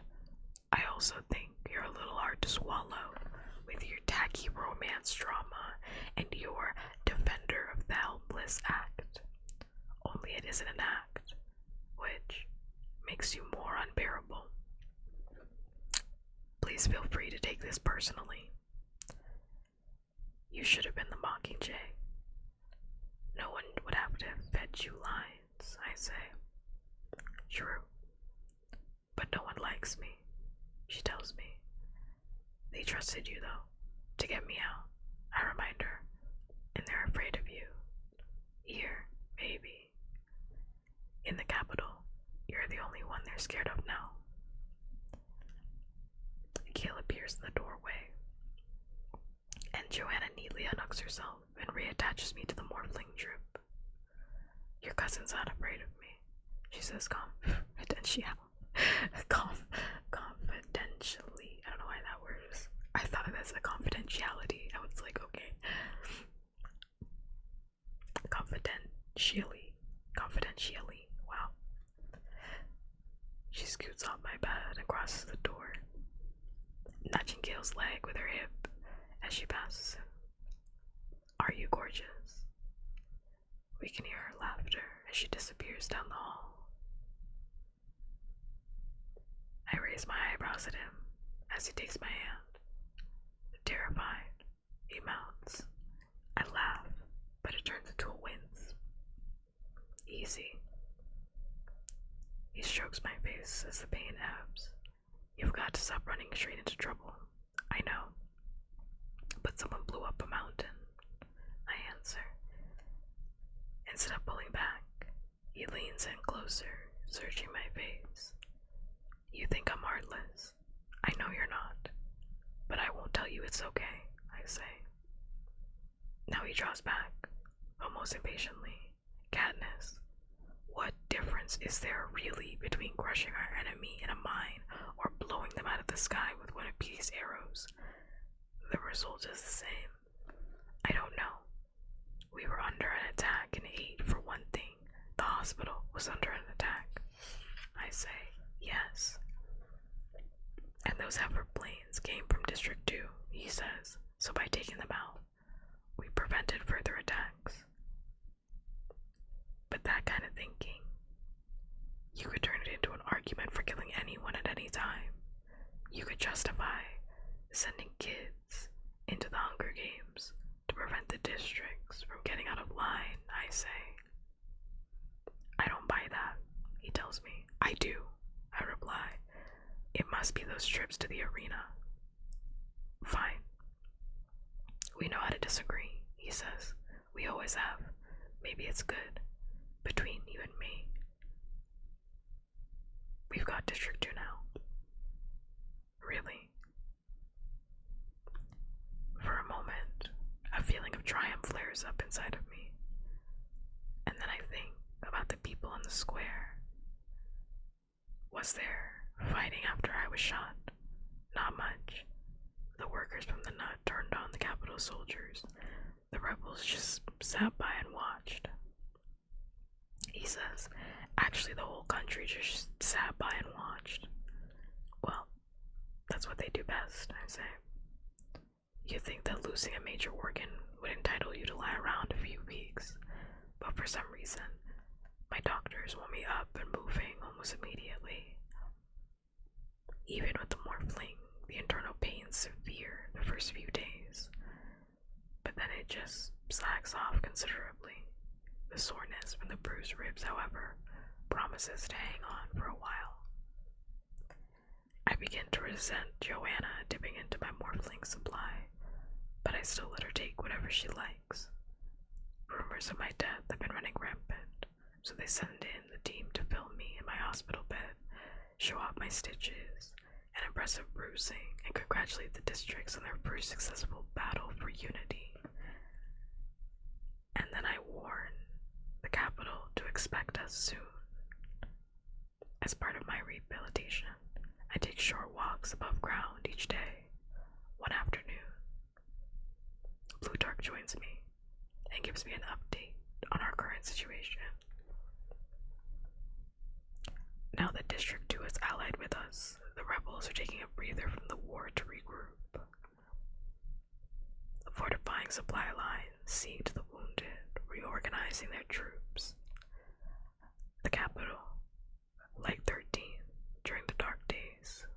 itself completely cut off from the outside help, as it holds the threat of nuclear attack over its enemies. Unlike 13, the capital is not in a position to reinvent itself and become self-sufficient. Oh, the city might scrape along. The city might be able to scrape along for a while, says Plutarch. Certainly, there are emergency supplies stockpiled. But the significant difference between 13 and the capital are the expectations of the populace. 13 was used to hardship, whereas the capital, all they've known is panem et circumstance. What's that? I recognize panem, of course, but the rest is nonsense. It's a saying from thousands of years ago, written in a language called Latin, about a place called Rome, he explains. Panem et circumstance translates into bread and circuses. The writer was saying that in return for full bellies and entertainment, his people had given up their political responsibilities and therefore their power. Hi, Doctor. Thank you so much for the love. I do appreciate it. And the headbats. Think about the capital, the access of food, and the ultimate entertainment, the Hunger Games. So that's what the districts are for, to provide the bread and circuses. Yes, and as long as that kept rolling in, the capital could control its little empire. Right now, it can provide neither, at least the standard people are accustomed to, says Plutarch. We have the food, and I'm about to orchestrate an entertainment propo that's sure to be popular. After all, everybody loves a wedding. I freeze in my tracks, sick at the idea of what he's suggesting. Somehow staging some perverse wedding between Peeta and me. I haven't been able to face that one-way glass since I've been back at my own request, only getting updates about Peeta's condition from Image. He speaks very little about it. Different techniques are being tried. There will never truly be a way to cure him. And now, they want me to marry Peeta for a propo. Plutarch rushes to assure me. Oh no, Katniss, not your wedding. Finnick and Annie's. All you need to do is show up and pretend to be happy for them. That's one of the few things I won't have to pretend, Plutarch. I tell him. Thank you for the thirst redeem.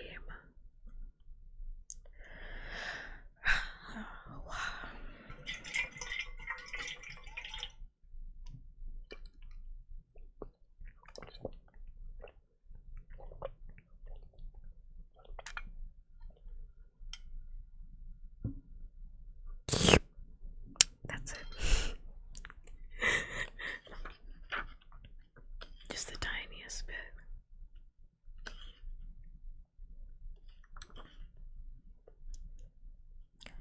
Memes, you're gonna have to let this clone go. Like, it's not gonna happen.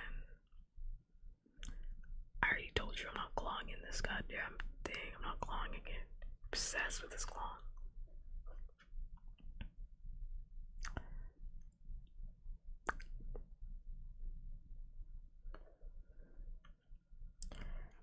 Obsessed with this clone for some reason. Okay.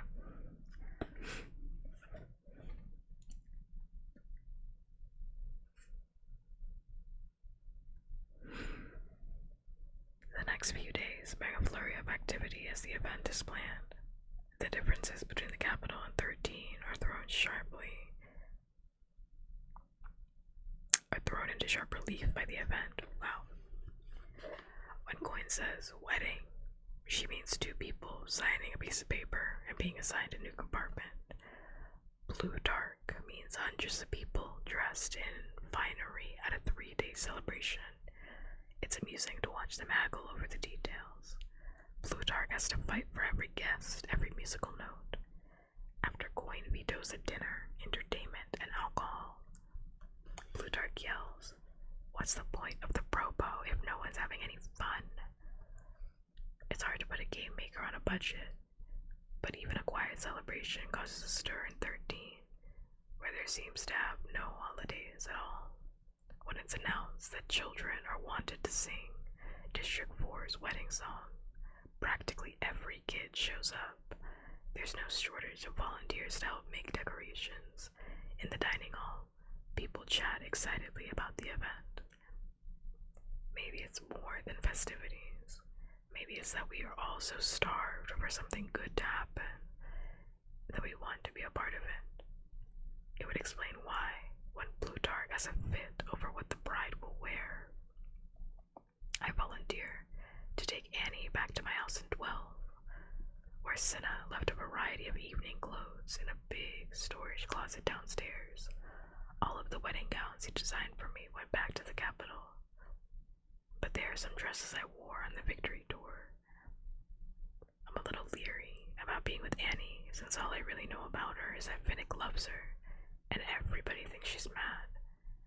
On the hovercraft ride, I decide she's less mad than unstable. She laughs at odd places in the conversation, or drops out of it distractingly. Those green eyes fixate on a point with such intensity that you find yourself trying to make out what she sees in the empty air.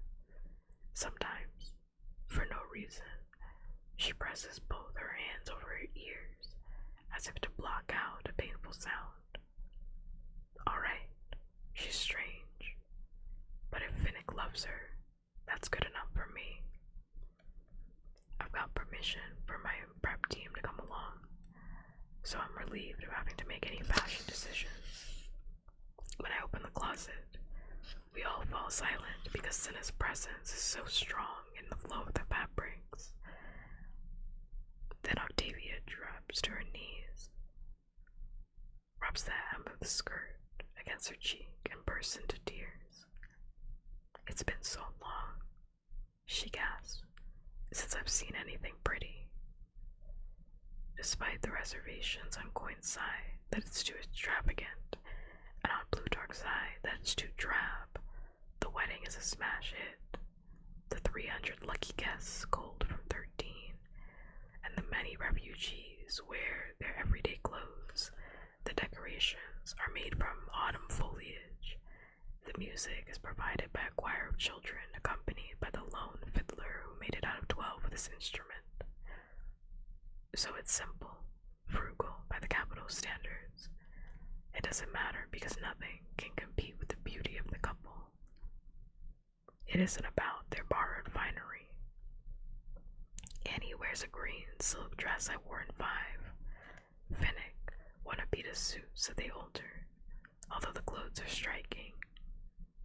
Who can look past the radiant faces of two people for whom this day was once a virtual impossibility? Dalton, the cattle guy from 10, conducts the ceremony, since it's similar to the one used in his district. But there are unique touches of District 4, a net woven from long grass that covers the couple during their vows, the touching of each other's lips with salt water, and the ancient wedding song, which likens marriage to a sea voyage. No, I don't have to pretend to be happy for them.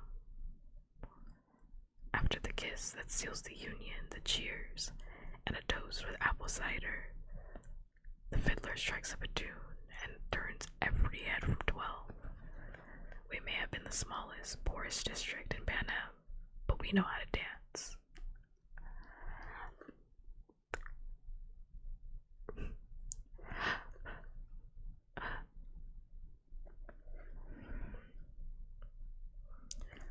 I mean, this does interrupt the stream, but let me check.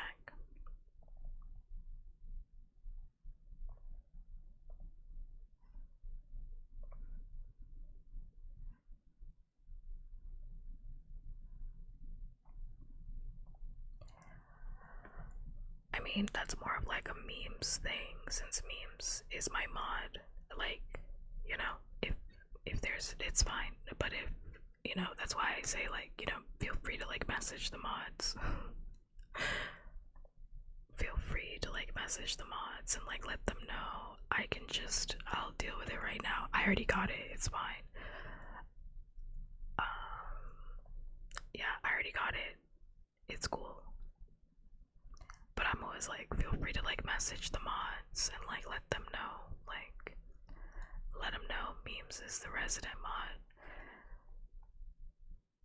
I just hit him with the hot ban. It's fine. Memes is the resident mod for the most part. But yeah, feel free to tell memes all your problems now.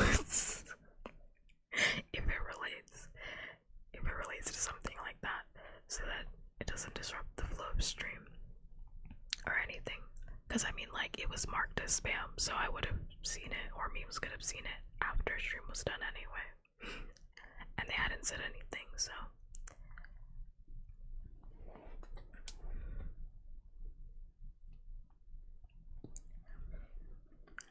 But yeah, if there's like spam or something, or somebody needs to be banned, you don't have to tell me directly. You can message a mod privately and just let them know. And memes has full authority to ban, kick, whoever. If someone's acting inappropriately, or you think it's something like spam, like, memes can handle it. He has full authority. If it's a mistake and he ends up banning somebody accidentally, he'll tell me. No, it's okay. You're totally fine. I'm just setting a precedent. If it ends up being a mistake, memes can always tell me and I'll bring them back, so.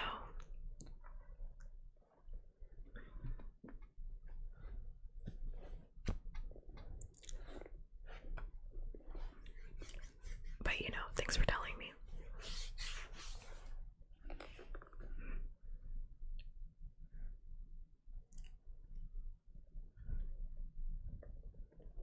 Yeah, memes can check to see if that person is still in the server, but I banned them, so. But memes can go and check.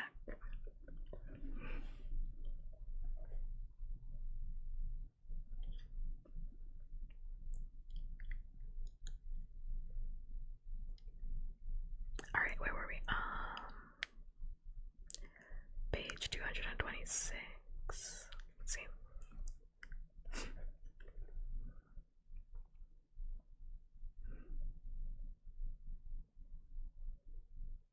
We may have been the smallest, poorest district in Benham, but we know how to dance. Nothing has been officially scheduled at this point, but Blue Dark, who's calling the propo from the control room, must have his fingers crossed. Sure enough, Greasy Say grabs Gale by the hand and pulls him into the center of the floor and faces off with him. People pour in to join them, forming two long lines, and the dancing begins. I'm standing off to the side, clapping to the rhythm when a bony hand pinches me above the elbow. Joanna scowls at me. Are you gonna miss the chance to let Snow see you dancing? She's right. What could spell victory louder than a happy Mockingjay twirling around to music? I find Prim in the crowd. Since winter evenings gave us a lot of time to practice, we're actually pretty good partners. I brush off her concerns about my ribs, and we take our places in line. It hurts, but the satisfaction of having Snow watch me dance with my little sister reduces other feelings to dust. Dancing transforms us. We teach the steps to the District 13 guests, insist on a special number for the bride and groom, join hands, and make a giant spinning circle where people show off their footwork. Nothing silly, joyful, or fun has happened in so long. This could go all night, if not for the last event planned in Plutarch's propo. One I hadn't heard about, but then again, it was meant to be a surprise. 4 people peel out a huge wedding cake from a side room. Most of the guests back up, making way for this rarity, this dazzling creation with green and blue, white-tipped icing, waves, swimming with fish and sailboats, seals, and sea flowers. But I pushed my way through the crowd to confirm what I knew at first sight. As surely as the embroidery stitches in Annie's gown were done by Cinna's hand, the frosted flowers on the cake were done by Peta's. This may seem like a small thing, but it speaks volumes. Hamish has been keeping a great deal from me. The boy I last saw screaming his head off, trying to tear free of his restraints, could never have made this, could never have had the focus, kept his hands steady, designed something so perfect for Finnick and Annie. As if anticipating my reaction, Hamish is at my side. "Let's you and me have a talk," he says. Out in the hallway, away from the cameras, I ask, "What's happening to him?" Hamish shakes his head. "I don't know. None of us knows. Sometimes he's almost rational, and then for no reason he goes off again. Doing the cake was kind of therapy. He's been working on it for days. Watching him, he almost seemed like before. So, he's gotta run at the place," I ask. The idea makes me nervous on about 5 different levels. Oh no, he frosted under heavy guard. He's still under lock and key, but I've talked to him, Hamish says. "Face to face?" I ask, and he didn't go nuts. No. Pretty angry with me, but for all the right reasons. Not telling him about the rebel plot and whatnot. Hamish pauses a moment, as if deciding something. He says he's like to see you.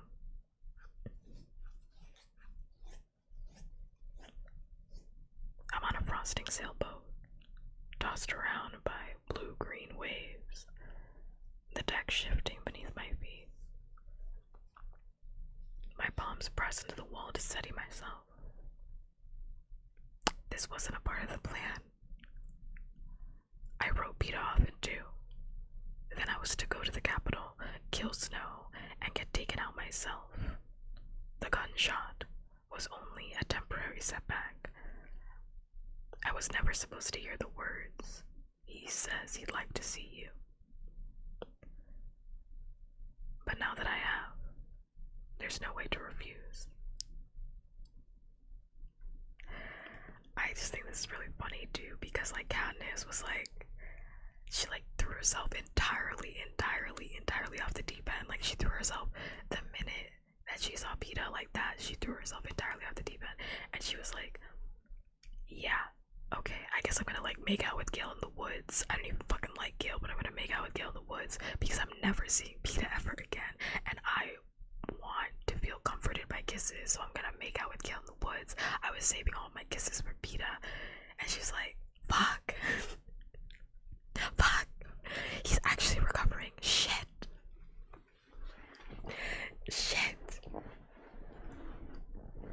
She's like, "Damn, fuck, what do I do now? Fuck." She really had this plan. She was like, "I'm just gonna die." Oh yeah. Her plan was, I'm gonna like blow up my life and then I'm just gonna die.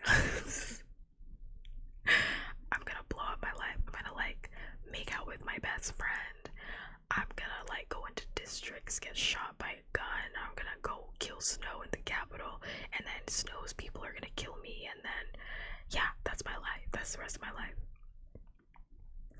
And it's all because of Peta Malark. Which is absolutely insane, by the way. It's an insane thing. I don't think like Katniss even like really thought about how insane that fucking plan is, because not one time has she even considered her sister during this plan. I just want to point that out. Like, she's having this like full-on mental breakdown because of Peter Malark. Not one time has she considered her sister. I just want us to focus on that for 5 seconds. She's like, yeah, I'm just gonna like kill President Snow, and then he's gonna kill me, and I guess I'll just never see my sister ever again. And it's like, okay. Okay, I mean, very weird, Katniss. Very weird, very strange, Katniss. Thank you so much for the follow, Pop14126. It's very weird because, like, and Katniss kind of recognizes it too. I hope you're having a good day, Bob. Day, night, wherever you are. But, like, it's just very weird because, like, Katniss even recognizes it herself, but she's like, actually, I haven't spoken to my sister. Like, when they're deep in the bunker, when District 13 is getting bombed. And she's like, I haven't spoken to my sister, actually, in a very long time. I actually haven't had a moment to, like, sit with my sister and, like, I didn't even ask her how she was doing when she came here. I didn't even think to ask. Because this entire time she's focused on Peeta. Most of this book, she's focused on Peeta and her whole plan to, like, every plan that she has after learning more information about Peeta, she's like, yeah, I'm just gonna go into the woods and live off in the woods forever. Katniss Everdeen, what about your sister? Oh my god, this is actually really sick. Katniss Everdeen, what about your sister? You know, your sister that this whole thing was inspired by, your sister, Primrose Everdeen, that one, your sister. And she's like, I was supposed to die in the Capitol. Once again, her mind is focused on Peeta Malark, and I mean that, parentheses, negatively this time. I'm like, Katniss, again, your sister. I can't say mom because I understand Katniss's mom, but I do not respect Katniss's mom. I think Katniss's mom failed her. And I think if Katniss's mom was even the slightest bit locked in after their father's passing, she would not be half as damaged as she is right now. Like, at least half as damaged. Like, Katniss, I do blame her mom to an extent, like, not for everything, but definitely some part in there she had a part to play, and I do not respect it. I'm gonna just read. Oh man, it's so good though, but oh, it's so good. I don't know if I'm gonna be able to resist speaking for this next part, so I'm just gonna read it. Page 229. Sister was sister. There's only Peeta Malark up there in her head. Which is so funny. Isn't that hilarious? Like, it's also another great way of storytelling, where it's like this whole thing sparked because of her sister, because of her desire to care for her sister. But again, I must point out, if you've noticed, Katniss Everdeen talks less and less about her sister and way more about her sister as the books progress, and way more about Peeta. Like, I mean, I'm not saying that she doesn't love her sister, but I'm like, have you noticed that, like, narratively? I did. I was like, when's the last time we heard about Brim? Katniss dies. Katniss essentially, at the beginning of chapter, is it 15? Yeah, no, at the beginning of chapter 16. At the beginning of chapter 16, Katniss is in between, like, death, and the first thing that she thinks of is Peeta Malark telling her, I will always stay by your side.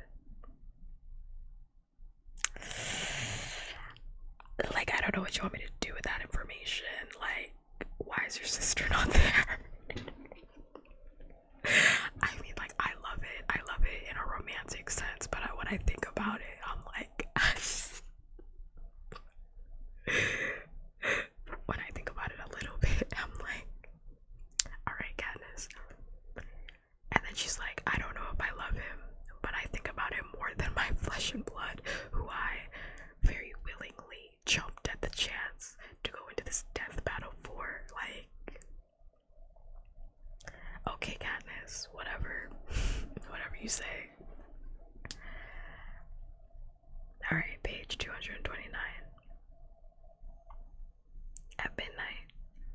him standing outside the door to his cell, hospital room. We had to wait for Plutarch to finish getting his wedding footage, which, despite the lack of what he calls razzle-dazzle, he's pleased with. The best thing about the Capitol basically ignoring 12 all these years is you still have people that have a little bit of spontaneity.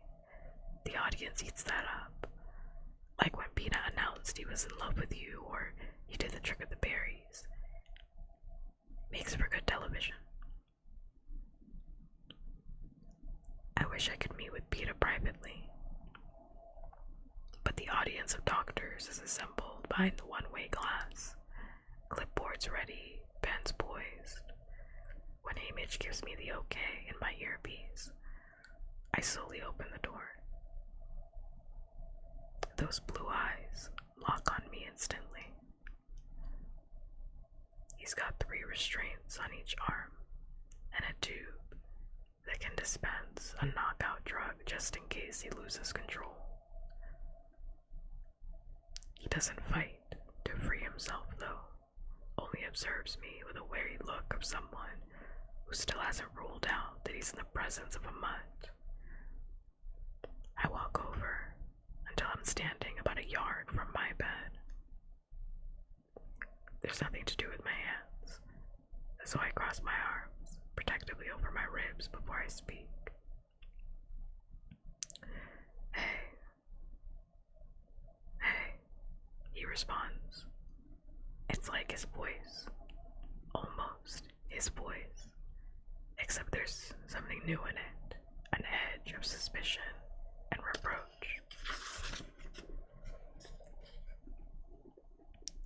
Image said he wanted to talk to me. I say, look at you, for starters. It's like he's waiting for me to transform into a hybrid, drooling wolf right before his eyes. He stares so long, I find myself casting furtive glances at the one-way glass, hoping for some direction from Image, but my earpiece stays silent. You're not very big, are you? Or particularly pretty? I know he's been through hell and back, and yet somehow the observation rubs me the wrong way. Well, you've looked better. Image's advice to back off gets muffled by Peta's laughter. And not even remotely nice to say that to me after all I've been through. Yeah, well, we've all been through a lot. And you're the one who was known for being nice, not me. I'm doing everything wrong. I don't know why I feel so defensive. He's been tortured. He's been hijacked. What's wrong with me? Suddenly, I think I might start screaming at him. I'm not even sure what about. So I decide to get out of there. Look, I don't feel so well. Maybe I'll drop by tomorrow. I've just reached the door when his voice stops me. Katniss. I remember about the bread. Thank you so much for the follow, Zorgo. Thank you, thank you. I hope you're having a good day night wherever you are. I'm gonna put on a little art in your honor. I hope you're doing well.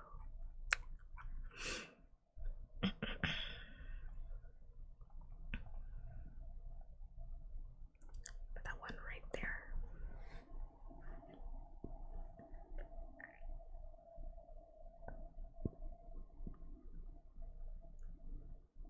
The bread.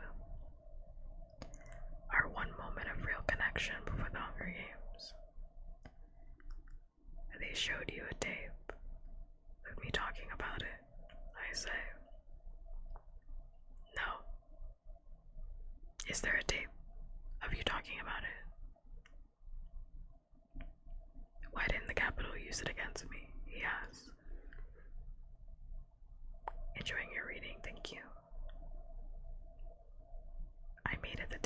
rescued, I answer.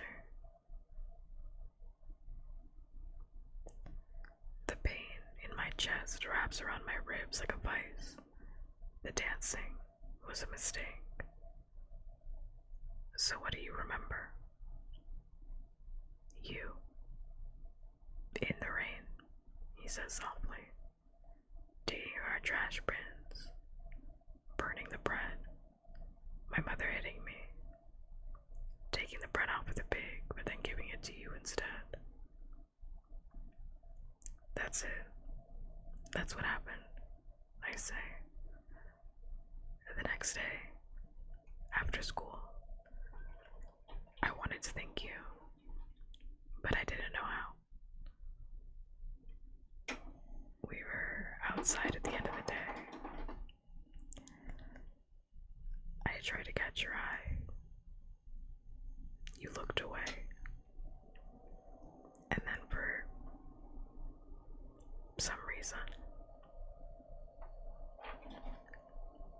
I think you picked a dandelion. I nod. He does remember. I have never spoken about that moment out loud.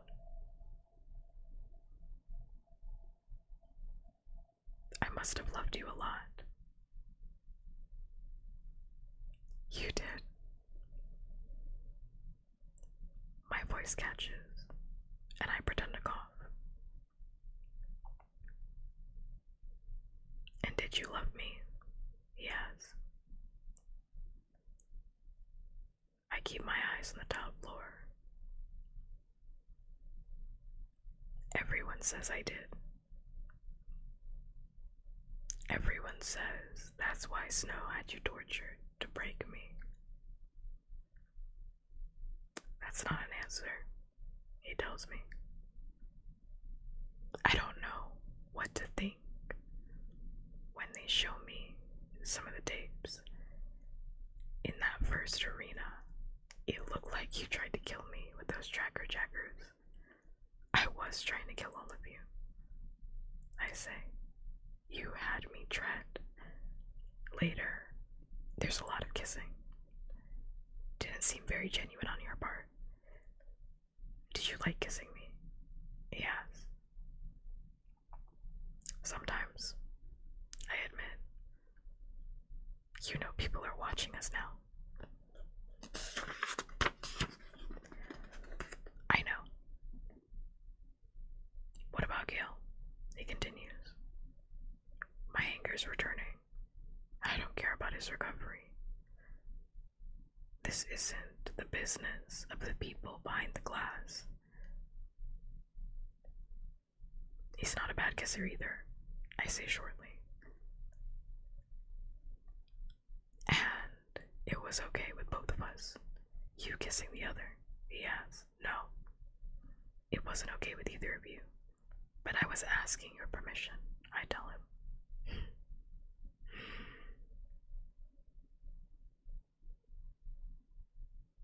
Peter laughs again, coldly, dismissively. Well, you're a piece of work, aren't you? Hey, Mitch doesn't protest when I walk out, down the hall, through the beehive of compartments, find a warm pipe to hide behind in the laundry room. It takes a long time before I get to the bottom of why I am so upset. When I do, it's almost too mortifying to admit. All those months of taking it for granted that PETA, I gotta start over. I was locked in. It takes a long time before I get to the bottom of why I'm so upset. When I do, it's almost too mortifying to admit. All those months of taking it for granted that PETA thought I was wonderful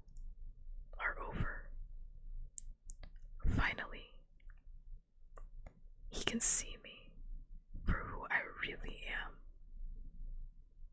Violent, distrustful, manipulative, deadly. And I hate him for it. Chapter 17. Mysterious in the dark, high low. Why did she say that? Because Katniss is the type of person to blow up her life. Did I not just say that? I said it before we even continued reading. Katniss is the type of person to literally blow up her life. That's literally what she did when she thought Peeta was like never gonna want to ever see her again, right? That's what she did. She went and blew up her life. Katniss is so afraid of being in love. And I said this, memes, you weren't here probably, but I said this like an hour ago, like 2 hours ago. Katniss is so afraid of being in love with Peeta, because what does it mean if she's in love with Peeta? It means that if she's in love with Peeta and Peeta doesn't love her, the one love of her life was taken away by President Snow, and she can't handle that. It is why she does not even call what she has for Peeta love. That's why when he asks her, "Did you love me?" she's like not even answering that question. She's like, other people said that.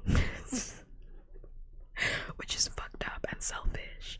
But like, Katniss is selfish. Like, time and time again, we know this about Katniss. Katniss is selfish. But it's like, she won't even admit that to herself. Like, she won't say that. She's not gonna say that right now. She's not gonna tell. She's not gonna say, "Oh yeah, I loved you, and now you don't love me." Oh fuck no. Now I'm definitely never saying that. Katniss will double down even when she's wrong. I'm definitely not gonna say that. "Oh, you hate me now. Oh, that I'm never telling you. I'm never gonna sort out my feelings. Oh, nah. Nope. I'm never sorting it out. In fact, I will blow this up further." Because, too, the thing about Peeta, and we'll get to it towards the end of the book, which will not be tonight. I'm not finishing this book tonight. But, like, the thing about Peeta, and Katniss says it just towards the end, right? She's like, which is why she's avoided talking to Peeta all this time as well. Another reason is Peeta is a good person. Peeta is a good person. Like, that's what everybody says about Peeta. It's not even like an idea, it's a fact. Peeta is a good person. Katniss does not believe that she is a good person. Katniss also does not believe that she deserves Peeta. People tell her in Catching Fire time and time again, "You do not deserve that boy." Even Haymitch tells her, literally verbatim, word for word, after the Quarter Quell reaping happens, "You could live," I love this quote, "you could live 1,000 lifetimes and never deserve that boy." Even Haymitch. Like, that's the one adult. That's the one adult that she trusts the most. And even he was like, yeah. Even he was like, yeah, you're not worth him. So when she understands that she'll never have the Peeta back, the one that saw her as something worth loving, despite the fact that she, quote unquote, didn't deserve him, how could she handle that? She can't, so she blows it up. She can't handle that. She can't face that. Because that means that she wasted, because that's what she says, right? Like, I took it for granted. I took it for granted that he loved me. I should have told him. I should have told him that I loved him, and I didn't do that. So what now? I'm not telling you how many chapters are left. I'm not telling you. I'm not telling you. Because then you're gonna start putting the math together. And I don't want you to put the math together, so I'm not telling you. Because if you saw this book right now, I'm not telling you. Because she's like, if it means that I'm never getting the Peeta back that loved me, and I didn't love him the way that I could have loved him when we had time together, basically just can't live with that. So instead, she's like, I'm gonna blow this bitch up. Okay, I'm gonna blow it up. And it sucks that I have to blow it up, but I'm gonna do it.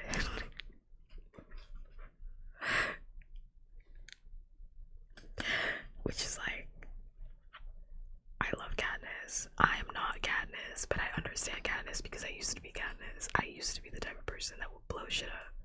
When shit would go really well, I would start blowing shit up. I would self-sabotage. Katniss Everdeen is a self-sabotager. When I was very young, I used to be a self-sabotager.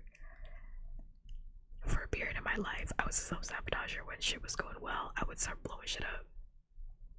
Because Katniss Everdeen, it's that enemies to lovers trope, which this book should be tagged as. Oh man, I love Peter Millar and Katniss Everdeen. I'm not even gonna say it, but it's that old trope, right? In enemies to lovers, where, oh my god, there's a Twitter post about it. I can't remember verbatim, but the Twitter post is basically like, do you like enemies to lovers because you like the idea of showing somebody the worst sides of yourself and still having them be in love with you? Why is me alive? Thank you so much for the heart. Thank you. I very much appreciate it. And you're alive because you're important in this world. You didn't ask, but I'm answering. You didn't ask, but I'm gonna answer. But it's basically that. It's like Katniss Everdeen was like, I really love the fact that Peter Millar has seen the worst sides of me and still loves me. And now she's like, Peter Millar has seen the worst sides of me and he hates everything that he has seen. To be honest, if I was her, I'd be blowing shit up too. If I was her, I'd be blowing it up too. I'm not even gonna hold you. I can't even get mad. Because, like, what do you even do with that? Like, what do you do with that? I wouldn't know. I wouldn't have a single clue. Beats me. Truly and honestly, beats me. But also, she shouldn't have said that. She shouldn't have said anything of what she said. But I find it very funny too, even though she said what she said. I still think it's funny because even in that moment, she was like, what the fuck is wrong with me? She's like, I'm doing everything wrong. I don't know why I'm like this. Fuck. He has been hijacked and I can't let it go. Very funny to me. Very hilarious. I think we'll do. It's so good. Every chapter gets better. Every chapter gets better.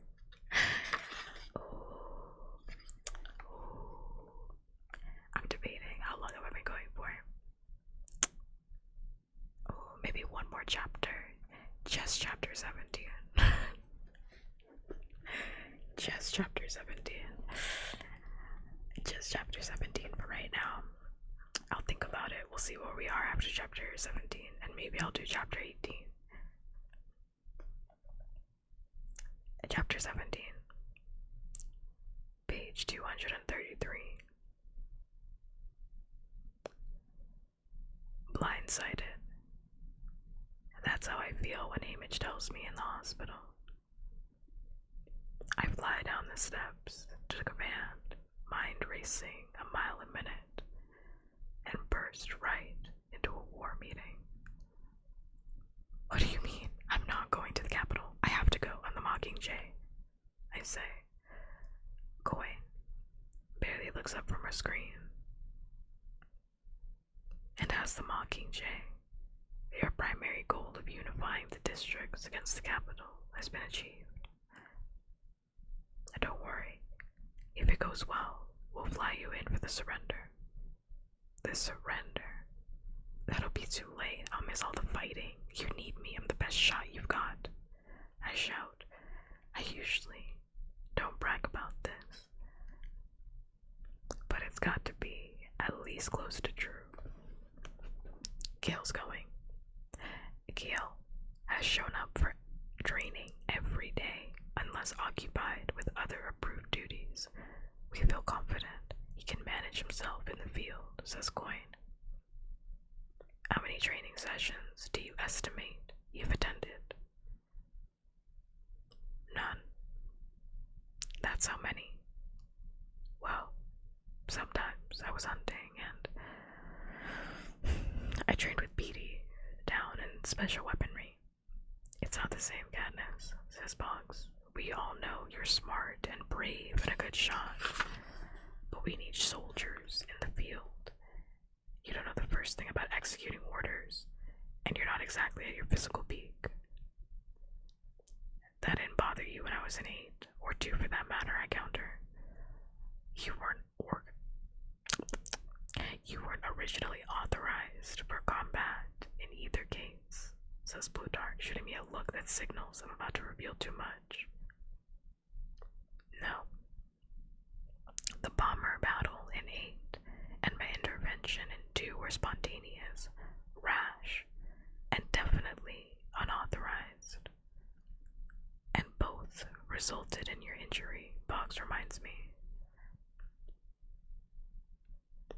Suddenly, I see myself through his eyes, a smallish, 17-year-old girl who can't quite catch her breath since her ribs haven't fully healed, disheveled, undisciplined, recuperating, not a soldier, but someone who needs to be looked after.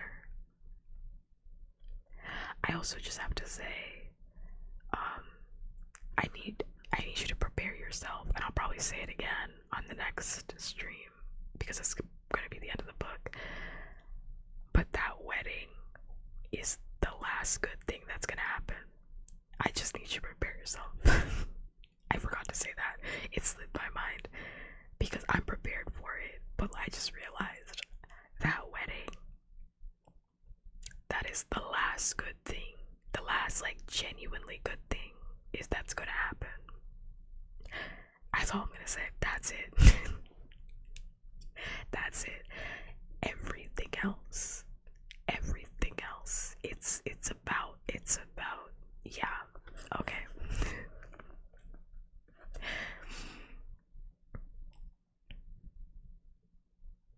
But I have to go, I say. Why? Asks Coyne. I can't very well say, so it's I can carry out my own personal vendetta against Snow, or that the idea of remaining here at 13 with the last version of PETA while Gale goes off to fight is unbearable. But I have no shortage of reasons to want to fight in the capital. Because of 12. Because they destroyed my district. The president thinks about this a moment, considers me. Well, you have 3 weeks. It's not long, but you can begin training. If the assignment board deems you fit, possibly, your case will be reviewed. That's it. That's the most I can hope for. I guess it's my own fault. I did blow off my schedule every single day unless something suited me. It didn't seem like much of a priority jogging around to the field with a gun, with so many other things going on. But now, I'm paying for my negligence. Back at the hospital, I find Joanna in the same circumstance, and spitting mad. I tell her about what Coyne said. Maybe you can train too. Fine, I'll train, but I'm going to the stinking capital if I have to kill a crew and fly there myself, says Joanna. Probably best not to bring that up in training, I say, but it's nice to know I'll have a ride. Joanna grins, and I feel a slight but significant shift in our relationship.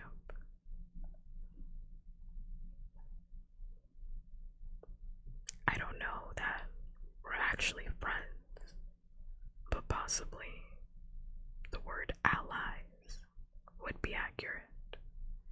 That's good. I'm going to need an ally.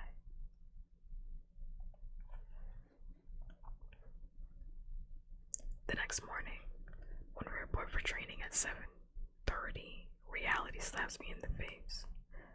We've been funneled into a class of relative beginners, 14 or 15-year-olds, which seems a little insulting until it's obvious that they're in far better condition than we are. Gail and the other people already chosen to go to the Capitol are in a different, accelerated phase of training.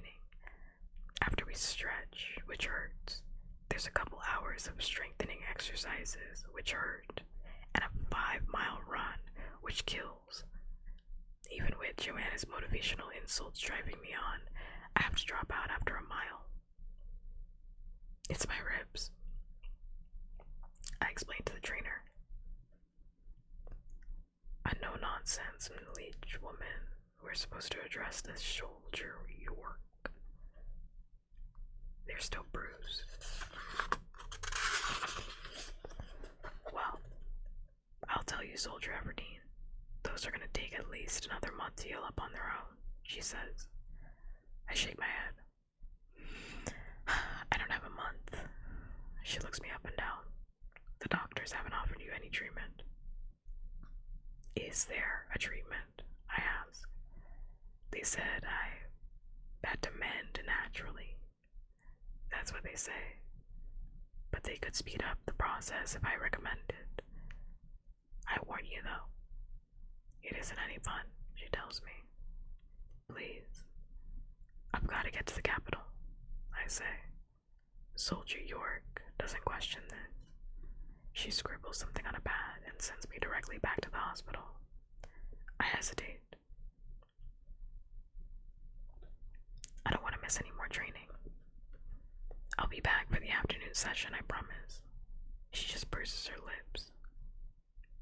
24 needle jabs to my rib cage later.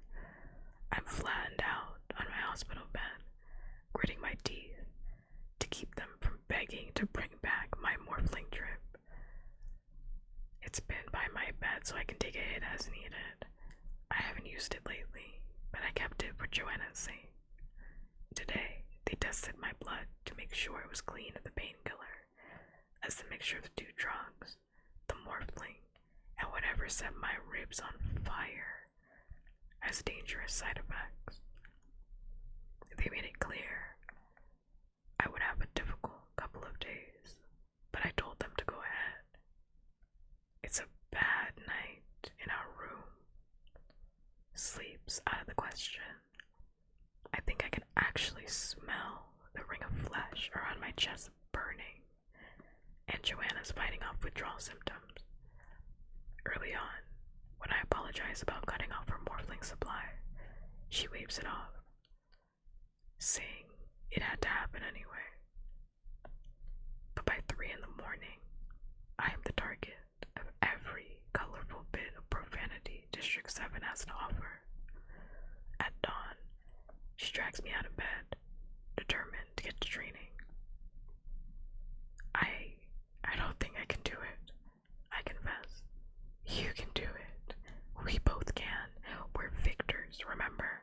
We're the ones who can survive anything they throw at us, she snarls at me. She's a sick, greenish color, shaking like a leaf. I get dressed. We must be victors to make it through the morning. I think I'm gonna lose to Joanna when I realize it's pouring outside. Her face turns ashen, and she seems to have ceased breathing. It's just water.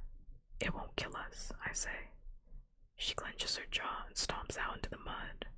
Rain drenches us as we work our bodies and then slog around the running course. I bail after a mile again and have to resist the temptation to take off my shirt so the cold water can sizzle off my ribs. I force down my field lunch of soggy fish and beef stew. Joanna gets halfway through her bowl before it comes back up. In the afternoon, we learn to assemble our guns. I manage it, but Joanna can't hold her hands steady enough to fit the parts back together. When York's back is turned, I help her out. Even though the rain continues, the afternoon's an improvement because we're on the shooting range. At last, something I'm good at. It takes some adjusting from a bow to a gun, but at the end of the day, I've got the best score in my class. We're just inside the hospital doors when Joanna declares, "This has to stop. Us living in the hospital. Everyone views us as patients. It's not a problem for me. I can move into our family compartment, but Joanna's never been assigned one. When she tries to get discharged from the hospital, they won't agree to let her live alone, even if she comes in for daily talks with the head doctor. I think they may have put two and two together about the morphling, but this only adds to her view, to their view, that she's unstable. She won't be alone. I'm gonna room with her," I announce. There's some dissent, but Image takes it on our part, and by bedtime, we have a compartment across from Brim and my mother, who agree to keep an eye on us.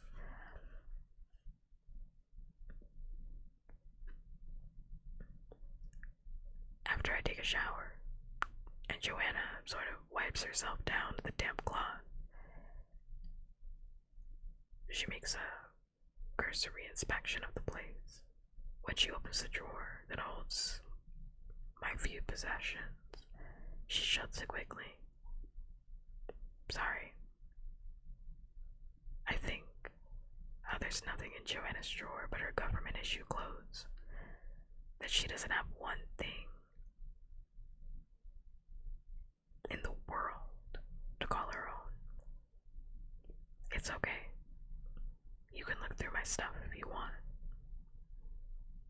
Joanna unlatches my locket, studying the pictures of Gail, Brim, and my mother.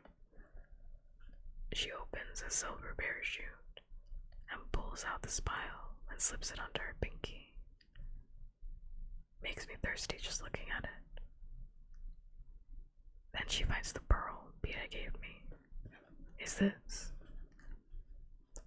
"Yeah," I say. "Made it through somehow." I don't want to talk about Pete up. One of the best things about training is it keeps me from thinking about him. Mitch says he's getting better, she says. "Maybe. But he's changed," I say. "So have you. So have I. And Finnick and Mitch and Beatty. Tara, thank you so much for the follow. Thank you, thank you. I hope you're having a good day night wherever you are. I'm gonna put on a little heart in your honor."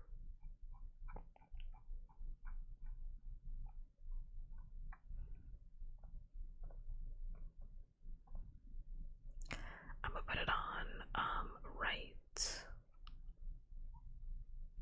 here.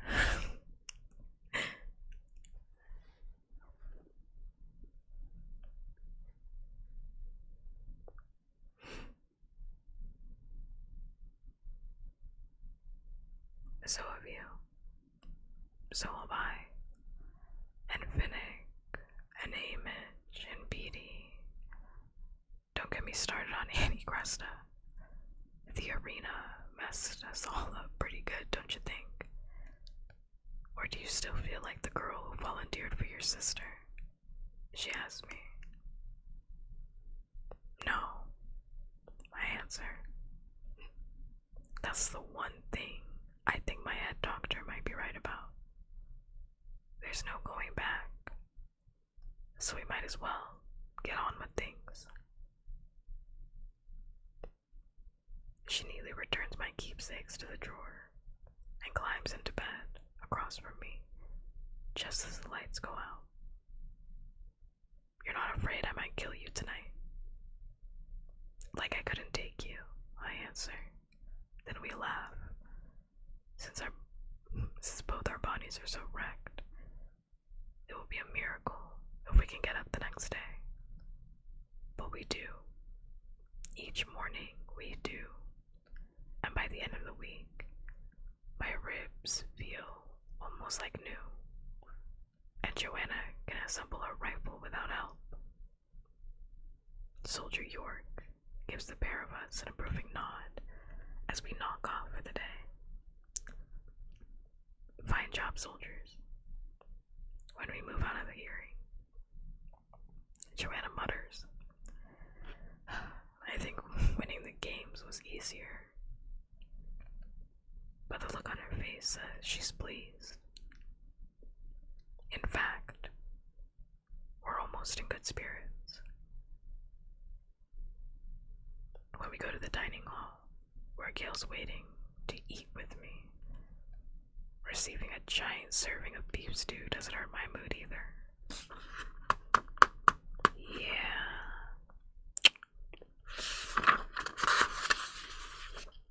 Pages all stuck together. First shipments of food arrived this morning. Greasy Say tells me that's real beef from District 10. Not any of your wild dog. I don't remember you turning it down. Gil tosses back. Thank you for the red my chick thirsty and pull on it. It's my bones. It's my bones.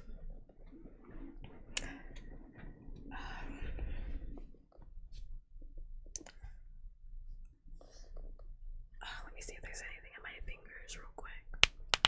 Oh, there is.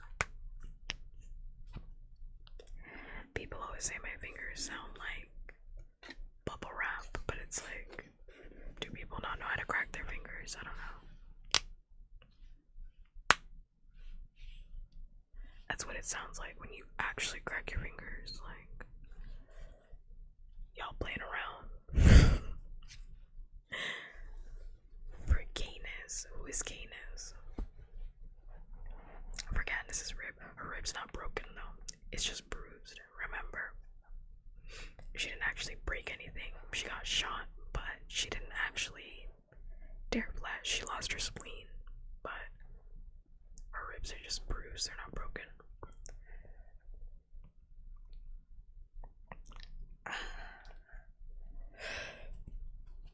Also have to say, I really dislike the fact that in the movies, again, they added the craziest stuff. They would be cracking from whatever serum they have, or serum, whatever serum. I mean, the serum is, it's helping her, what is it called? Helping the pain. Helping it heal. I don't think it's like cracking to put it back together, because her ribs, again, are not broken. Her ribs aren't cracked, they're just bruised. And it takes like a month to like heal your bruised ribs. Also, hi Fox. Hello. Spelling is my best right now. It's okay. I'm just teasing. And I have a thirsty. I'm like done with water after this.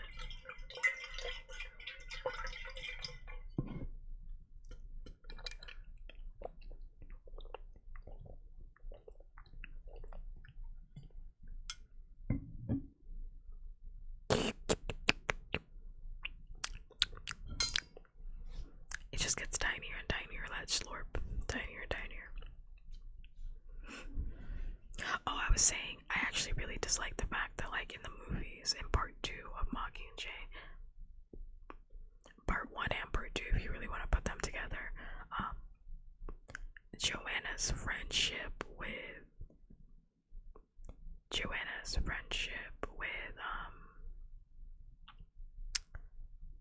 Katniss is like completely just, I mean, they make it seem like they are friendly, but I feel like it's moments like that where they're like training together and stuff, and Katniss volunteers to actually give Joanna a place to stay, and they talk about Peeta's Pearl, things like that. It's just completely gone from the movie, which is disappointing.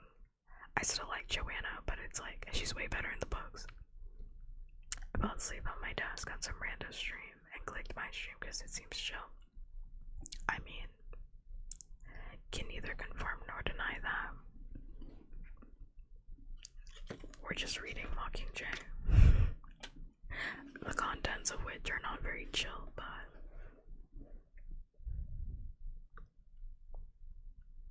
you know, who knows? Alright, page 240. We join a group that includes Deli, Annie, and Finnick. It's something to see Finnick's transformation since his marriage. His earlier incarnations, the decadent capital heartthrob I met before the quell, the enigmatic ally in the arena, the broken young man who tried to help me hold it together. These have all been replaced by someone who radiates life. Finnick's real charms of self-effacing humor and easygoing nature are on display for the first time. He never lets go of Annie's hand. Not when they walk, and not when they eat. I doubt he ever plans to. She's lost in some days of happiness. There are still moments when you can tell something slips in her brain and another world binds her to us. But a few words from Finnick call her back. I might be drunk. I don't know if you want to listen to this story drunk, but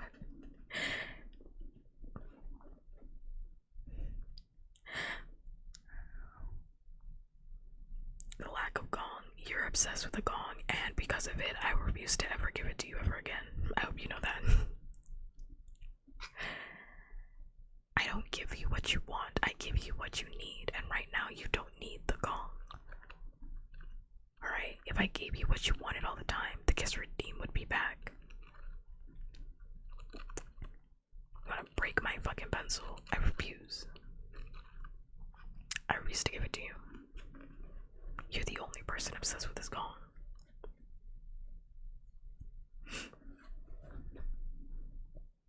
I refuse.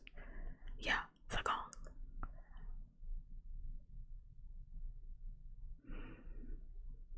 Let me log in. Let me log in.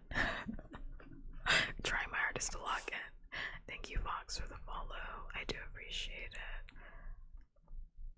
I want to hope that you're having a good day now wherever you are. I'm gonna put on a little heart just for you, and I'm gonna put it on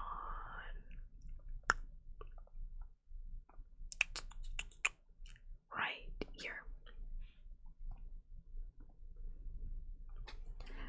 Right there. Alright. I'm gonna log in now. I'm gonna ignore memes and log in. Thank you for the thirsty redeem. I can't ignore that because it's actually distracting. I think my nose starts to itch when I start getting tired. I think that's what that is, because I'm like, is my nose itching all of a sudden? And it's late. This really will be the last chapter that I read.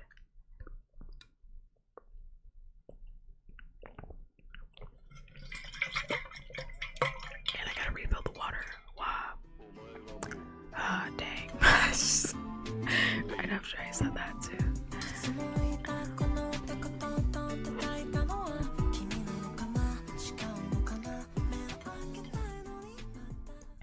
Mother of Pearl. Wow, thank you so much for the raid, James Bond. Thank you, thank you. I do really appreciate it. Also, thank you for the follow. Happy with you forever. Thank you. But it is the last chapter that I said it was gonna be the last chapter. Now I gotta read chapter 18. Now I gotta read chapter 18. But I was stream. Don't say that I jinxed myself, because I said it about an hour ago. I said the chapter 17 was gonna be the last chapter. How dare you? How fucking dare you? How was stream? I hope stream went well.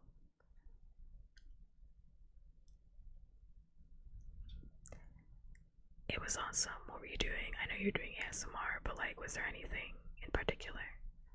self-care important, no stress? I mean, yes, but also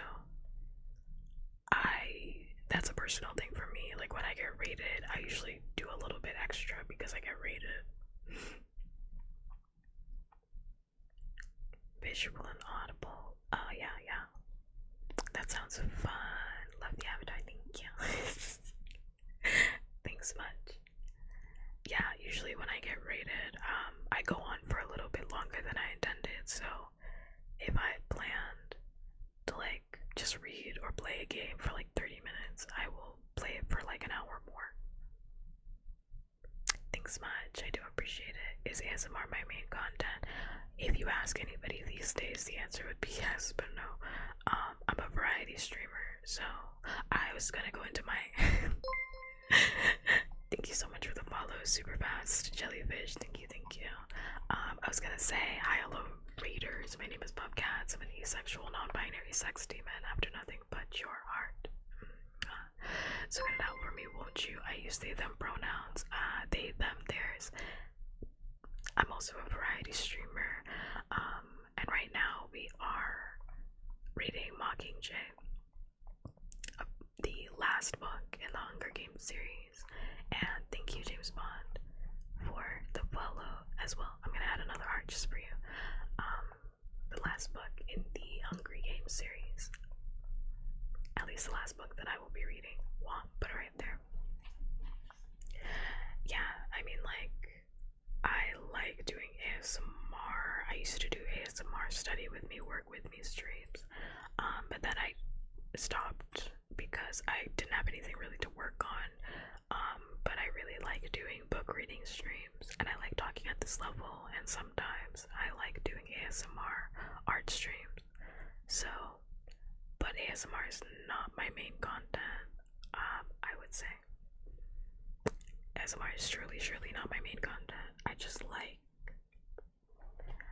doing it. I actually can't even listen to it, to be completely honest. I think it's funny. I just like doing whatever I like doing day to day. So, like, if ASMR appeals to me that night, then yes. But the ASMR reading streams are like,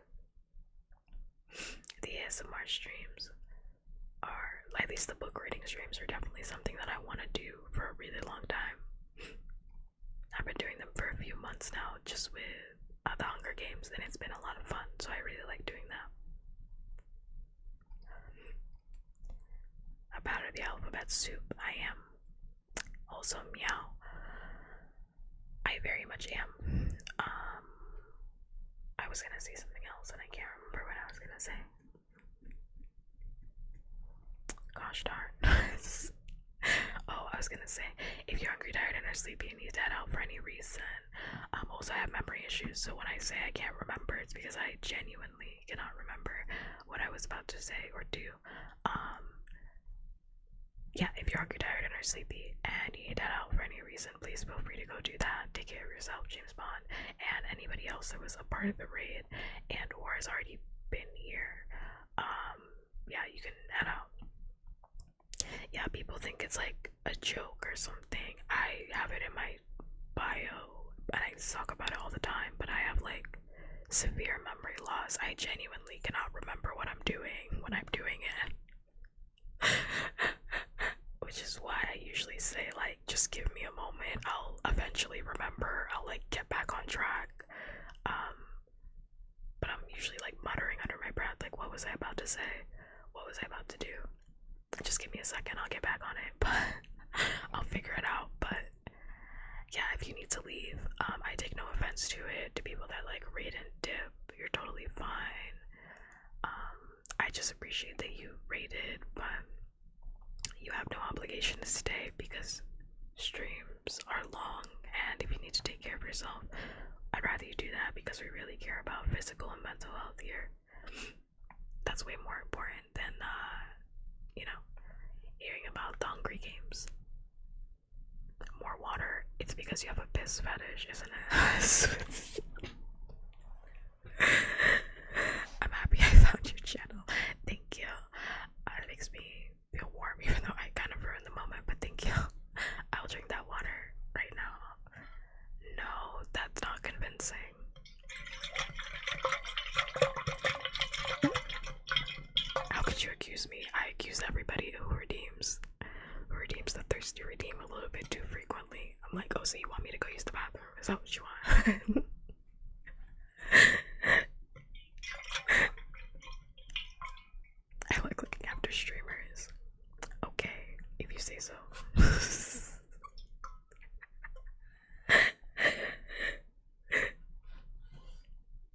is why people accuse me of being mean.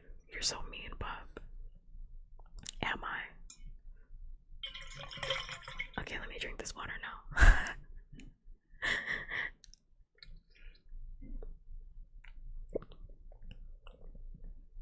It's actually pretty good. It's very ice cold.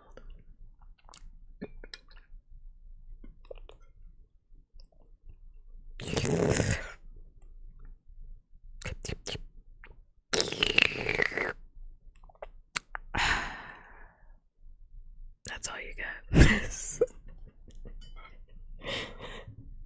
all you get. I come back to that line. That's crazy. Is it crazy? It doesn't sound that crazy to me.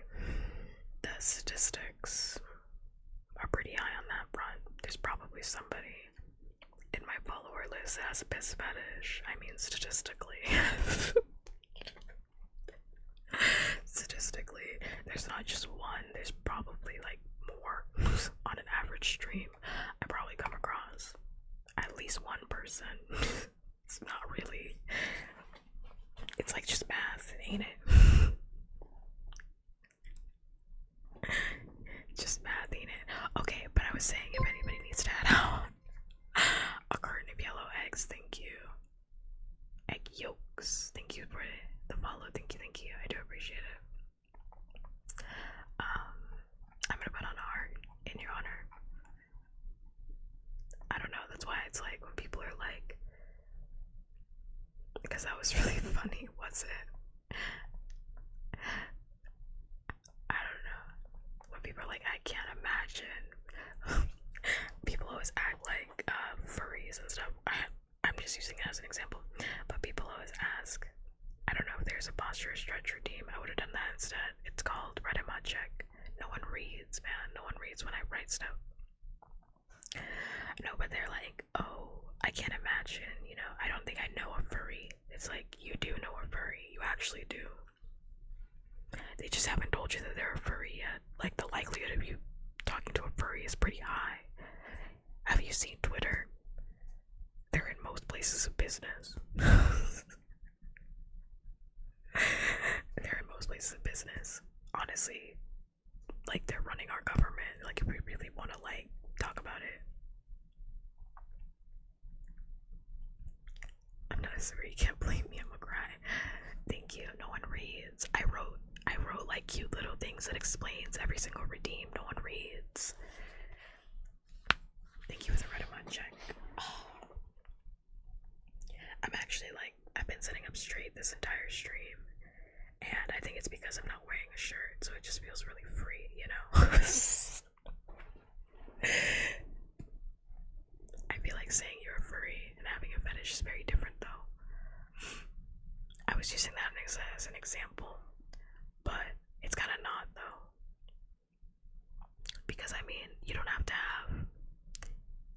I mean, I would say being a furry is like a lifestyle, but it can also be a fetish. It's kind of like, it can be, but not has to be, you know? Kind of like BDSM. It's like BDSM can be a lifestyle, but it's also like can just be a thing for some people.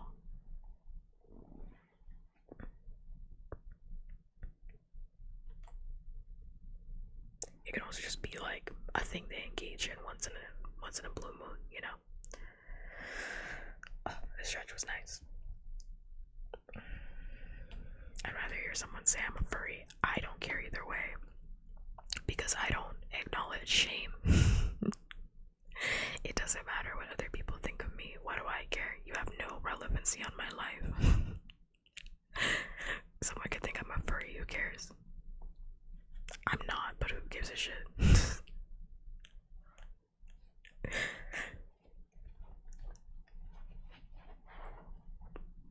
I don't care.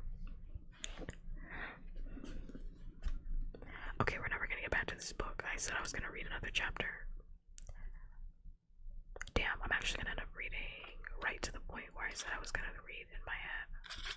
Actually, no, I'm not. Yes, I am. I wouldn't judge either. Yeah, I don't know. I don't know. Like, shame fears about.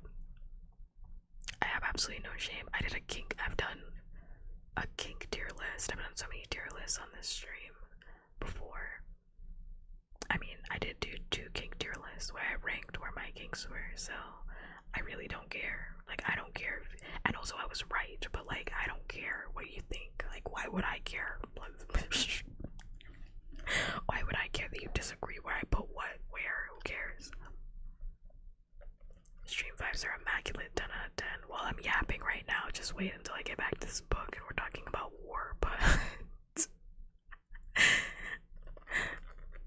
it's okay, I'm a chronic yapper too, as you can tell, as we're not reading this book, but I will get back to it. I am getting there. I am getting back on it. But yeah, if anybody needs to leave, you're not bound to stay here. You're totally free to head out.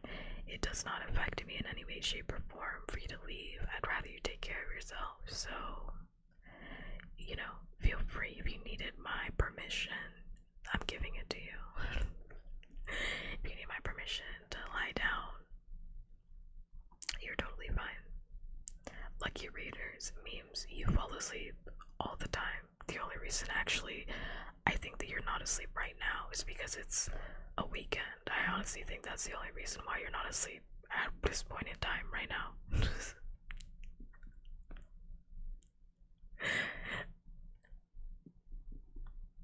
You fall asleep all the time, so I know you aren't talking.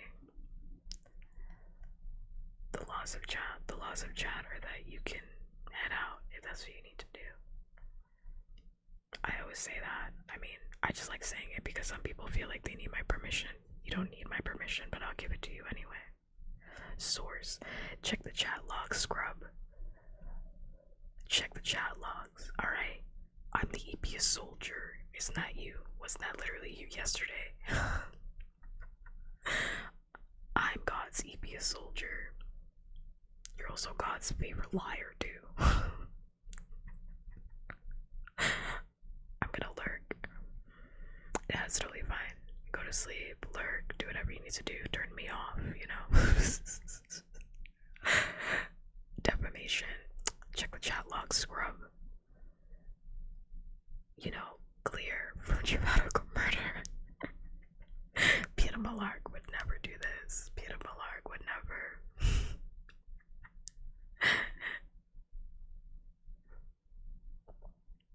Such language, suck language. Yay, yo. I would never use suck language in this chat, I promise. I promise I wouldn't. Anyway, enough distractions. Time to get back into this depressing ass book that I love so much.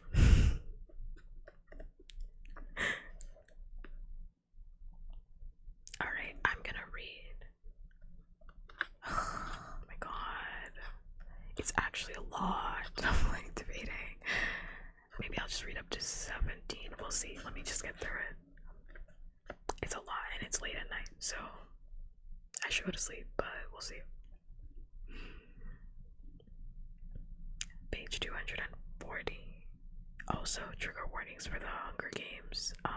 Do I even have to say this? I mean, like, murder, death, death and murder, murder and death, child murder, child, death, war, slavery, death, bloods, trigger warning, Katniss Everdeen.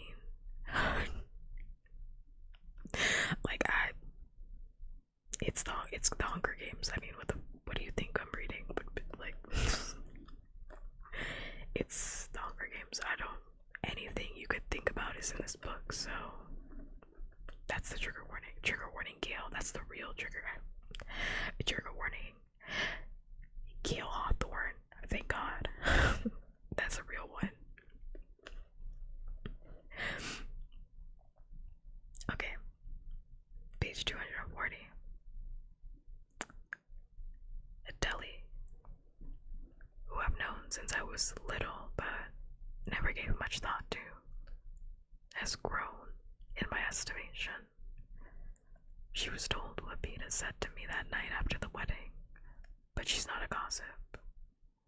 Hamish says, she's the best defender I have when Peter goes off on some kind of tear about me.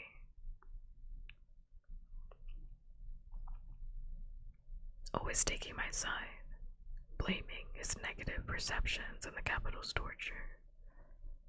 She has more influence on him than any of the others do, because he really does know her.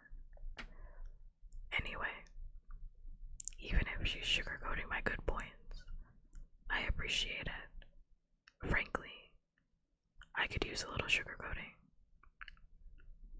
I can actually read books. I can actually read a book. Yeah, I've read 2 books on stream. Yes, I can read. Thank God for an education system. Yes, I can read. Surprising, I know. I'm starving, and the stew is so delicious.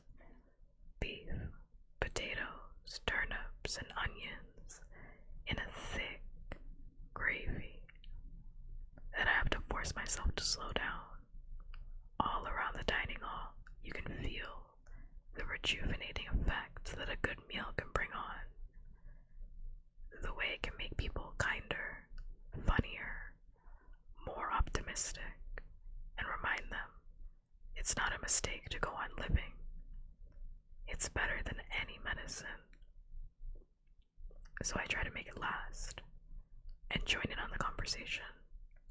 Sop up the gravy on my bread and nibble on it as I listen to Finnick telling some ridiculous story about a sea turtle swimming off with his hat.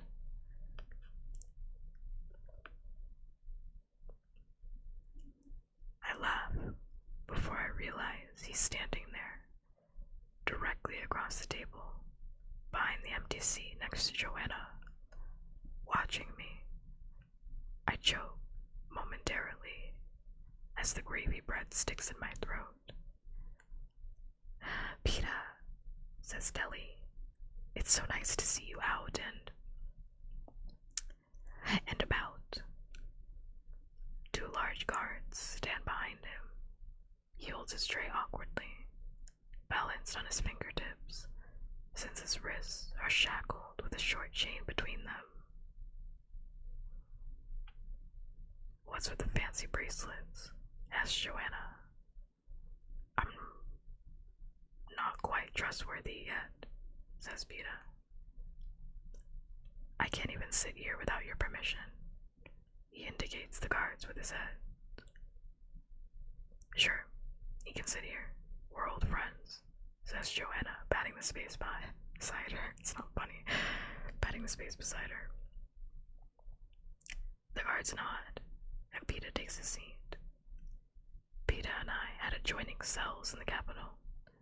We're very familiar with each other's screams. Annie, who's on Joanna's other side, does that thing where she covers her ears and exits reality. Finnick shoots Joanna an angry look as his arm encircles Annie. What? My head doctor says I'm not supposed to censor my thoughts. It's part of my therapy, replies Joanna. The life has gone out of our little party. Finnick murmurs things to Annie until she slowly removes her hands. Then there's a long silence while people pretend to eat. Annie, says Stelly brightly, did you know it was Peta who decorated your wedding cake? Back home, his family ran the bakery and he did all the icing. Annie cautiously looks across Joanna. Thank you, Peta. It was beautiful. My pleasure, Annie, says Peta. And I hear that old note of gentleness in his voice that I thought was gone forever. Not that it's directed at me, but still. If we're going to fit in that walk, we better go, Finnick tells her. He arranges both of their trays so he can carry them in one hand while holding tightly to her with the good seeing you, Peter. You be nice to her, Finnick. Or I might try and take her away from you. It could be a joke, if the tone wasn't so cold. Everything it conveys is wrong. The open distrust of Finnick, the implication that Peter has his eye on Annie, that Annie could desert Finnick, that I do not even exist. Oh, Peter, says Finnick lightly. Don't make me sorry I restarted your heart. He leads Annie away after giving me a concerned glance. When they're gone, Deli says in a reproachful voice, he did save your life, Peter, more than once. For her, he gives me a brief nod. For the rebellion, not for me. I don't owe him anything. I shouldn't rise to the bait, but I do. Maybe not. But Mags is dead and you're still here. That should count for something. Yeah, a lot of things should count for something that don't seem to, Katniss. I've got some memories I can't make sense of, and I don't think the Capitals touch them. A lot of nights on the train, for instance. He says, again, the implications that more happened on the train than it did. That what did happen, those nights, I only kept my sanity. I can't read this line for some reason. Lock in. Lock in. I still like seeing them fight, but lock in. That what did happen, those nights, I only kept my sanity because his arms were around me. No longer matters. Everything is a lie. Everything a way of misusing him. Peter makes a little gesture with his spoon, connecting Gale and me. This table scene is so uncomfortable. Oh my god, why is Gale here? This table scene is so uncomfortable. I forgot Gale was here. I was gonna say it earlier. I was like, is Gale still here? Because I couldn't remember. Oh, it's so awkward. Why is he here? Oh my god, I hate it here. I'm just gonna read it and then I'll say it afterwards. I'll push through and I'll try not to say anything because I don't know why Gale is here. I hate it. So are you two officially a couple now? Or are they still dragging out the star-crossed lover thing? Still dragging, says Joanna. Spasms cause Peter's hands to tighten into fists, and then splay out in a bizarre fashion. Is it all he can do to keep them from my neck? I can feel the tension in Gale's muscles next to me, fear, an altercation. But Gale simply says, I wouldn't have believed it if I hadn't seen it myself. What's that? asks Peter. You. Gale answers. You'll have to be a little bit more specific, says Peter. What about me?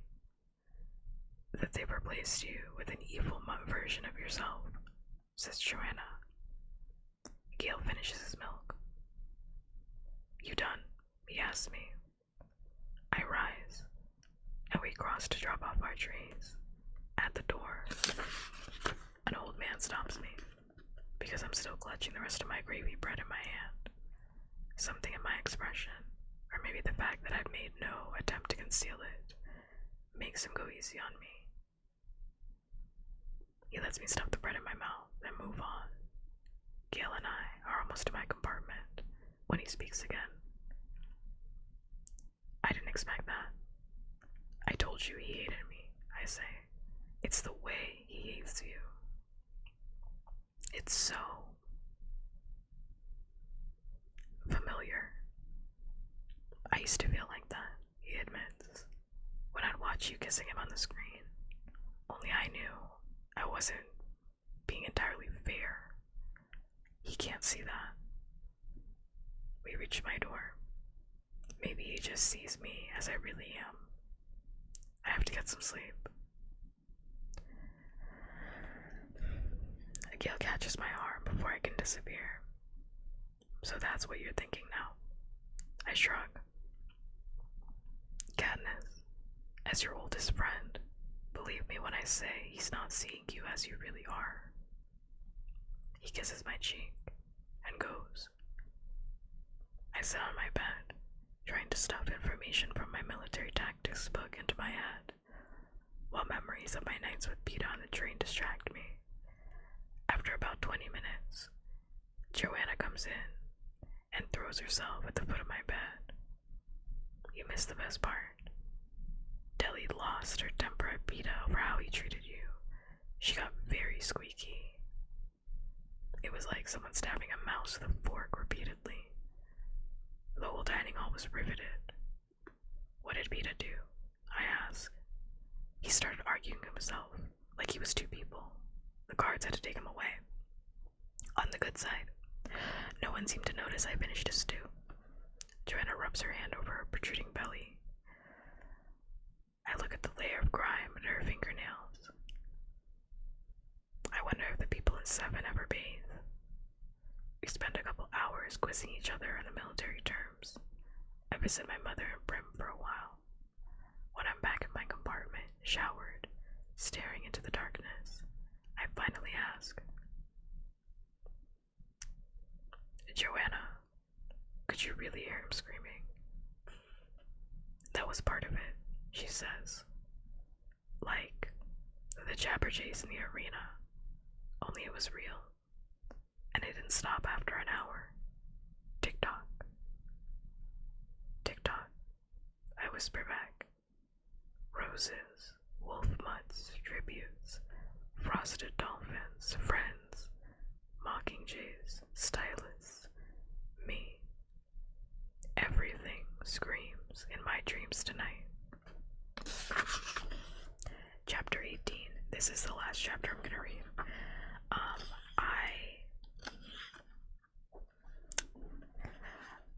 Okay, chapter 17. Katniss is being selfish. She knows she's being selfish. I just think it's annoying that everybody is treating Peeta like this. I think it's annoying. I'm sorry, I think it's annoying everybody treating Peeta like this. I know they're all going through their own shit. I really know everybody's like traumatized, but it's actually really bothering me. Like everybody's treating Peeta like he's an asshole when it's like, I think Joanna is the only person that is treating Peeta like he is a normal person. It's not even self-sabotage. Peeta literally does not know any better. That's the difference. Katniss does know better. Katniss does. Her leaving with Gale was fucked up. I think her leaving with Gale was fucked up. Because, like, Peeta, in Peeta's mind, his memories are literally that Katniss tried to kill her. That tried to kill her. And it's like, he actually doesn't know any better. Like, Peeta is not self-sabotaging. You meant to say that you're Katniss Everdeen. Because, like, everybody to him, right, he's acting like himself. He doesn't know that version of himself that people are, like, talking about because he has been tortured to behave differently. So when everybody's treating him like, this is the shit that makes me mad, because when everybody's treating him like he's supposed to be acting one way, he's like, what the fuck? Like, I don't remember that. Like, my memories are different. Like, I don't remember that. It's pissing me off, making me real mad. Like, leave him alone. Leave him alone. And I know everybody's going through their own shit, so I can't get too mad. I can't get too upset. But it's really, really pissing me off. Like, for real, pissing me off. Torture arc, let's go. You missed it. You missed the torture arc. We already did that. You missed it. Don't worry, it can get worse. It can get worse than torture. I already told you. I already said that that wedding was the last good thing that happens in this book, and I was not joking. So, like, don't hold your breath for anything good to happen. That's all I'm gonna say. Don't hold your breath. I have like 3 bad things that are about to happen. Up and coming. Let's go. It gets worse from here. Let's go.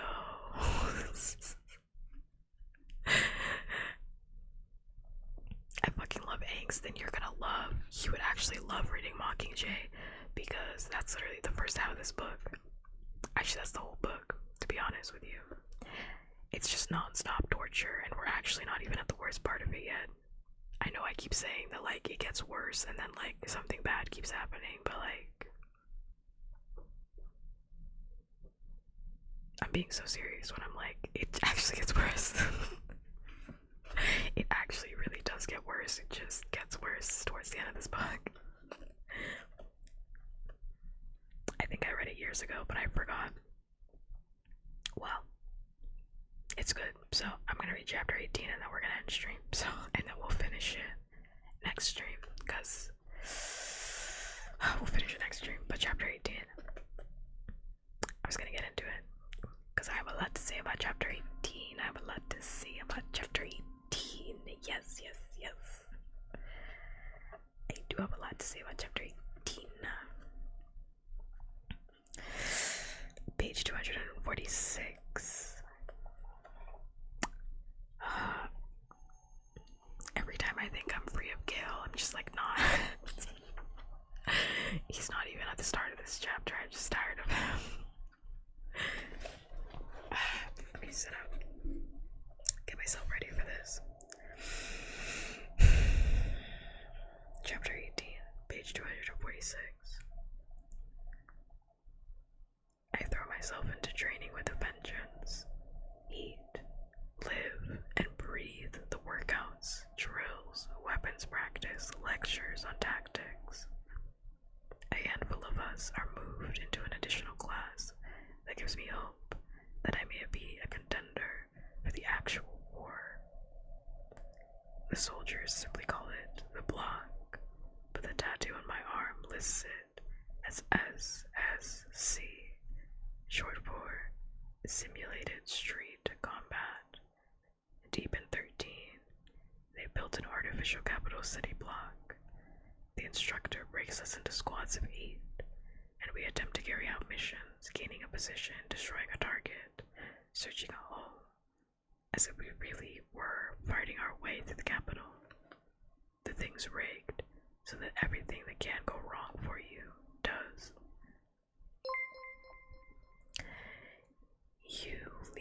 Yuli, thank you so much for the follow. Thank you. I do appreciate it. I hope you're having a good day, night, wherever you are. I'm gonna add a little heart in your honor. Right about meow. Ayo. Yuli, your name is cute. I'm gonna add a heart right up here. Wow.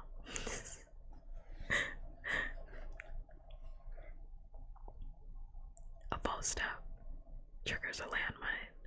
A sniper appears on a rooftop. Your gun jams. A crying child leads you into an ambush. Your squadron leader, who's just a voice on the program, gets hit by a mortar, and you have to figure out what to do without orders. Part of you knows it's fake, and that they're not going to kill you. If you set off a landmine, you hear the explosion and have to pretend to fall over dead. But in other ways, it feels pretty real in there. The enemy soldiers, dressed in peacekeepers' uniforms, the confusion of a smoke bomb. They even gas us. Joanna and I are the only ones who get our masks on in time. The rest of our squad gets knocked down for 10 minutes. And the supposedly harmless gas I took a few lungfuls of gives me a wicked headache for the rest of the day. I have to put on some lip balm. It's just I have to put on some lip balm. It's just I can't do it. I can't take it. I can't take it. I need lip balm. I thought I could handle it. I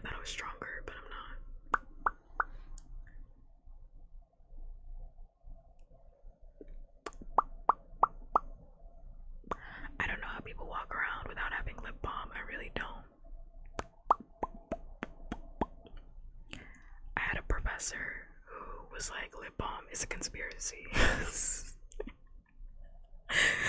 I had a professor who was literally like, lip balm is a conspiracy. Flavor lip balm. I use cocoa butter mint. This one is cocoa butter mint.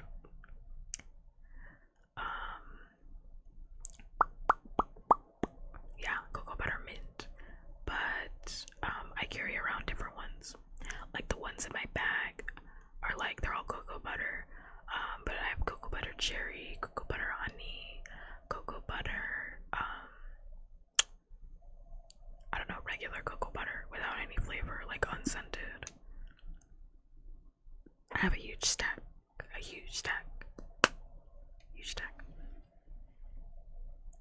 I like the mint.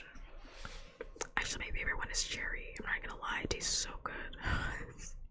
It tastes so good. Am I cooked if I don't use lip balms? I mean,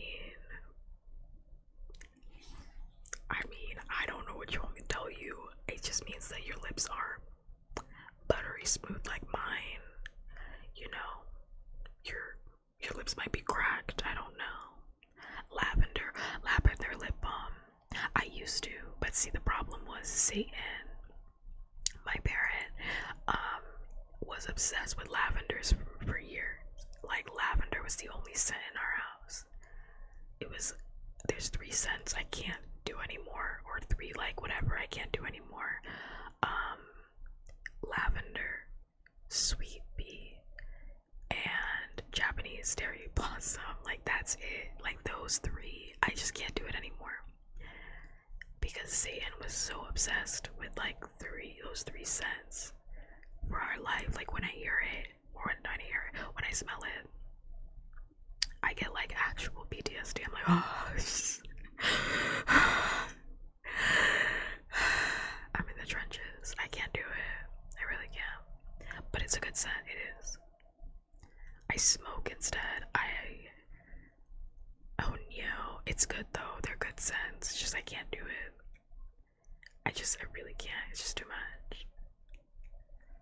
Start getting for real PTSD. It's too much. But you should use lip balm. No, but my professor was like, yeah, it's a conspiracy because if I leave my lips alone, my lips are not chapped. When I use lip balm, I feel like I notice when my lips are chapped more, and I'm like, yeah, sir, because before you didn't really pay attention how your lips were chapped, and now that you have lip balm, you realize, damn, I'm hella hydrated.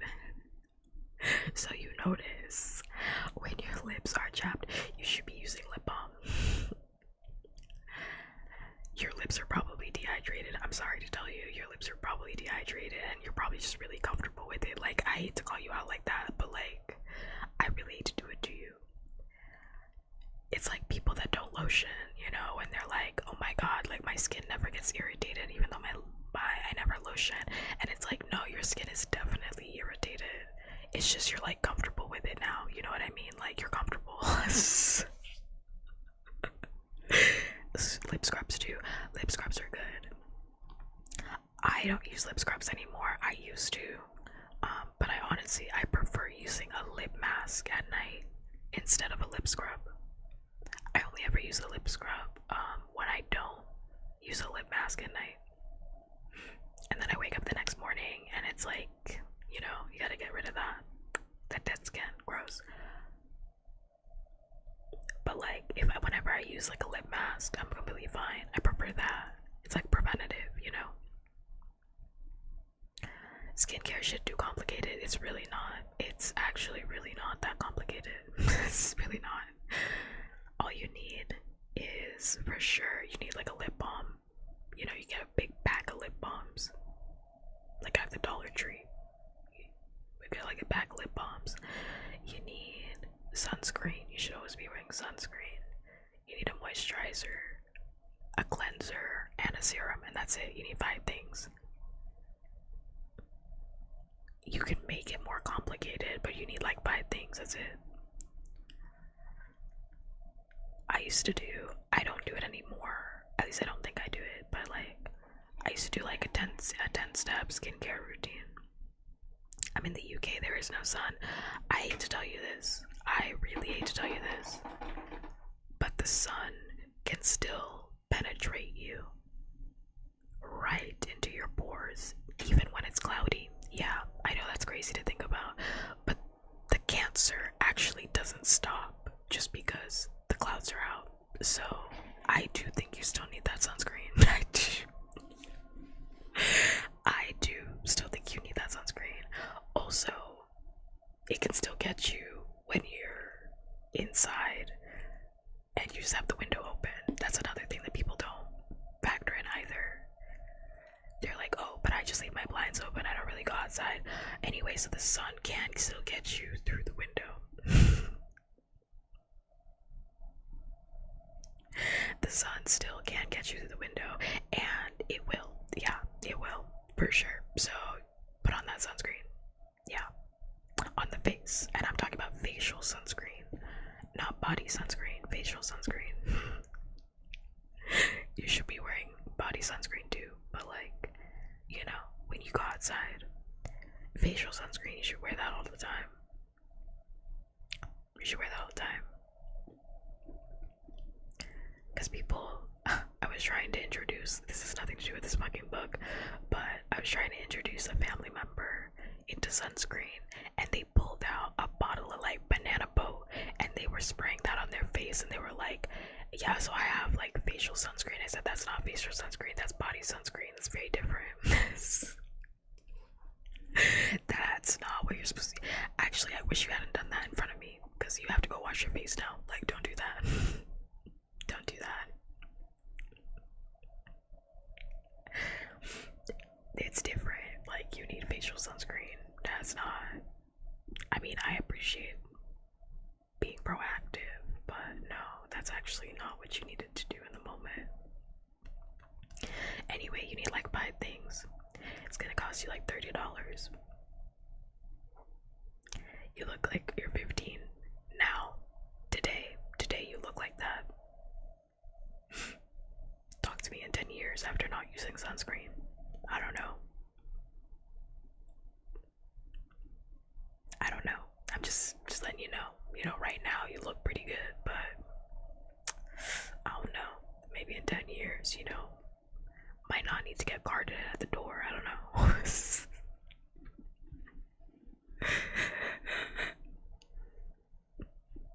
And I still look 15. 22 is not. I don't know. Maybe you do actually look 15. I feel like most of the time when people say that, they actually really don't look 15, but that's just me.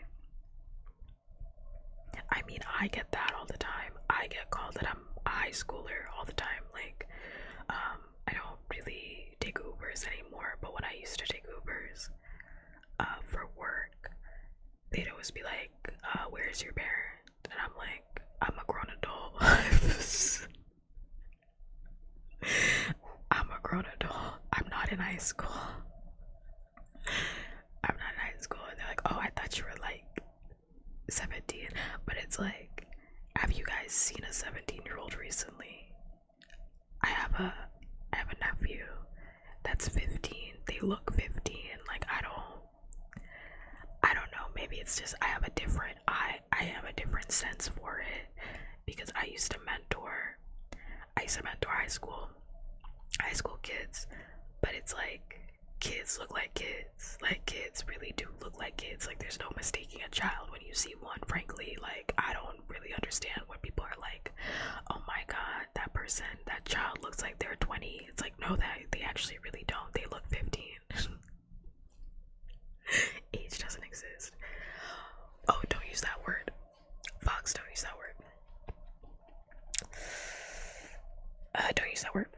We don't use that word here. Being 4'11" is fine though. Yeah, we don't use that word here because it's a slur. So we don't use that word here. No, you're totally fine. You're totally fine. You didn't know, and now you know. I'm just gonna delete your comment though. But actually, I'll leave it. It's fine. I'll leave it. It's fine. We talked about it. We said it. But just don't say it again. I should actually have that word, like, removed from chat. That's actually, it was on my list to do, and I didn't add that.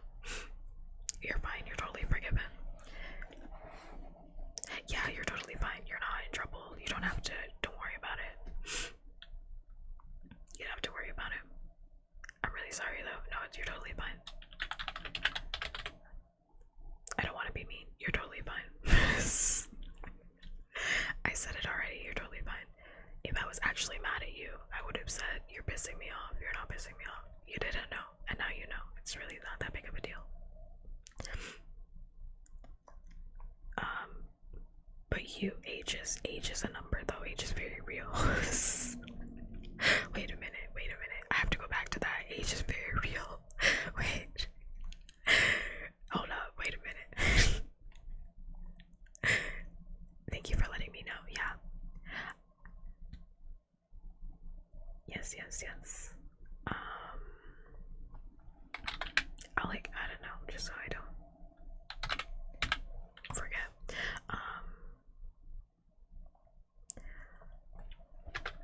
But I don't know. People should just know. Oh, yeah, people should just know when they see kids. I don't know if it's just because people haven't seen kids in a while. Like puppies or taxes. Do I pay my taxes? I do. Government, FBI, if you're listening, I pay all of my taxes. I've never in my entire life,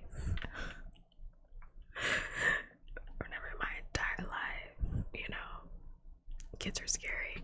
They're not, but I don't know. I guess I go by high school pretty frequently because I have a nephew that's in high school, but it's like these kids look like kids. I don't know. I've never seen a kid that I've been like, that looks like an adult. Thank you, by the way, for the pull on it. I'm just gonna crack all my fingers up against my jaw.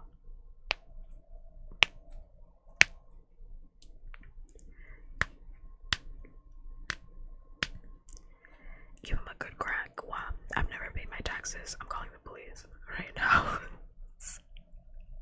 I'm calling the police right now. Kids always think I'm their age. Also good cracks, thank you. Thanks much, but I don't know, kids look like kids to me. I've never seen a kid and been like, that is not a kid. I think the only time that I get confused is like maybe when someone's like 18, you know? When someone's like 18 or something, like when they're like 18 or like maybe in their 20s, like that I can understand, because like 18, 20, whatever, you know, 18, 20, I honestly think 20-year-olds are immature, frankly. I think 20-year-olds are immature. I think every level is immature. Like, I've met some adults that had some real immature thoughts. This has nothing to do with the Hunger Games. And you already said you're a chronic yapper. It's okay. I am too. That's why I'm indulging this conversation. I'm enjoying it. I love going off on a tangent. Am I immature at 22? Yes. What? Yes. Adult children. Very much so. There are kids with some kids. Like, have you ever seen like adults with children and you're like, I really don't think you should have. You should have these kids. It's over for me. I mean, there's time for you to mature. You're only 22, you know, there's time for you to mature. But there's also like, I don't know, I think you should be allowed to be a little bit immature, just for a little bit. And then you gotta get it together. And then get it together promptly, quickly, immediately. Get it together. No more slacking. But you know, just for the time being, you can have kids. I mean, not have kids, oh my god. You can act immature. I don't know where the kids came from.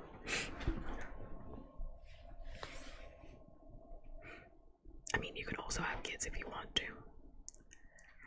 I'm gonna be a grandma. Flexing my Game Boy. Grandma, anybody want to see that shit? Where's your Switch 2?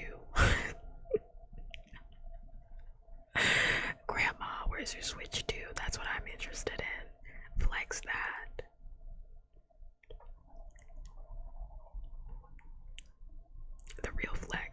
bust out my Nintendo 3DS and I pull out Tamagotchi Life. That's the real flex. I'm gonna pull out Tamagotchi Life. Fucking scared these kids. What is that? It's the holy grail of video games.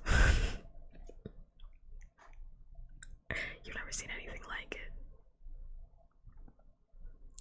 Good thing I can't have kids. I mean, like, but you can still have kids. You can adopt. I mean, there are other ways to have kids that aren't directly, you know, having a child.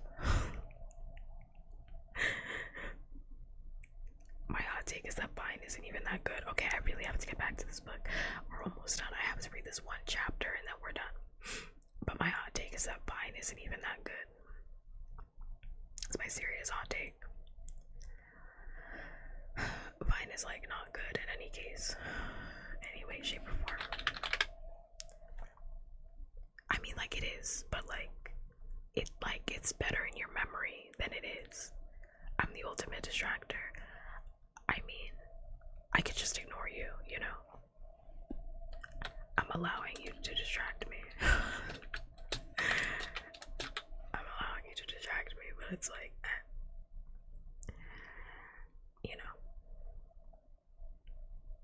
But like Vine, I think in our memories was really good, but in reality, there's like 4 people that were like kind of really good on the app, and I think it was just like really like not good. It's like a lot of the memes were just like not good. Vine gotta be better than TikTok though, but it's not though. It's like actually not though.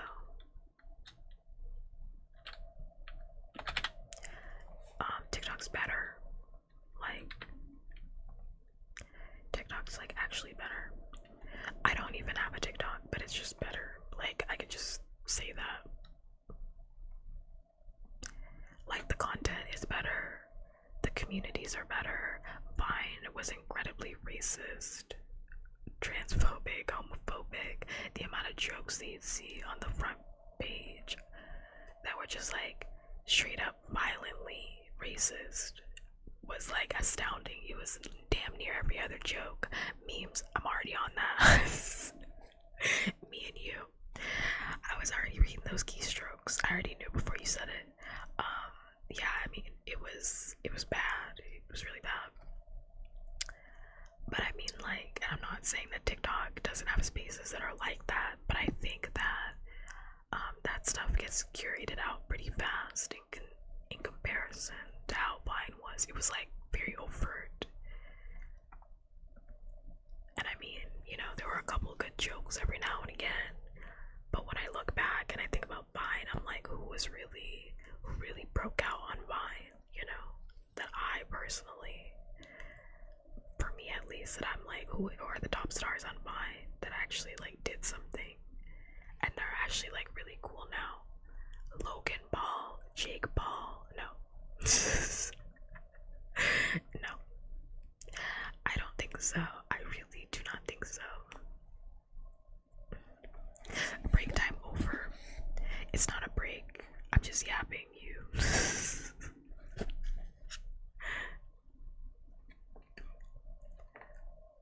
Also, that's another thing about me. If that bothers you, you're gonna have a really bad time on the Popcat stream because, like, I love to have a little tangent. It's my little treat. A little tangent away from the actual thing that we're doing. So, if that bothers you,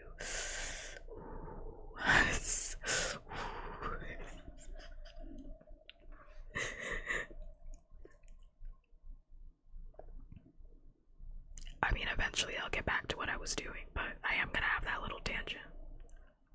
We love a circular conversation.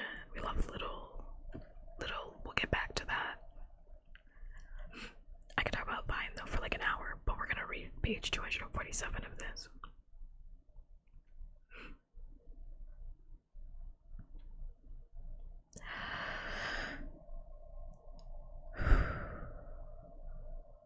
And the supposedly harmful gas. Harmful. Let's try it again. Let's try that again.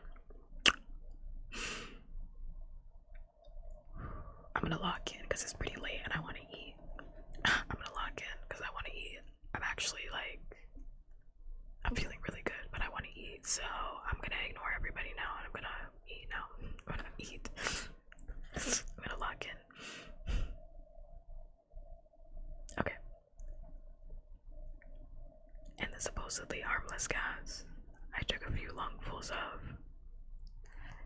Gives me a wicked headache for the rest of the day.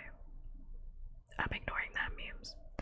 Cressida and her crew taped Joanna and me on the firing range. I know Gale and Finnick are being filmed as well. It's a part of a new Propo series to show the rebels preparing for the capital invasion. On the whole, things are going pretty well. Then PETA starts showing up for our morning workouts. I see you, memes, and I notice you, and I'm ignoring you. The mechanicals are off, but he's still constantly accompanied by a pair of guards. After lunch, I see him across the field, drilling with a group of beginners. I don't know what they're thinking. If a spat with Deli can reduce him to arguing with himself, he's got no business learning how to assemble a gun. When I confront Plutarch, he assures me that it's all for the camera. They've got footage of Annie getting married and Joanna hitting targets, but all of Panem is wondering about PETA. They need to see he's fighting for the rebels, not for Snow. And maybe if they could just get a couple of shots, the two of us, not kissing necessarily, just looking happy to be back together, I walk away from the conversation right then. That is not going to happen. In my rare moments of downtime, I anxiously watch the preparations for the invasion. See equipment and provisions readied, divisions assembled. You can tell when someone's received orders because they're given a very short haircut, the mark of a person going into battle. There is much talk of the opening offensive, which will be to secure the train tunnels that feed up into the capital. Just a few days before the first troops are to move out, York unexpectedly tells Joanna and me she's recommended us for the exam, and we're to report immediately. There are 4 parts: an obstacle course that assesses your physical condition, a written tactics exam, a test of weapons proficiency, and a stimulated combat situation on the block. I don't have time to get nervous for the first 3, and I do well. But there's a backlog at the block, some kind of technical bug they're working out. A group of us exchanges information.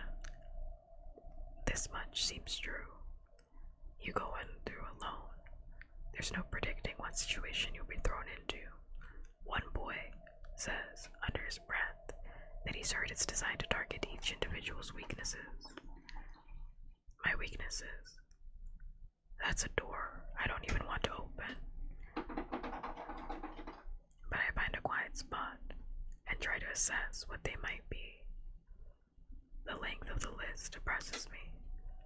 Lack of physical brute force, a bare minimum of training, and somehow my standout status as the Mockingjay doesn't seem to be an advantage in a situation where they're trying to get us to blend into a pack. They could nail me to the wall on any number of things. Joanna is called 3 ahead of me, and I give her a nod of encouragement. I wish I had been at the top of the list, because now I'm really overthinking the whole thing. By the time my name's called, I don't know what strategy should be. Fortunately, once I'm in the block, a certain amount of training does kick in. It's an ambush situation.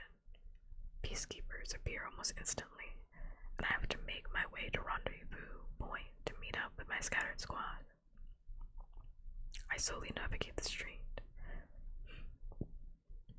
taking out peacekeepers as I go. 2 on the rooftop to my left, another in the doorway up ahead. It's challenging, but not hard as I was expecting. There's a nagging feeling that if it's too simple, I must be missing the point. I'm within a couple of buildings from my goal when things begin to heat up. Half a dozen peacekeepers come charging around the corner. They will outgun me, but I notice something. A drum of gasoline lying carelessly in the gutter. This is it. My test. The perceive that blowing up the drum will be the only way to achieve my mission. Just as I step out to do it, my squadron leader, who's been fairly useless up to this point, quietly orders me to hit the ground. Every instinct I have screams for me to ignore the voice, to pull the trigger, to blow the peacekeeper sky high, and suddenly I realize what the military will think my biggest weakness is. From my first moment in the games, when I ran for that orange backpack, to the firefight in 8, to my impulsive race across the square in 2, I cannot take orders. I smack to the ground so hard and fast, I'll be picking gravel out of my chin for a week. Someone else blows up the gas tank. The peacekeepers die. I make my rendezvous point. Chupacabra, thank you so much for the amogas. Thank you. When I exit the block on the far side, a soldier congratulates me, stamps my hand with a squad number 451, and tells me to report to command. Almost giddy with success, I run through the halls, skidding around the corners, bounding down the steps because the elevator's too slow. I bang into the room before the oddity of the situation dawns on me. I shouldn't be in command. I should be getting my hair buzzed. The people around the table aren't freshly minted soldiers. Brain focus on the food. What do you mean by that? I'm reading through this pretty good. I don't know what you mean. I'm getting through it pretty good. I don't know what you mean. I'm gonna knock this out though.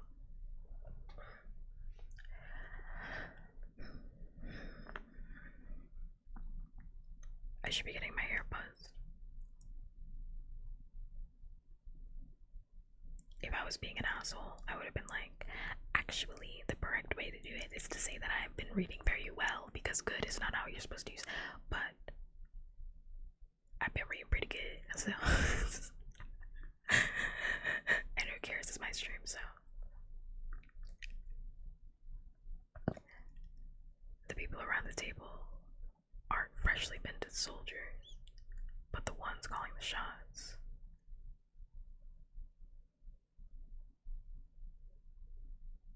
It's okay, I said it first. I said I was reading pretty good, and then instantly my mind went, actually, it's not good, it's well. You can't say that in a sentence, and I had to beat the hell out of the little bobcats that exist inside my brain. Because I was like, shut up, shut up, shut up. You're being so annoying, shut up. And I didn't say any of this and said I was reading, so like when I'm reading, I just have like a full on, I'm like actually not, I am paying attention to what I'm reading, but I'm also having like a full on conversation with myself in my head. Like I am reading, but I can double task. I can like read and read chat and also like think about other stuff in my head. I'm thinking about like 6 different things in my head. I'm just not saying it.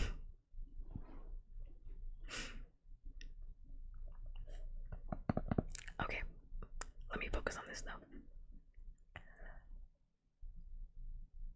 Boggs smiles and shakes his head when he sees me. Let's see it. Unsure now, I hold out my stamped hand. You're with me. It's a special unit of sharpshooters. Join your squad. He nods over at a group lining the wall. Gale, Finnick, 5 others I don't know. My squad. I'm not only in, I get to work under Boggs, with my friends. I force myself to stay calm. Soldierly steps in to join them. Instead of jumping up and down. I mean, like, it's not like I learned how to do this overnight. I can just, like, most of the time, I do read chat, but I have to take a moment to, like, acknowledge it, because sometimes if I read chat in my head and I don't say it out loud, every everyone thinks that I'm ignoring chat, right? But like, I can read everything everybody's saying. Like, I can read it and just ignore you guys, but like, I have to take a moment and be like, I heard you, yes. Yes, I did, I heard you. Because then otherwise, it just sounds like I'm not paying attention, but it's like, I actually do glance and I read it while I'm reading. I can do both. I just have to take the moment and be like, okay, let's pause and acknowledge, because if I don't say that, then it's like, Pup's not paying attention. We can do whatever we want. Let's riot. I eat memes. It's time for us to riot. Pup said they're going to the bathroom. It's like, actually, no, I can still see the chat.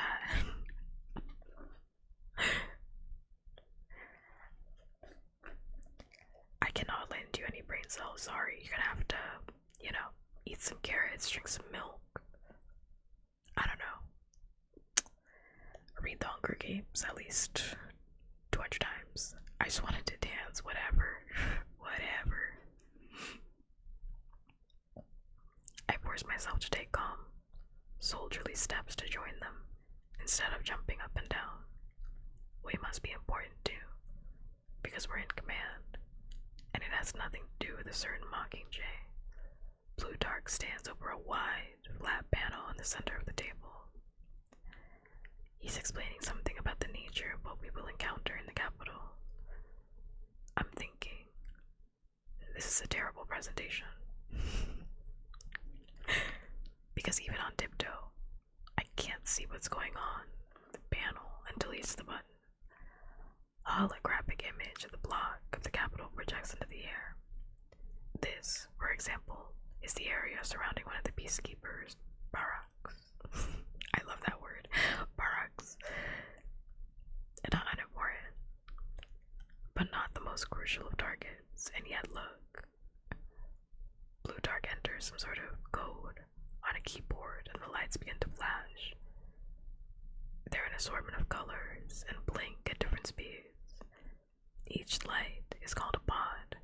It represents a different obstacle, the nature of which could be anything from a bomb to a band of mutts. Make no mistake, whatever it contained is designed to either trap or kill you. Some have been in place since the dark days, others developed over the years. To be honest, I've created a fair number myself. This program, which one of our people absconded with when we left the capital, is our most recent information. They don't know we have it, but even so, it's likely that new pods have been activated in the last few months. This is what you will face. Witty voice, by the way, thank you. I hope you have good food after stream. I'm gonna eat some hot dogs. It's kind of what I'm craving right now. I'm gonna eat some hot dogs. I'm gonna have some chips, because I'm kind of craving those Cheetos Puffs. I'm like obsessed with Cheetos Puffs these days. Like, I love Cheetos Puffs. So I'm gonna have some of those. And then I'm gonna conk the fuck out. They told us. I remembered that you asked memes. I was just gonna tell you after I was done with this chapter, you know. I'm gonna eat a couple glizzies, probably just one, because by the time I eat one, normally I have like 3, you know, like I'm a real glizzy globler. Yeah, that's how you say that. And normally I have like 3, but what usually happens after stream is that I get really comfortable and I pour myself a nice drink. Not alcohol, I just pour myself a nice drink.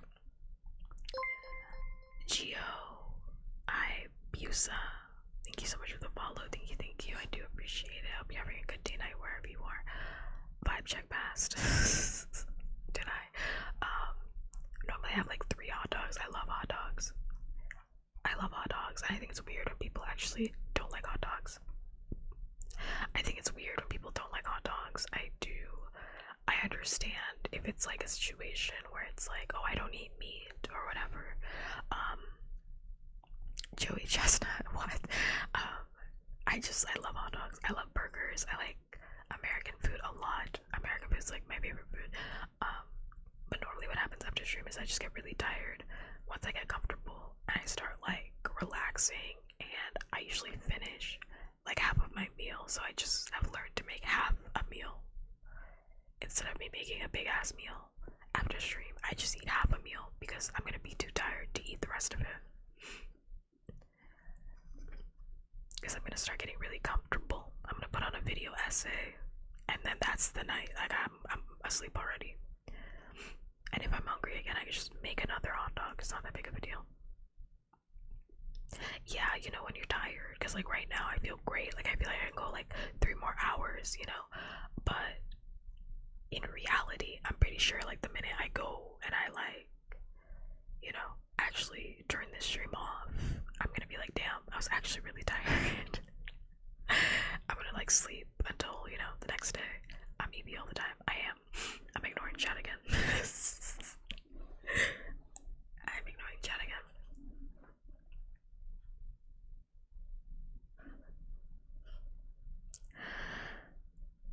I'm aware that my feet are moving to the table.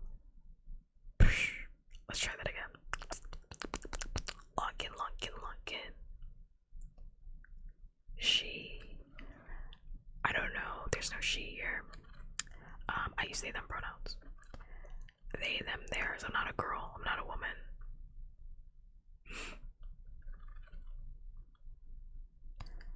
I sound femme, but I am not. I have huge titties, but I'm not. I mean, like, anyone can have huge titties, though. You know what I'm saying? Like, anybody can have huge titties. I'm sorry, it's okay. You know now, so it's fine. I might conk out the minute pop end stream. I mean, I'm gonna end it after I finish a couple pages, so. Chapter 18 is the last chapter I'm gonna read, so we're almost there. We're almost there. It's okay. I mean, I think what matters is that, you know, you're actively trying. I mean, like, my family, oh my god, when I first told them that I was non-binary, I mean, fun fact, I say this all the time, it's not really a fun fact, everyone knows this, but I'm African, and, my family, when they, like, heard that I was non-binary, they were like, because actually in our mother tongue, there isn't even a word for that, there isn't even a word, which is so crazy, right, that there's not even a word for what I am, and they were like, what? That doesn't make any fucking sense. But Satan really came around and like actively made an effort to try, and even when they mess up now, right? Like they just make an effort to try.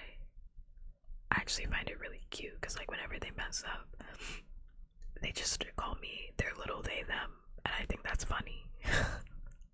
It was not that, it was actually like very Lifetime original movie. Like it was actually very it was a very Lifetime original movie. It was a hot mess for a while. I mean like hot mess, like bad, bad, bad. It was bad. But like now they just like, I don't even know if they get it even, but they always just try, and I think that that's just what's important. It's like people trying. Even when my friends misgender me, it's like, it's fine. I always say it's fine because I mean it's not fine, but it's fine in like a sense of like, I know that you're actively trying. Even I do it to myself though. That's why it's like, I don't know. I'm not like super harsh about it as long as someone's actively not trying to be an asshole towards me. Because I can always tell the difference. Even I do it to myself. I misgender myself like all the time. I mean, I used to go by she, her, they, them, and he, him pronouns. So like all pronouns. When I was like a lot younger, and before I was like fully out, I guess, as non-binary, but I always just called myself like she, her pronouns because I was like, I'm not ready to make that jump, even though I'm saying I'm okay with it, like I'm not ready. So sometimes like I'll slip and I'll call myself like she, her pronouns, or I'll refer to myself as like as like a girl, and then I have to catch myself and be like, ew, because I get like a shock, and I'm like, ew, gross. I'm like, ew, gross, gross, gross, gross. I'm like, I get like a shock, like, who am I? Back when I was 73, more like back when I was 53. Back when I was 53, misgendering hurts like a bitch. I think again, it's just worse when people aren't actively trying, right? Live but reaction, yeah. When I misgender myself in my head, I actually like feel sick. I feel sick. I'm like, I thought you were an ally.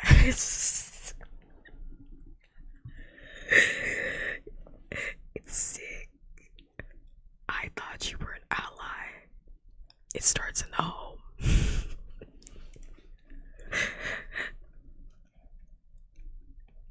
But then I also have to remember that like I'm a person, and even if I myself am like non-binary, like I'm a person that like also is weighed down by heteronormative pressures, right? And like every time I misgender myself, it's okay because I know what I am, and I know that I'm also trying, which is why I don't get mad when people do it.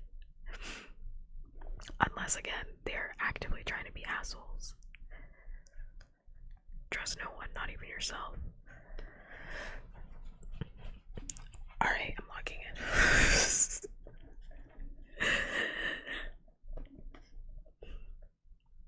Let's get back to this heteronormative novel. I'm kidding, it's not that heteronormative.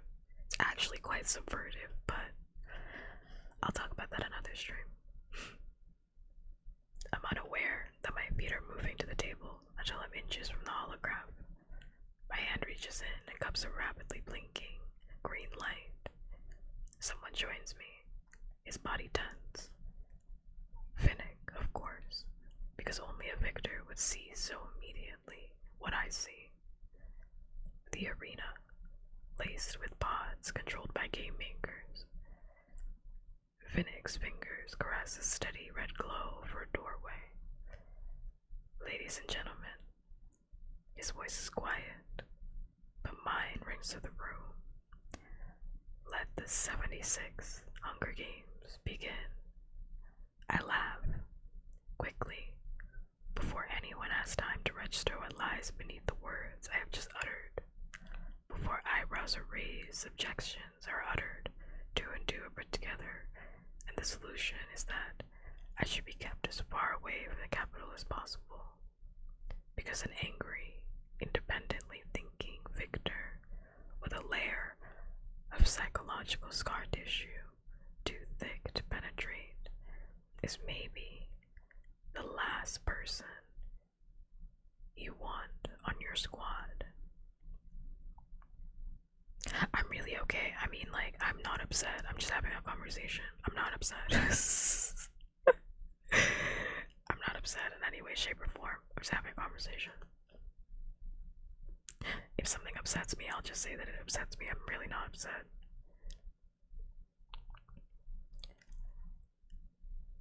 I don't even know why you bothered to put Finnick and me through training Blue Dark. I say, but you can save up your points for a headbat. You know, I'll take that. I'll take that headbat later.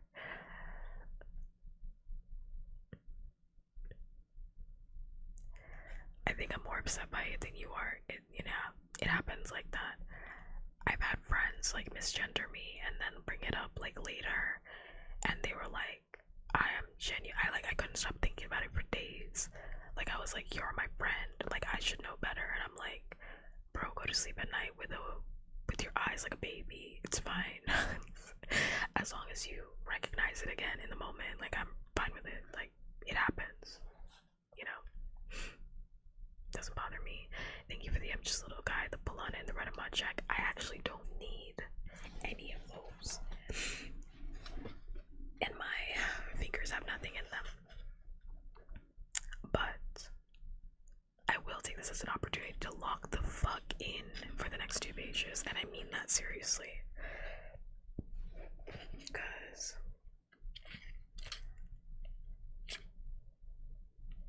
yeah, I could do this. I could do this.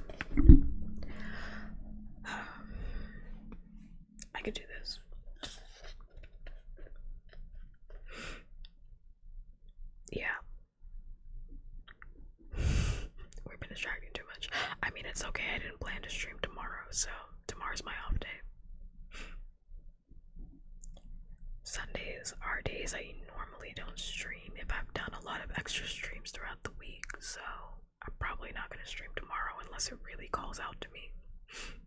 So it doesn't bother me how long this stream is, because I'm like, tomorrow it doesn't really matter, does it? Doesn't really matter to me, so all that means is that there's less of a likelihood of there being a tomorrow stream. That's all that means. The more time on this stream just means less of a chance of tomorrow's stream. That's all it means.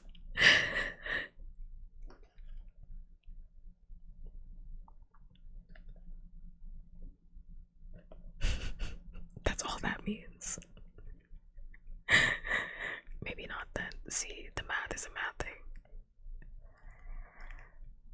I don't even know why you bothered to put Finnick and me through training Blue Dark.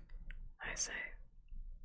Yeah, we're already the two best equipped soldiers you have. Finnick adds cockily. Do not think that fact escapes me, he says with an impatient wave. Now back in line, soldiers. Oh dear, and Everdeen, I have a presentation to finish. I only just found you. You're acting like I'm never gonna stream ever again. I mean, I just said one day. I just said tomorrow I probably am not gonna stream. That doesn't mean I'm never gonna stream again. We retreat to our places, ignoring the questioning looks thrown our way.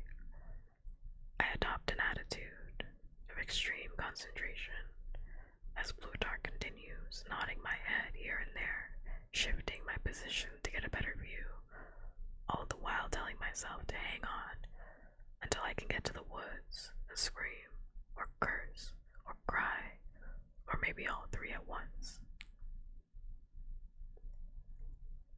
If this was a test, Finnick and I both pass it. When Plutarch finishes and the meeting's adjourned, I have a bad moment when I learn there's a special order for me, but it's merely that I skipped the military haircut because they think they would like the Mockingjay to look as much as the girl in the arena as possible at the anticipated surrender. For the cameras, you know, I shrug to communicate that my hair's length matters of complete indifference to me. They dismiss me without further comment.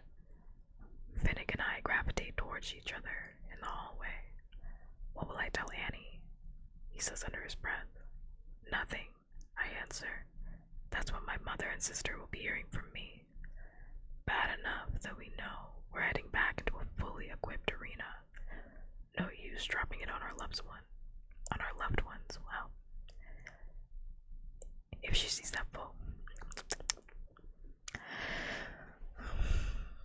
sees that holograph, he begins. She won't. It's classified information. It must be, I say. Anyway, it's not like an actual game. Any number of people will survive. We're just overreacting. Because, well, you know why. You still want to go, don't you? Of course. I want to destroy Snow as much as you, he says. It won't be like the others, I say firmly, trying to convince myself as well. Then the real beauty of the situation dawns on me. This time, Snow will be a player too. Before we can continue, Amish appears. He wasn't at the meeting thinking of arenas, but something else. Joanna's back at the hospital. I had assumed Joanna was fine, had passed her exam, but simply wasn't assigned to a sharpshooter's unit. She's wicked throwing an axe, but about average with a gun. Is she hurt? What happened? It was a while she was on while she was on the block. They tried to ferret out a soldier's potential weakness, so they flooded the street, says Amish. This doesn't help. Joanna can swim. At least, I seem to remember her swimming around in the quarter quell. course, but none of us are like Finnick. So that's how they tortured her in the capital. They soaked her and then used electric shocks, says Image. In the blog, she had some kind of flashback. Panicked, didn't know where she was. She's back under sedation. Finnick and I just stand there, as if we've lost the ability to respond. I think of the way Joanna never showers. How she forced herself into the rain like it was acid that day. I had attributed her misery to the morphine withdrawal. You two should go see her. You're as close to friends as she's got, says Eamon. That makes the whole thing worse. I don't really know what's between Joanna and Finnick, but I hardly know her. No family. No friends. Not so much as a token from Seven to set beside her regulation clothes in her anonymous drawer. Nothing. I better go tell Plutarch. He won't be happy, Image continues. He wants as many victors as possible for the cameras to follow in the capital. Thinks it makes for better television.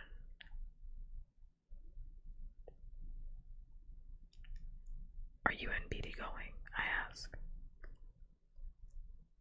As many young and attractive victors as possible, the Image cracks himself. So no, we'll be here. Finnick goes directly down to see Joanna, but I linger outside a few minutes until Boggs comes out. He's my commander now, so I guess he's the one to ask for any special favors. When I tell him what I want to do, he writes me a pass so I can go to the woods during reflection, provided I stay within sight of the guards.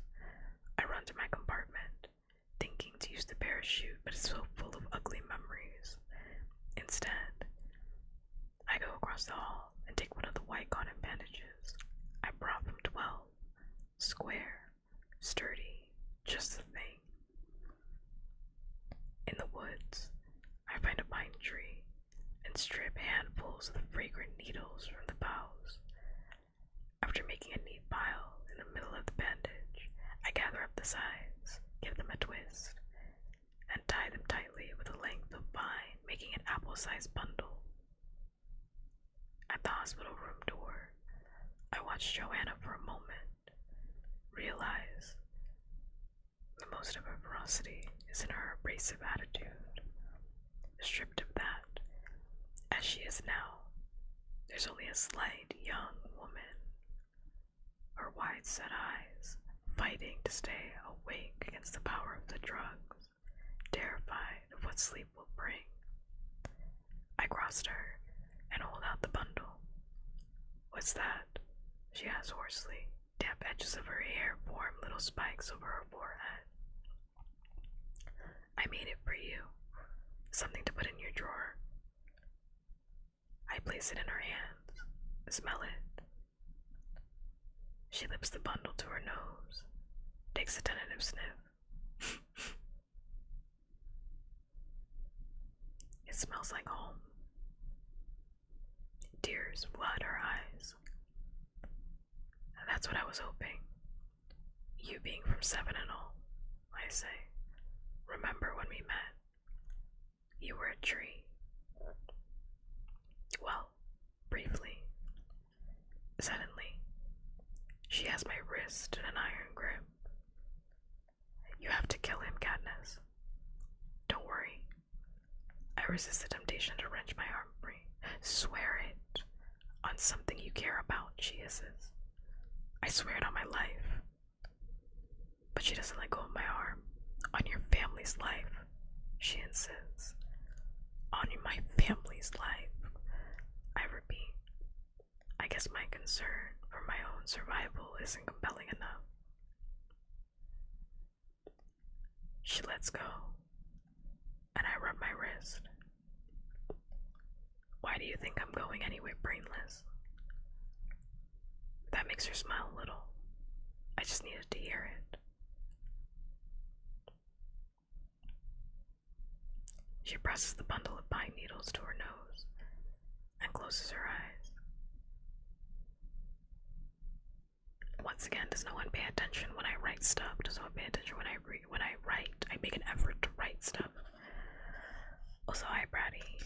Katniss wasn't roasting her. She was feeling bad, which is why she got her the pine needle so she could have something of home, because she doesn't have a home anymore. So the remaining days go by in a whirl.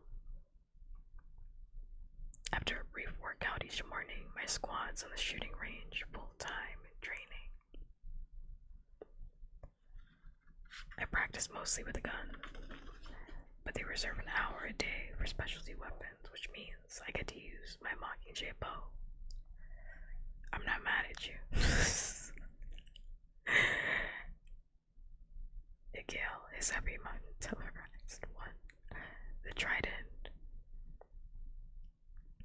A BT design for Finnick has a lot of special features, but the most remarkable is that he can throw it, press a button on a cuff on his wrist, and return it to his hand without chasing it down.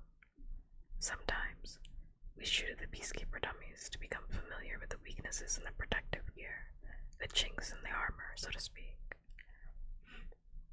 If you hit flesh,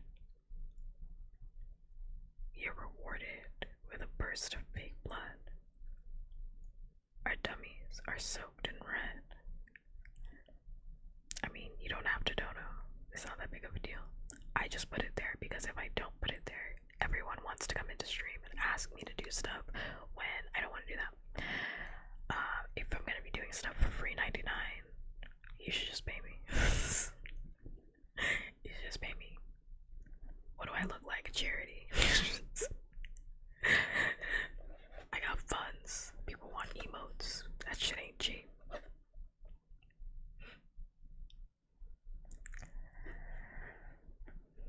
It's reassuring to see just how high the overall level of accuracy is in our group.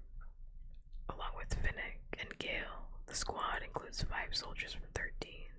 Jackson, a middle-aged woman whose Boggs is second in command, looks kind of sluggish, but can hit things the rest of us can't even see without a scope. Farsighted, she says.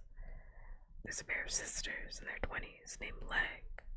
No memes. We call them Leg 1 and Leg 2 for clarity, who are so similar in uniform, I can't tell them apart until I notice Leg 1 has weird yellow flecks in her eyes. 2 older guys, Mitchell and Holmes, never say much, but can shoot the dust off your boots at 50 yards. I see other squads that are also quite good, but I also don't fully understand our status until the morning Plutarch joins us. Squad 451. You've been selected for a special mission. It begins. I bite the inside of my lip, hoping, against hope, that it's to assassinate Snow. We have numerous sharpshooters, but rather a dearth of camera crews. Therefore, we've handpicked the 8 of you to be what we call our star squad. So you'll be the the on-screen faces of the invasion. Disappointment, shock, then anger runs through the group. What you're saying is, we won't be in actual combat. Snapscale, you will be in combat, but perhaps not always on the front line. If one can even isolate a front line in this type of war, says Plutarch.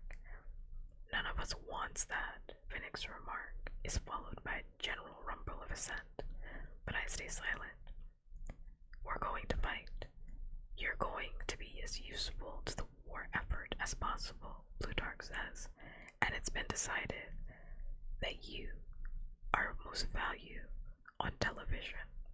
Just look at the effect Katniss had running around in that Mockingjay suit, turned the whole rebellion around. Do you notice how she's the only one not complaining? It's because she understands the power of that screen.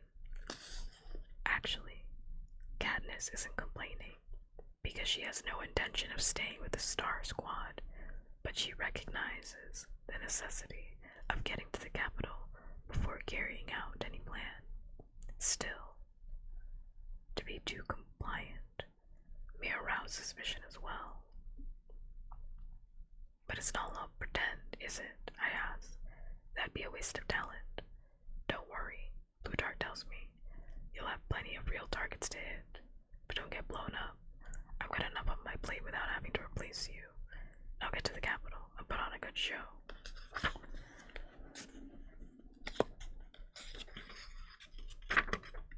The morning we ship out, I say goodbye to my family. I haven't told them how much the capital defenses mirror the weapons in the arena.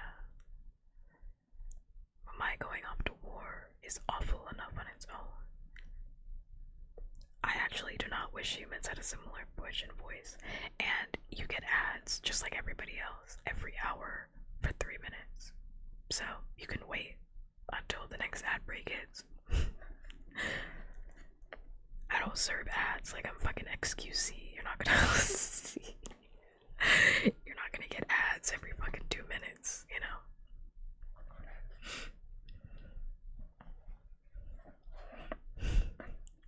You get 3 minutes of ads every hour on the hour, and that's it.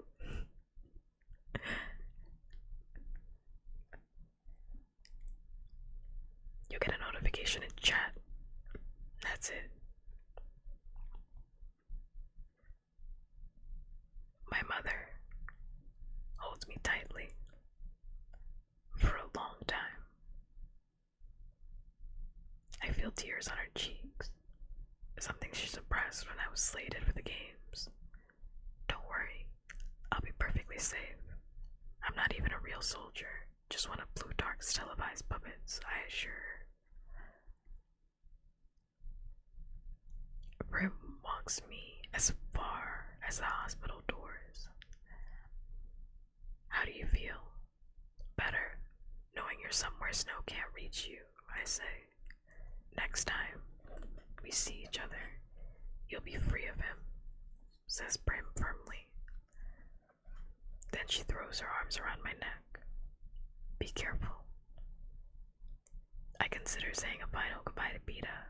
Decide it would only be bad for both of us, but I do slip the pearl into the pocket of my uniform, a token of the boy with the bread. A hovercraft takes us to, of all places, 12, where a makeshift transportation area has been set up outside of the fire zone. No luxury trains this time, but a cargo car packed to the limit with soldiers in their dark gray uniforms, sleeping with their heads on their backs. After a couple days' travel, we disembark inside one of the mountain tunnels leading to the capital and make the rest of the 6-hour trek on foot, taking care to step only on a glowing green paint line that marks safe passage to the air above. We come out in the rebel encampment, a 10-block stretch outside the train station where Peta and I made out previous travels. It's already crawling with soldiers. Squad 451 is assigned to a spot to pitch his tents.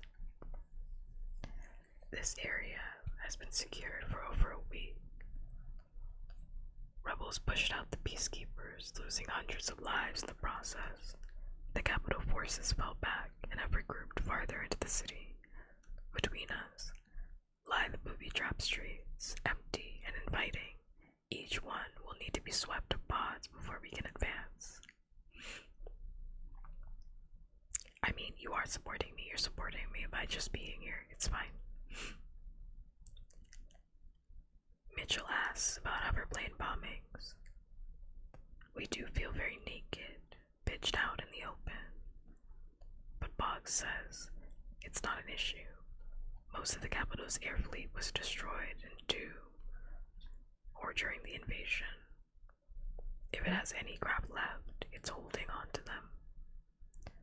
Probably so Snow and his inner circle can make a last-minute escape to some presidential bunker somewhere if needed.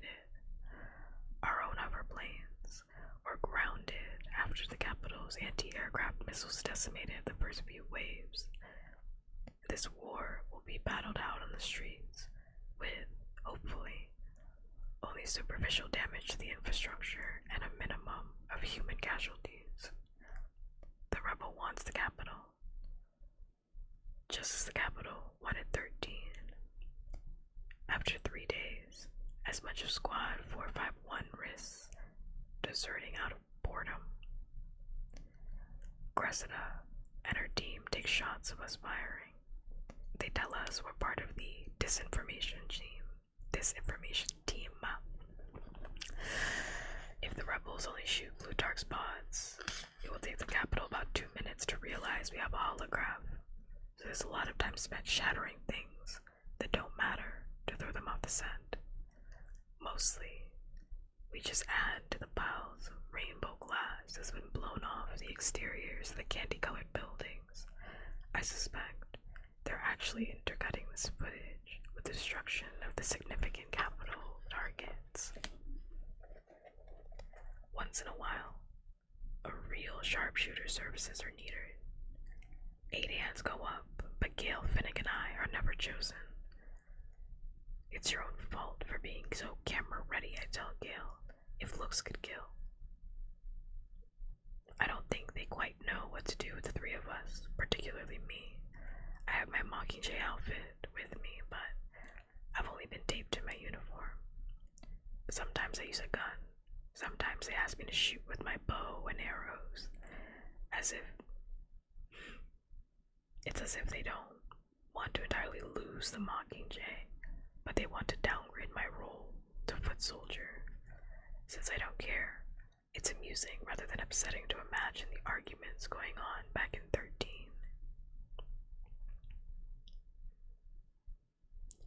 While I outwardly express discontent about our lack of any real participation, I'm busy with my own agenda.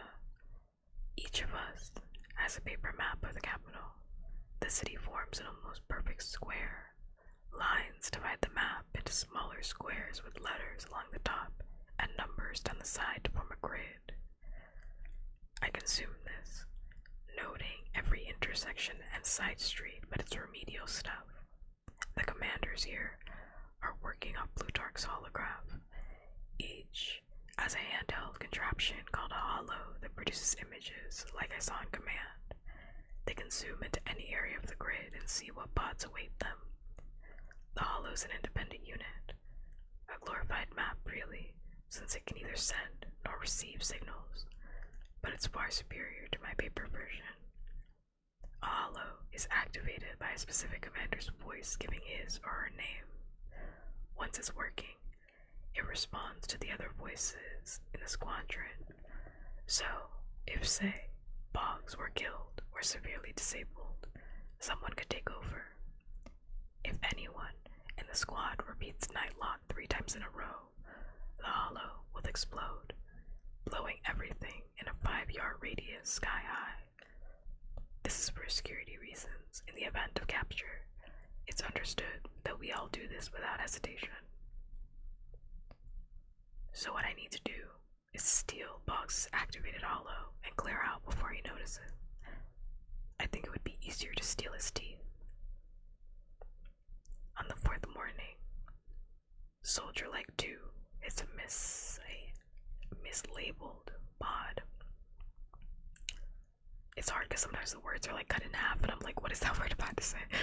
On the 4th morning, Soldier Leg 2, it's a mislabeled pod. It doesn't unleash a swarm of mutation gnats, which the rebels are prepared for, but shoots out a sunburst of metal darts. One finds her brain. She's gone before the medics can reach her.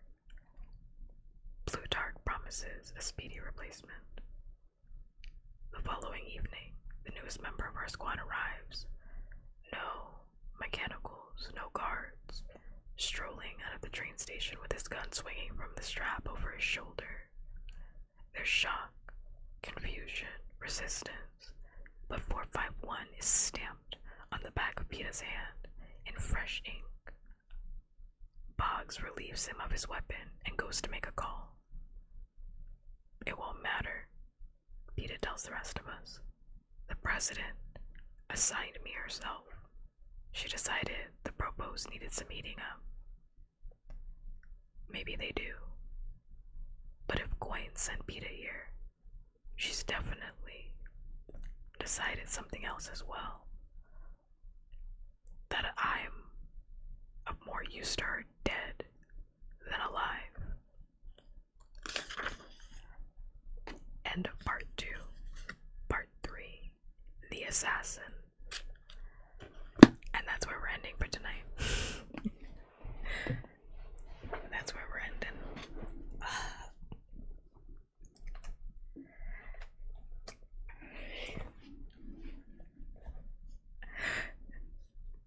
That's where we're ending for tonight. I'll repeat what I said. Are we continuing? No, what the fuck? No. Hell no. Are you out of your fucking mind? Have you lost it entirely? Hell no. No, we are not continuing. We are going to bed. Bubcats has to pee real bad. No, hell no. I haven't peed like all stream. I already lost it. All I have to say about that last chapter, and I'll probably reread that last chapter again. I'll probably reread that last chapter, the end part of that chapter again after I come back to that. Don't hold it in, Cooper. I didn't really realize I had to pee until just now, so I'm not really holding it in. But kidney stones bad. I'm not gonna have kidney stones. I know better. But all I have to say about that last chapter is, you know, absolutely sick and twisted.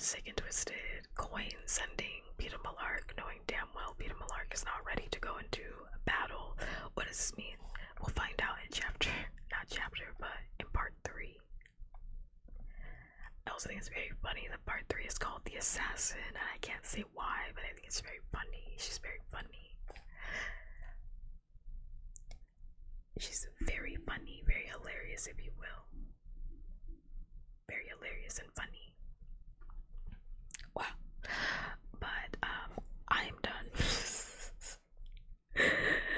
I'm done. I am tired. Your boy is tired.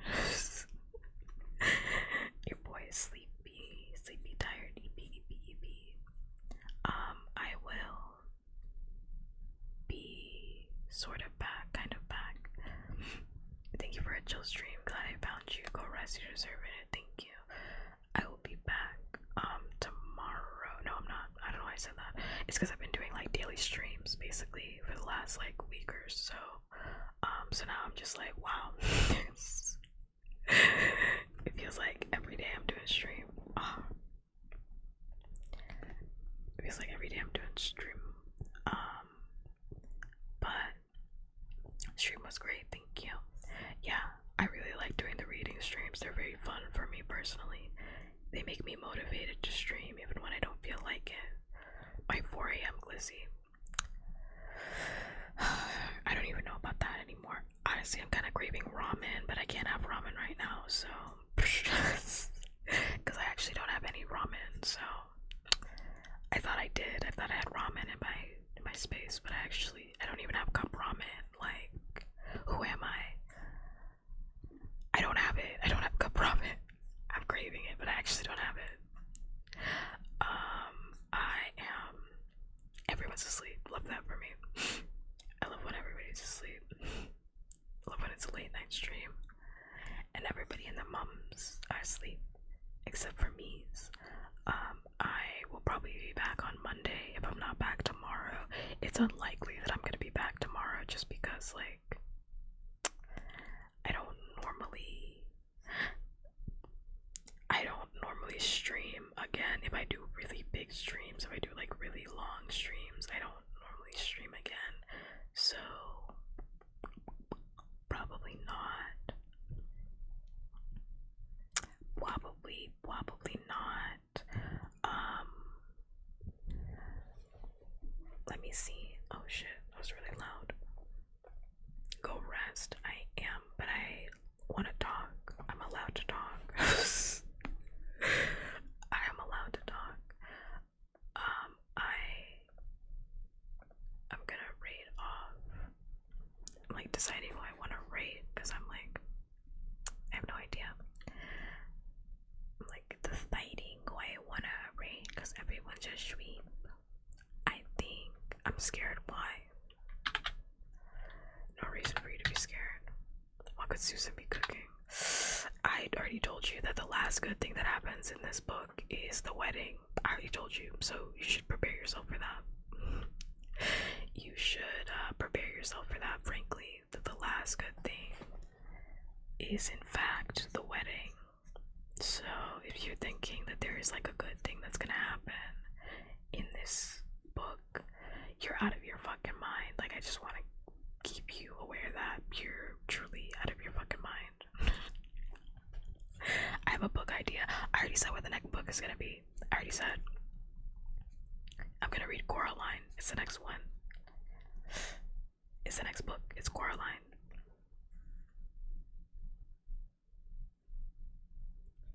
It's Coraline. The Avatar books, like the comic Avatar books. Here's the thing, memes. You might be interested in learning about them, but I'm actually not at all. I think that's the only thing. I actually don't care. Actually, I really don't care. I actually, truly, honestly don't care about any other Avatar except for Aang. That's my hot take. That's my hottest take. I can actually talk about this because, like, I think after Korra, I lost all interest in caring about anything else. I think Korra ruined everything for me. If it wasn't for Korra, we would have a really good time right now. I would be so invested, but because of Korra, I really just don't care. Like, it actually makes me very sad because I'm like, damn, I really like this series. Like, I really like Avatar. I wish there was more. I wish there was more Avatar, but there actually isn't. There actually isn't any more after. It's crazy how there isn't any more Avatar after the original series. I wish there was. In any case, I already talked about at length how much I don't like Korra, but in any case, thank you so much to everybody that tuned in to stream today. I very much appreciate it. I appreciate everybody hanging out with me, everybody doing the thing with me, because your time is valuable. And I do, in fact, appreciate everybody hanging out with little old me. I really do. I really, really, really do. I am going to. I was thinking, I was like, what the fuck am I gonna do? I am going to. I don't know why I can't find the thing. I'm gonna rate an artist because I like rating artists. I'm gonna rate an artist tonight, as always, because I like rating other artists. So I'm gonna do that. Dietrich Dragon, who's also non-binary and an artist and a VTuber. So I don't know. I like doing that. I'll be back Monday, most likely. If not, it's tomorrow. Probably not, because I'm tired. But you know, Monday. Probably, if not Monday, because of something, Tuesday for sure. If no one's told you today, you are in fact loved and appreciated and so valued in this world. And if no one's told you, then I'm so happy that I get to be one person in this life that gets to tell you that you're loved, valued, and appreciated, because you do that every single day of your life. And I'm just happy that I get to be one person that gets to tell you that.